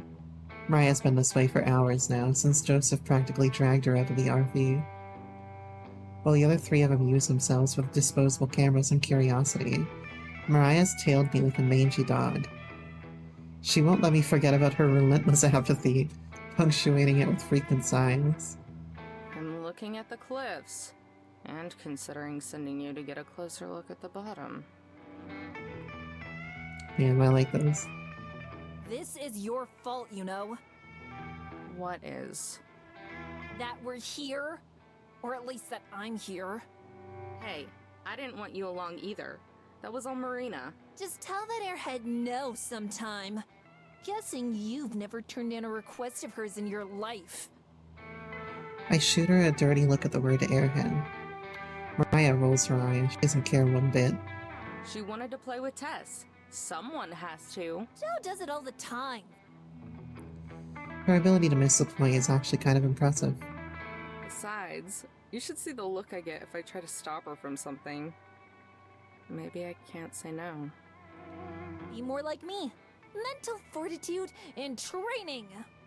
It's almost breaking down when someone threatens to take away the key to your liquor cabinet, part of that mental fortitude and training.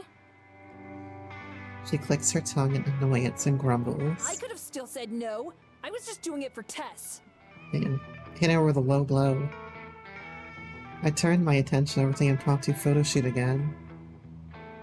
Both the girls climb onto the rocks and lean against the railings to take pictures. Joseph trails close behind, probably to make sure nobody slips. Sometimes he's pulled in for a picture too. Marina's taken pictures of just about everything. The sky, the ground, a pouting Mariah. As a photographer, she's not very picky. Yeah, Ralph, we had the same thought at the same time. Tess, on the other hand, seems to have an actual knack for it. She's taken pictures of scenic valleys and close-ups of beautiful desert flowers in full bloom, which usually with Joseph as a model.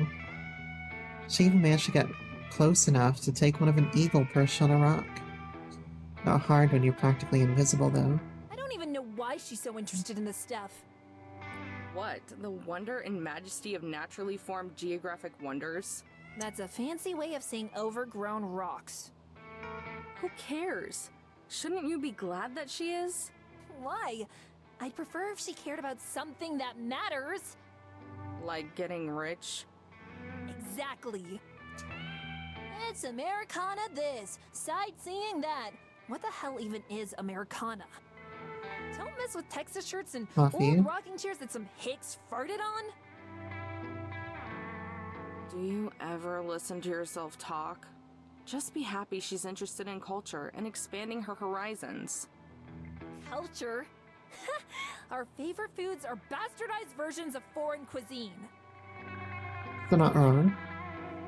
That's definitely not wrong, especially here as I eat the little vegetable pickings of my breakfast burrito.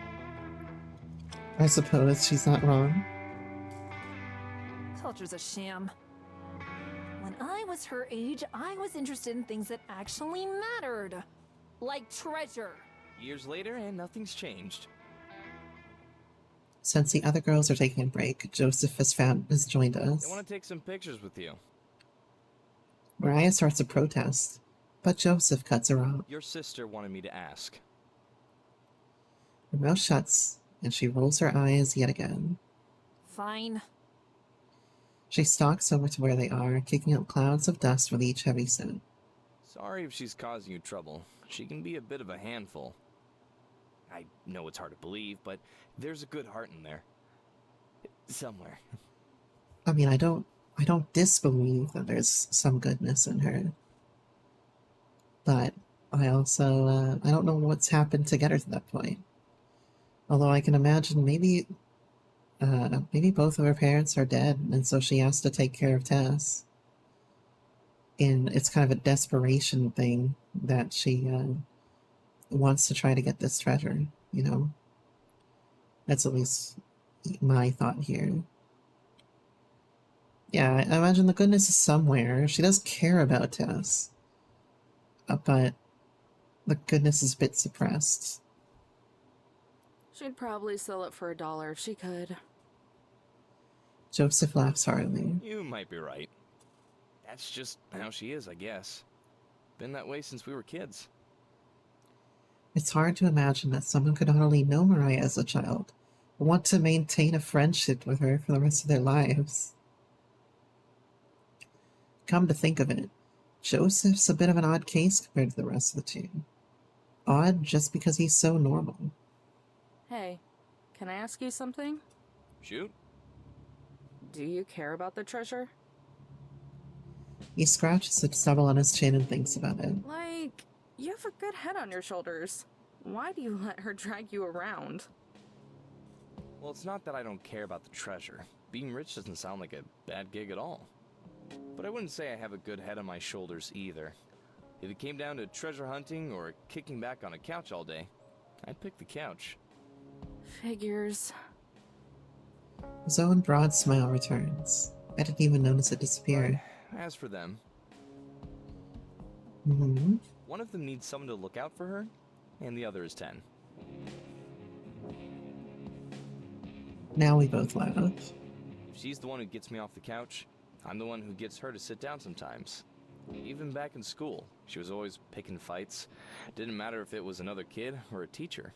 Got her ass kicked a couple times.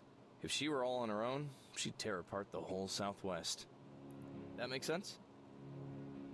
I look over at where the three of them are all still taking pictures.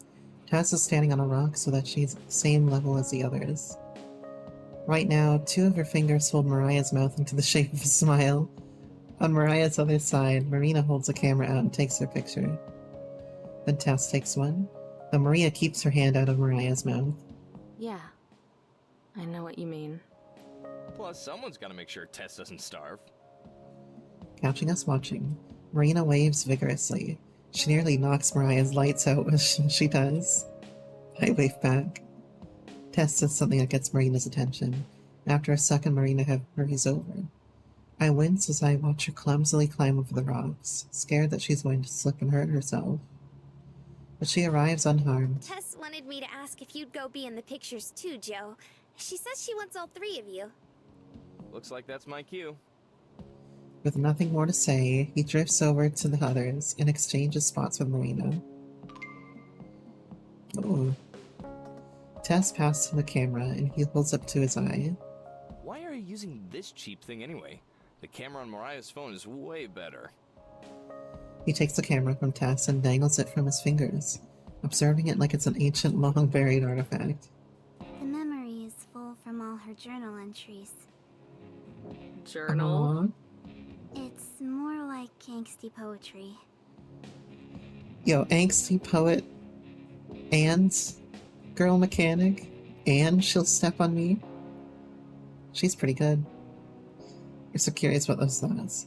You saw some text below them indicating something. It says that I can, like, go and check something out. I think it has to do with artwork. But I can go and check something out in, like, a log or something. But, let me, if I save real quick. History. I mean, there's a history here. But there isn't, like, something for me to... Let's see, arrow keys, main menu.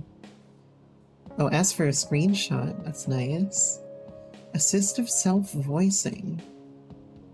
So, I could use, like, an AI voice or whatever to... Or, like, a you know, machine voice to potentially voice it for me, potentially. Oh, the CG's in the gallery.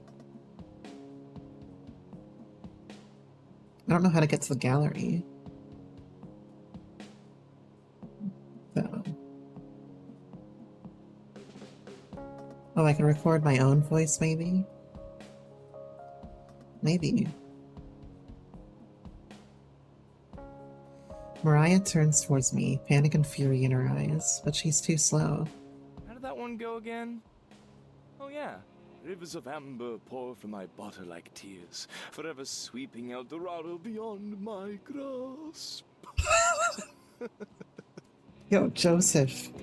10 of 10. The best voice actor of all time.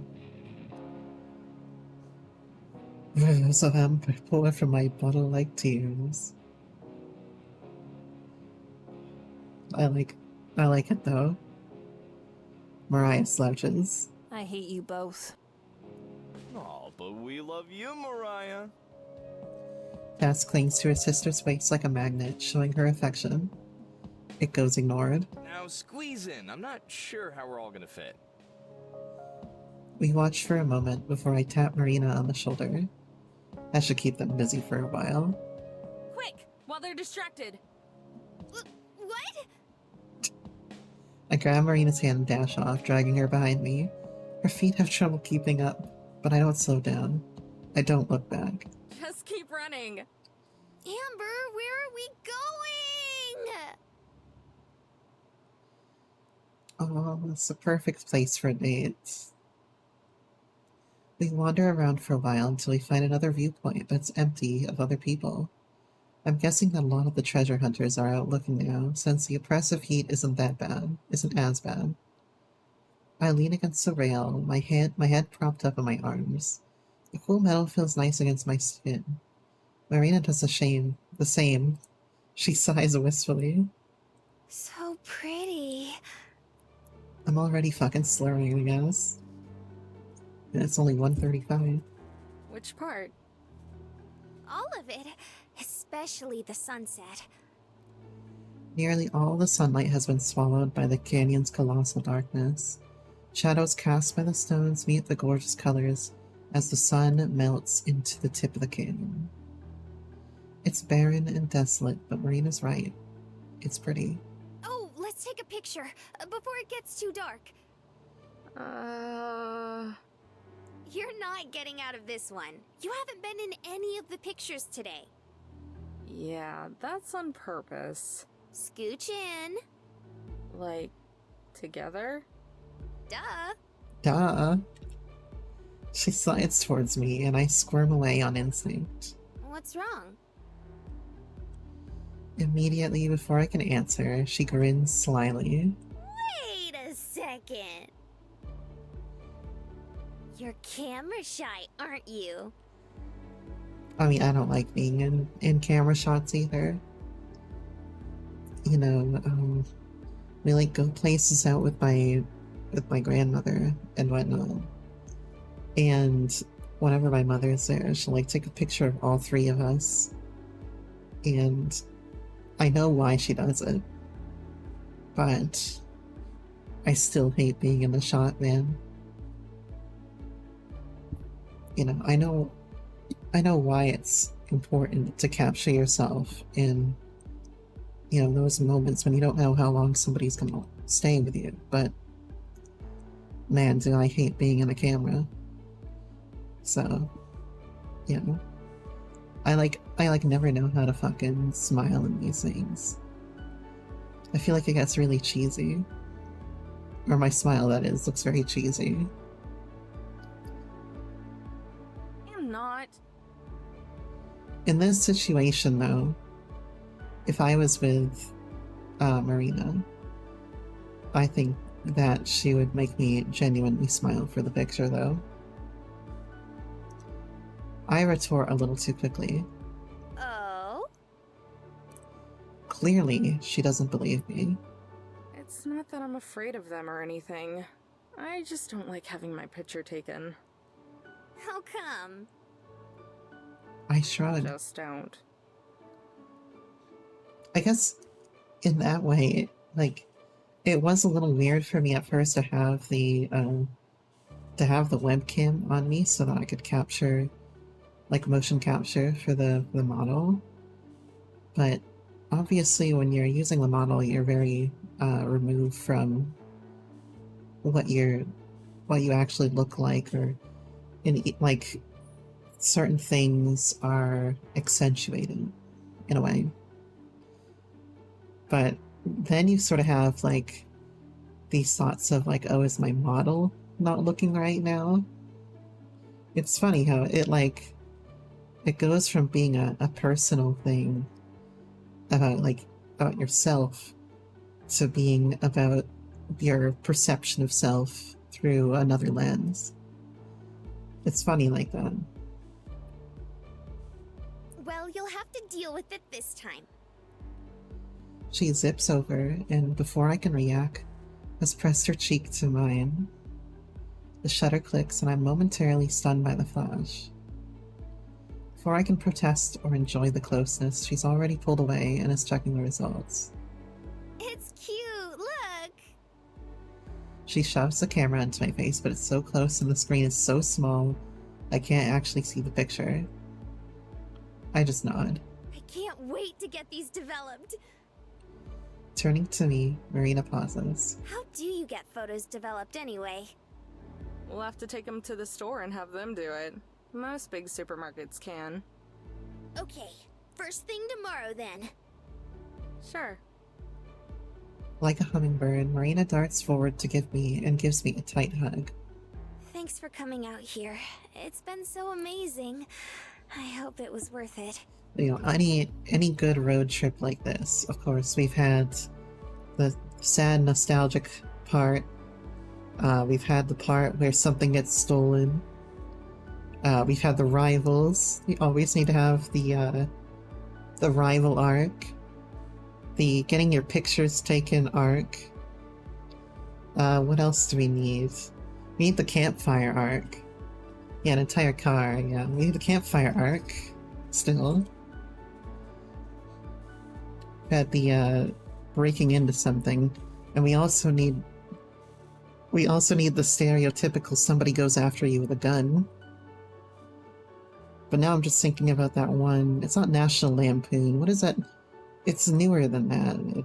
That came out with the family and they're like shipping drug money or something, but the whole family doesn't know it.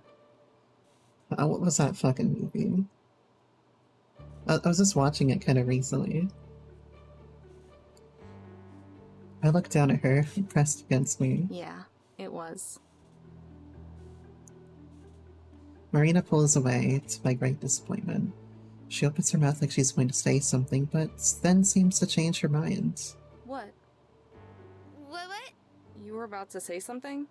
What was it? Oh, never mind. Hey, you can't do that. Now I really want to know. Marina thinks that Amber's cute.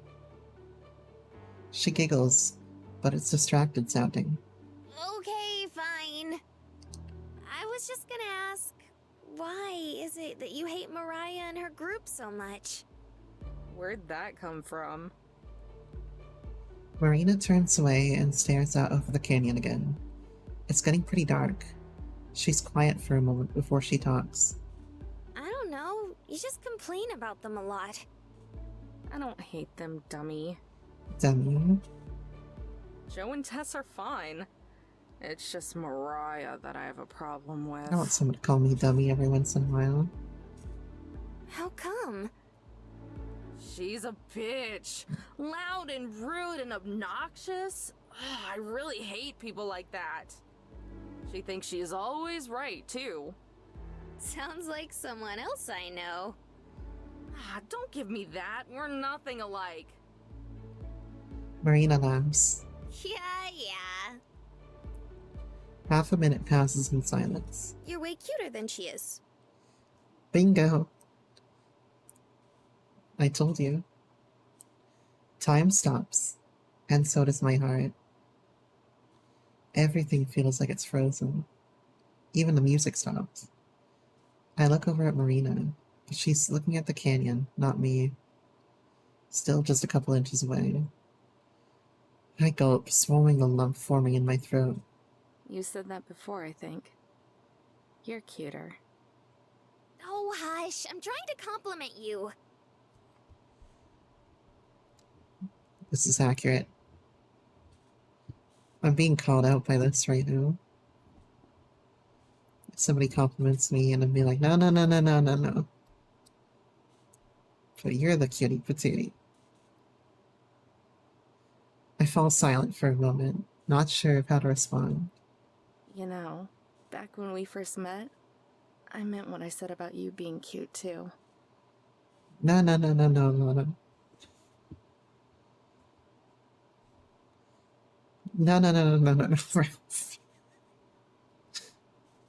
Does anyone else want to add to the pile before we go on?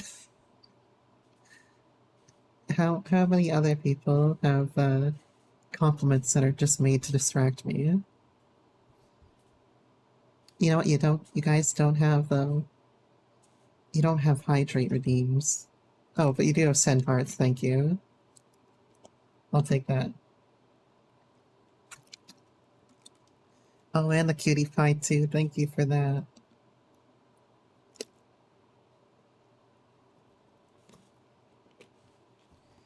You say no, but I reject my own reality and substitute my own. Okay, fucking Jamie Savage. Or Adam Savage. Wait. No, wait. Hold on here. Wait. Get out of here, Mythbusters.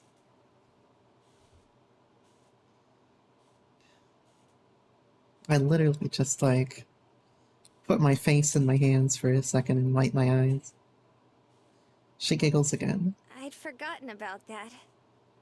As if on cue, a light breeze starts up, causing her hair to billow out like a cloud. Her side tail, hastily bound, looks as if it might come undone. So might I.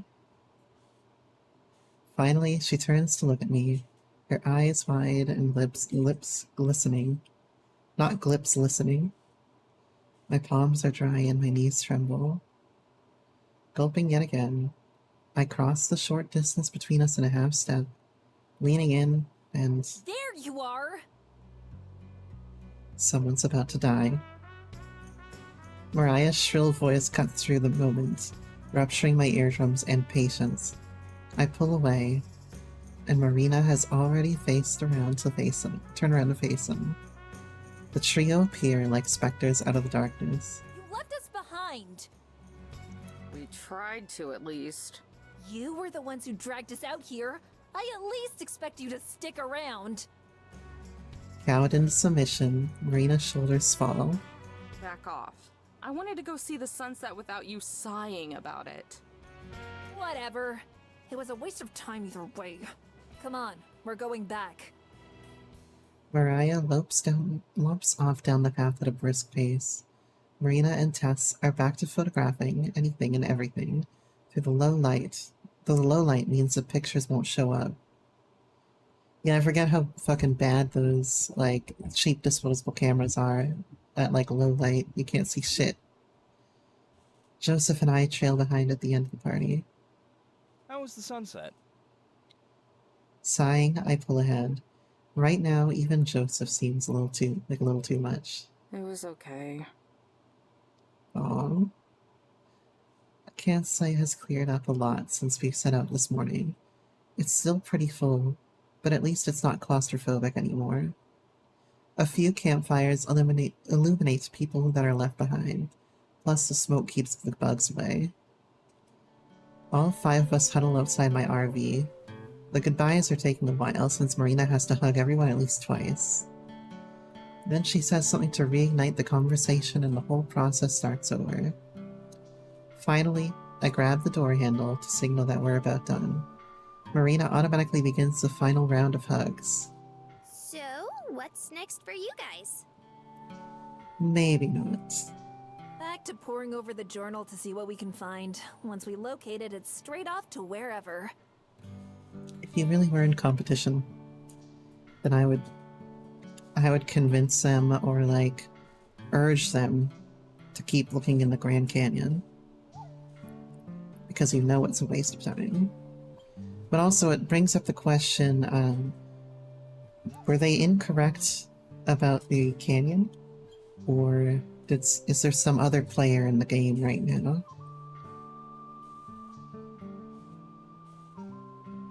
Joseph heaves a heavy sigh. No rest for the weary. You don't get weary, Slacker. You get motivated. That's the spirit, Mariah. You don't get weary, you get motivated. Oh, you should put that on a shirt! Would you buy one? Nobody would. Oh my god, Tess. Then no. All of us, even Mariah, laugh a little. Finally, Joseph puts his arm around Tess and starts to lead them along. We'll get out of your hair for the night. I wonder how I would react around Mariah, because I'm not really combative around people that I don't know.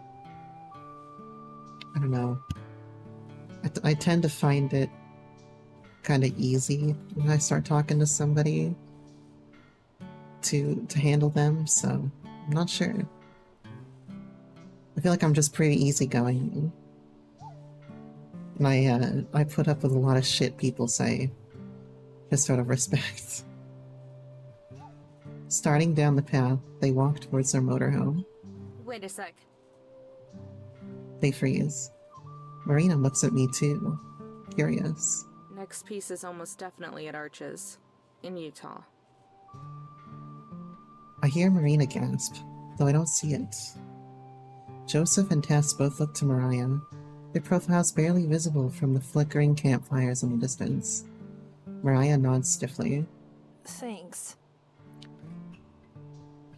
So, I guess... Well, number one, they could search together for it, but I think Amber thinks, like, well, we're not going to get that final bit anyway, so I might as well tell them so that they have a little bit of hope. It's probably the first time she's ever said that word. With a wave of her hand, she turns and they finally leave. Marina and I both watch until they vanish out of sight. Then Marina squeals. I'm so proud of you, Amber! And shocked! That was super nice of you! Wasn't much. This one's pretty easy to figure out when you take the time. I'd probably save them half an hour at best. But also, I think Amber has already gotten her treasure from the experience. Number one, she actually got some gold. But number two, she got this time with Marina. And to feel these emotions that she hasn't really had much experience with before. And in a way, it's kind of helping her move on from being alone, in a way. She's already gotten her treasure. And so has Marina in a little bit of a way. Still, it's the thought that counts. Why'd you do it, though? Someone's gotta take care of them after all. That's true. I look away, pretending to scratch an itch on my cheek. They're not that bad. We ended up spending the night in the department store parking lot. There were plenty of rest stops, but those are off the table permanently. Like usual, I woke up pretty early. Sorry, and got us on the road again. Even after waking up briefly, Marina passed back out until we were already in Moab. Moab's the quintessential outdoorsy town. It's built alongside the Colorado River, winding through a canyon. Every other store sells rafting supplies or hiking gear or camping equipment. Even some of the houses are made to look like log cabins and other rustic architecture. You can see tall forests and mountains from any part of town, but it's not entirely out of the desert either. It's a time of morning where most people are on their way to work. There's a disgustingly large amount of traffic. It's obvious why. Shovels and pickaxes stuck out of the truck beds and crack windows like porcupine quills. At a glance, I'd say 3/4 of the people contributing to our glacial pace are prospectors, which means I don't have any room to complain. After watching the next light change 3 times, but still not reaching it myself, I sigh and pull into a nearby diner. At first I was planning to grab some coffee and a bagel and something for when Marina wakes up, but with her trademark perfect timing, I hear her climb out of bed as I turn on the RV. We there? Is this Arches? She stumbles up to the front, still looking mostly asleep. I don't know how she can still be tired. She must have gotten 10 hours. Look, I can get 10 hours and still be tired, alright? Don't question it. Question Mother Nature. Close. We're in Moab. Arches is still a few miles up the road.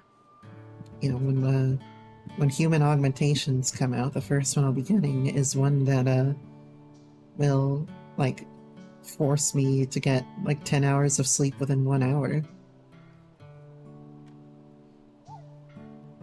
Oh. Why'd we stop? It's feeds feeds certain things into your brain to, force your brain to go through, certain cycle. Although, not all of it is brain related. A lot of it is also, the rest of your body in a healing process. Well, in sort of a low stress mode. So, I guess, the first thing I'll need is a Bacta tank, like in Star Wars. And then I'll need a chip that lets me sleep in the Bacta tank for 1 hour. Every single day. Or I'll just take 1 hour naps here and there in the Bacta tank. It's a flawless plan, clearly. Cause I'm hungry, and traffic's practically stalled. It could be lunchtime before we get there.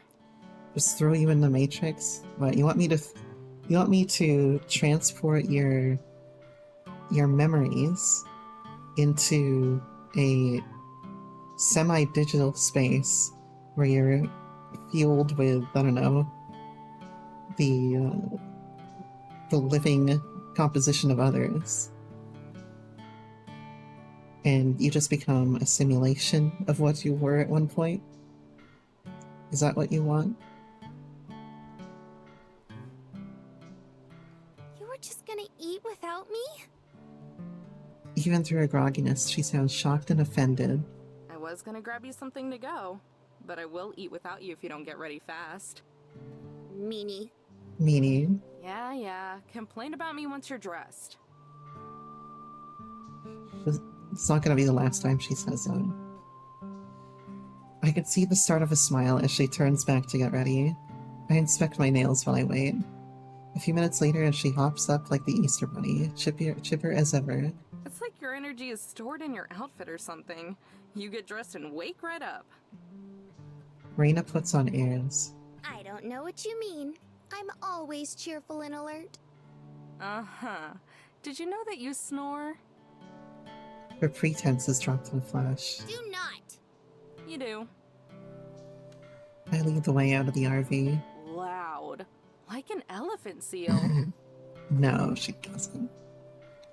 Marina blusters about for her retort while I just wait by the door, laughing. She makes a humph noise as she passes by me, crossing the parking lot. Still, she holds the door for me as we go into the diner. There's a seat yourself sign up near the front, along with a stack of menus. I grab 2 off the top. Do you need a kid's menu? With the crayons? The crayons? I'm just teasing her more. Her face lights up. Oh, they have those? Yeah, give me one. To be fair, they are kind of fun. There's a place downtown that has, like, I don't know what they're made of, but it's some sort of, like, putty stick things that you can, like, twist into different shapes.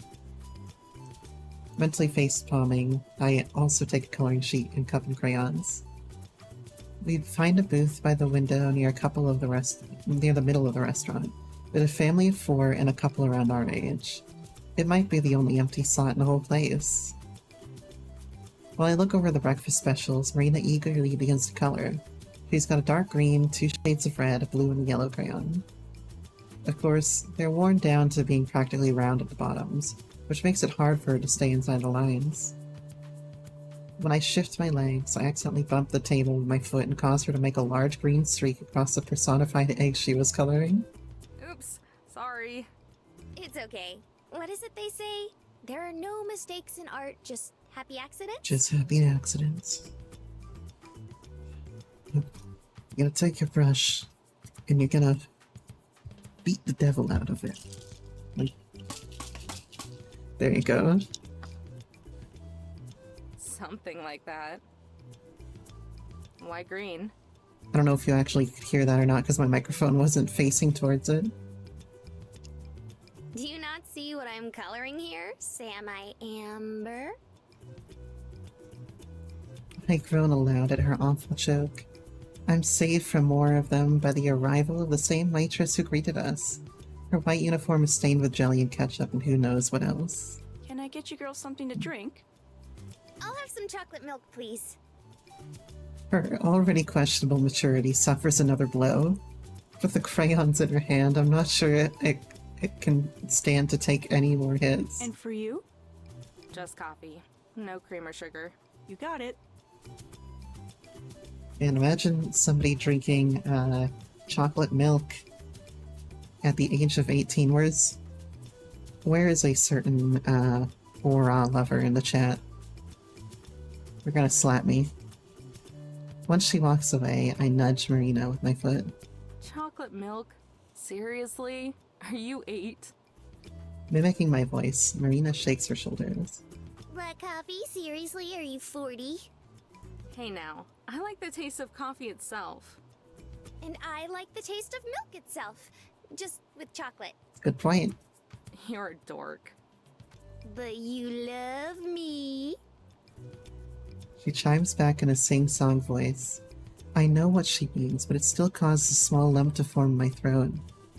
I swallow, trying to pretend that she didn't hit a little too close to home. I watch her while she goes back to coloring human breakfast hybrids. Her lips are pursed in concentration, and there's a little gleam of white as she bites the edge of one. It seems she's really focused. Surprisingly, she mostly manages to stay inside the lines of pictures.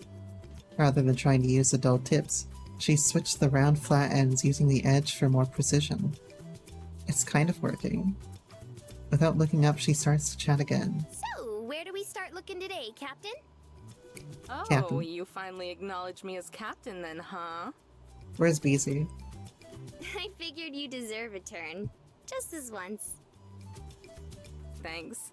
I'll try not to let you down. Anyway, I have no idea. You said you think it's by one of the arches, right? Well, yeah, but that doesn't really narrow it down. Pausing her coloring, she looks up at me. It doesn't? Nah. Have you ever seen any pictures of the park? Well, he did give some details about it looked very unstable, and there were like two distinct stones. A couple, I guess. I don't know much about it, though. Well, they named the park after the arches since there were so many of them. Probably hundreds. Seriously? Yeah, some are more famous than others. Let's see. There's Windstone Arch and Double Arch. Those are some of the more famous ones. You've probably seen pictures of those, even if you don't know it. But there are a ton of lesser-known ones too, and for all we know, the treasure could be at one of them that doesn't even have a name. So we're screwed. Probably. But that doesn't mean we're giving up. Amen. Marina nods in satisfaction, either at my words or the slice of blue ham she just finished coloring. I don't want to lose twice in a row, so I figure we'll go and look around and see if there are any clues. Maybe watch what other people are doing and thinking. Marina nods along, but she's zoned out look that tells me she's not really listening. Rather, she seems to be staring past me. I turn, trying to figure out what might be attracting her attention. There's nothing except for other groups eating. I make awkward eye contact with the old lady right beside us, and I quickly face forward. Hello? Inspecting the walls? My words seem to break the spell. Huh? You totally spaced out there. Oops, yeah. Sorry, I just started thinking. Before I can ask her what about, our waitress returns. Our drinks are balanced on a tray alongside a few other guests. Marina's chocolate milk comes in an enormous tin cup that's the size of my forearm. There's an entire pot of coffee for me. She sets some down on the table between us. You girls ready to order? Oops, I haven't looked through the menu once. I flipped through it real quick, settling on a standard meal. You good? Marina nods. I'll have the gentleman's breakfast with bacon, eggs over medium, and sourdough toast. And for you? I'll have the chocolate chip pancake platter with scrambled eggs. You want the kids' meal or the regular? I choke on my drink as I laugh, and I feel Marina's foot crash against my leg. Whimpering at that, and the dribble of coffee on my chin, I massage my shin underneath the table. Marina frowns at me, and the waitress gives me a strange look. Then the typical angelic expression returns as Marina places her order. The regular, please and thanks. We'll have that out for you pretty soon. Once again, she heads back to the kitchen, heels clicking against the tile floor. When she's out of sight, Marina begins a flurry of kicks to my shins, though these ones aren't hard enough to hurt.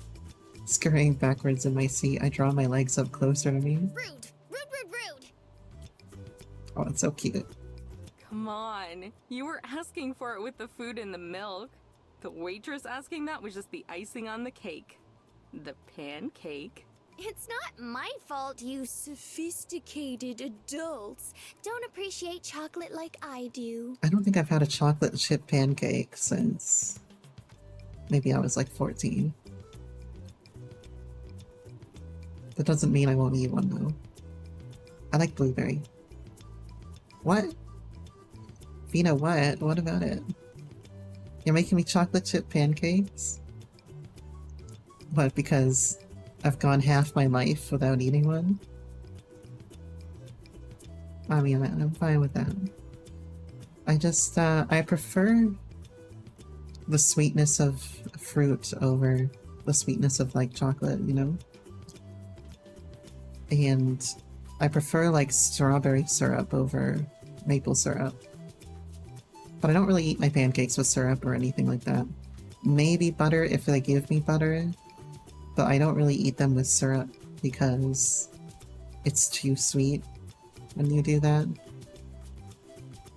But yeah, normally I get an omelet. I don't get pancakes at breakfast. You have a bigger sweet tooth than anyone I've ever met. Seriously, how many cavities have you had? None. I brush my teeth twice a day, every day. The last time I went to the dentist, he said my teeth were so shiny he could see his reflection in them. And when was that? She thinks about it for a minute. Maybe 3 years? Yeah, I have had fruit pancakes since then. I had some, of these, like, really fucking thick-ass blueberry pancakes very recently from the food pantry. They're, like, straight up, like, an inch wide.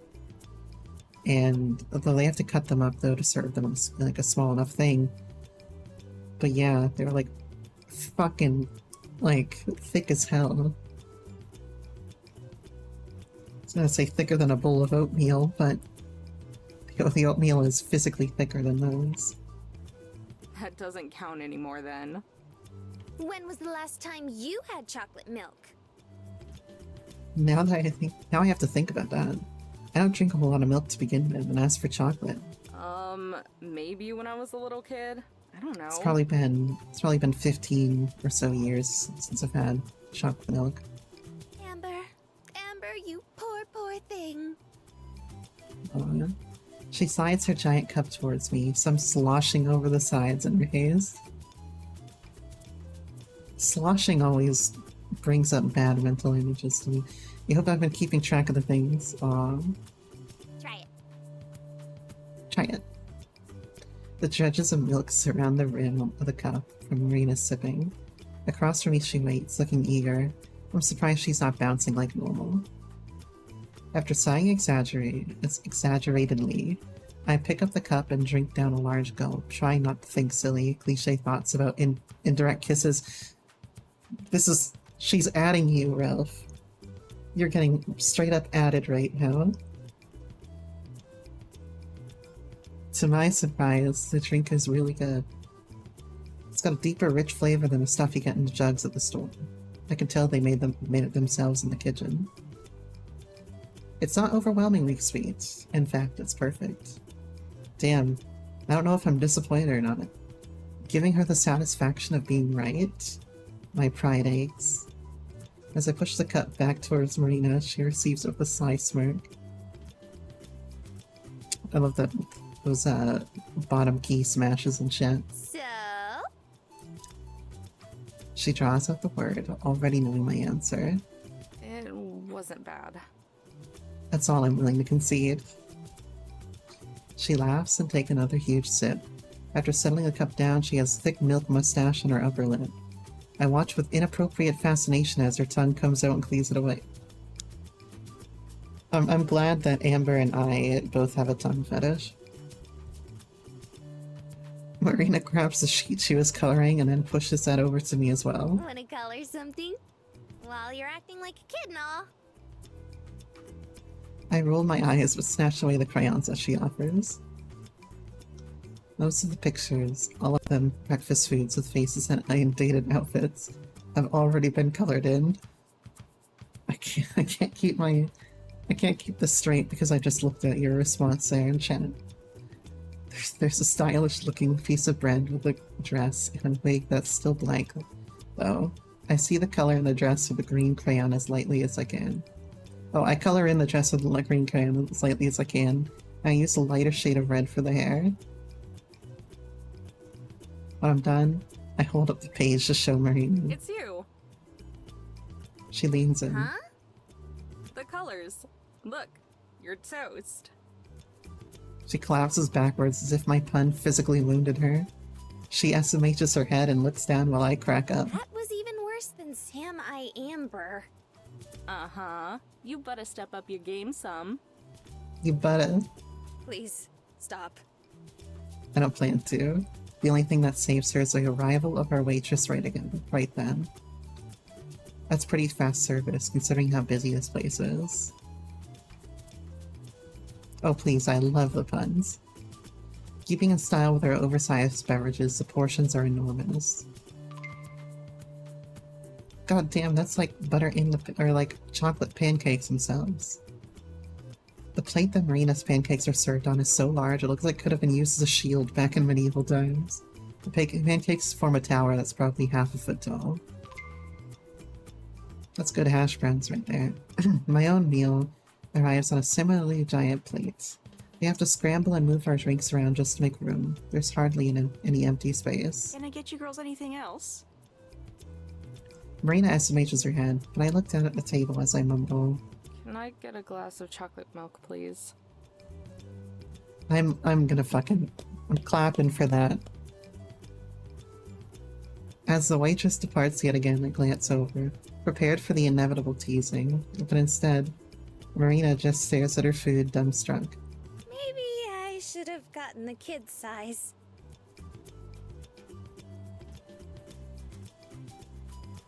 I finish about half my meal before the dismay sets in.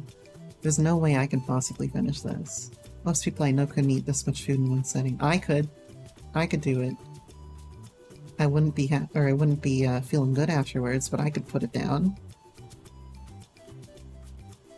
I can down quite a lot of food in one sitting, but I don't actually need that much to eat every day. Every bite is a struggle.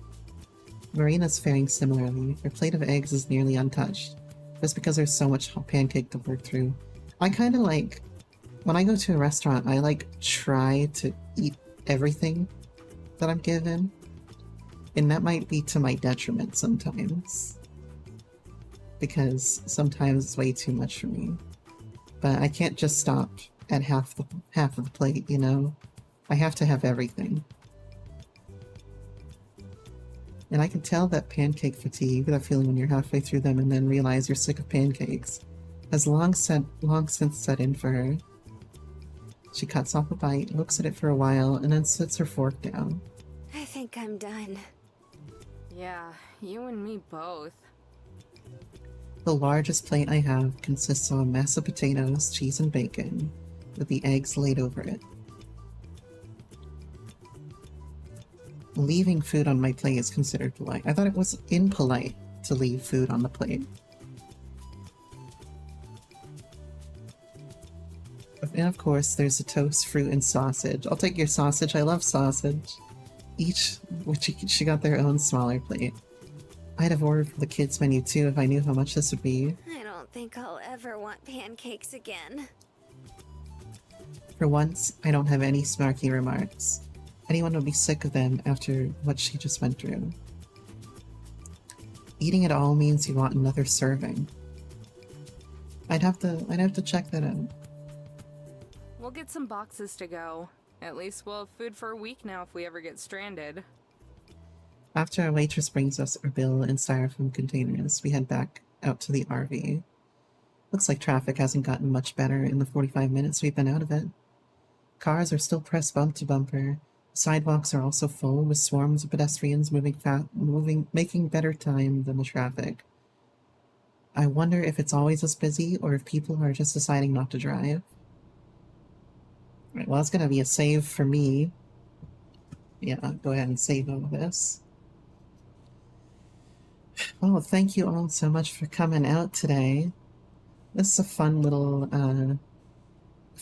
adventure. And just like Rat told me, it's pretty chill. It's not too emotionally intensive, and it's just been fun. And of course, it's from our favorite Studio Elon. They're always really good in terms of the writing and everything. Depends on the specific culture and custom. Yeah, I wasn't sure if that's the case or not. because it seems like it would become the opposite, you know? That finishing your plate means I enjoyed this, especially. Yeah, Europe is extremely varied. But yeah, thank you all so much for joining me today. I think tomorrow we might do some FF10. And then Friday might be another bit of this, potentially. I'll send you over to... Okay, who's playing something? I don't really have very many people up right now, but I'll send you over to Coda the Doggo. They're playing Alien Isolation, but you know, Coda is of course one of my followers, and I appreciate them. So I'm gonna send you over to them. If you want to watch some Alien Isolation, you can always stay for them. If not, make sure to just say hi. But thank you all so much for joining me today, and I'll see you guys all tomorrow. Have a lovely rest of your evening. Bye-bye.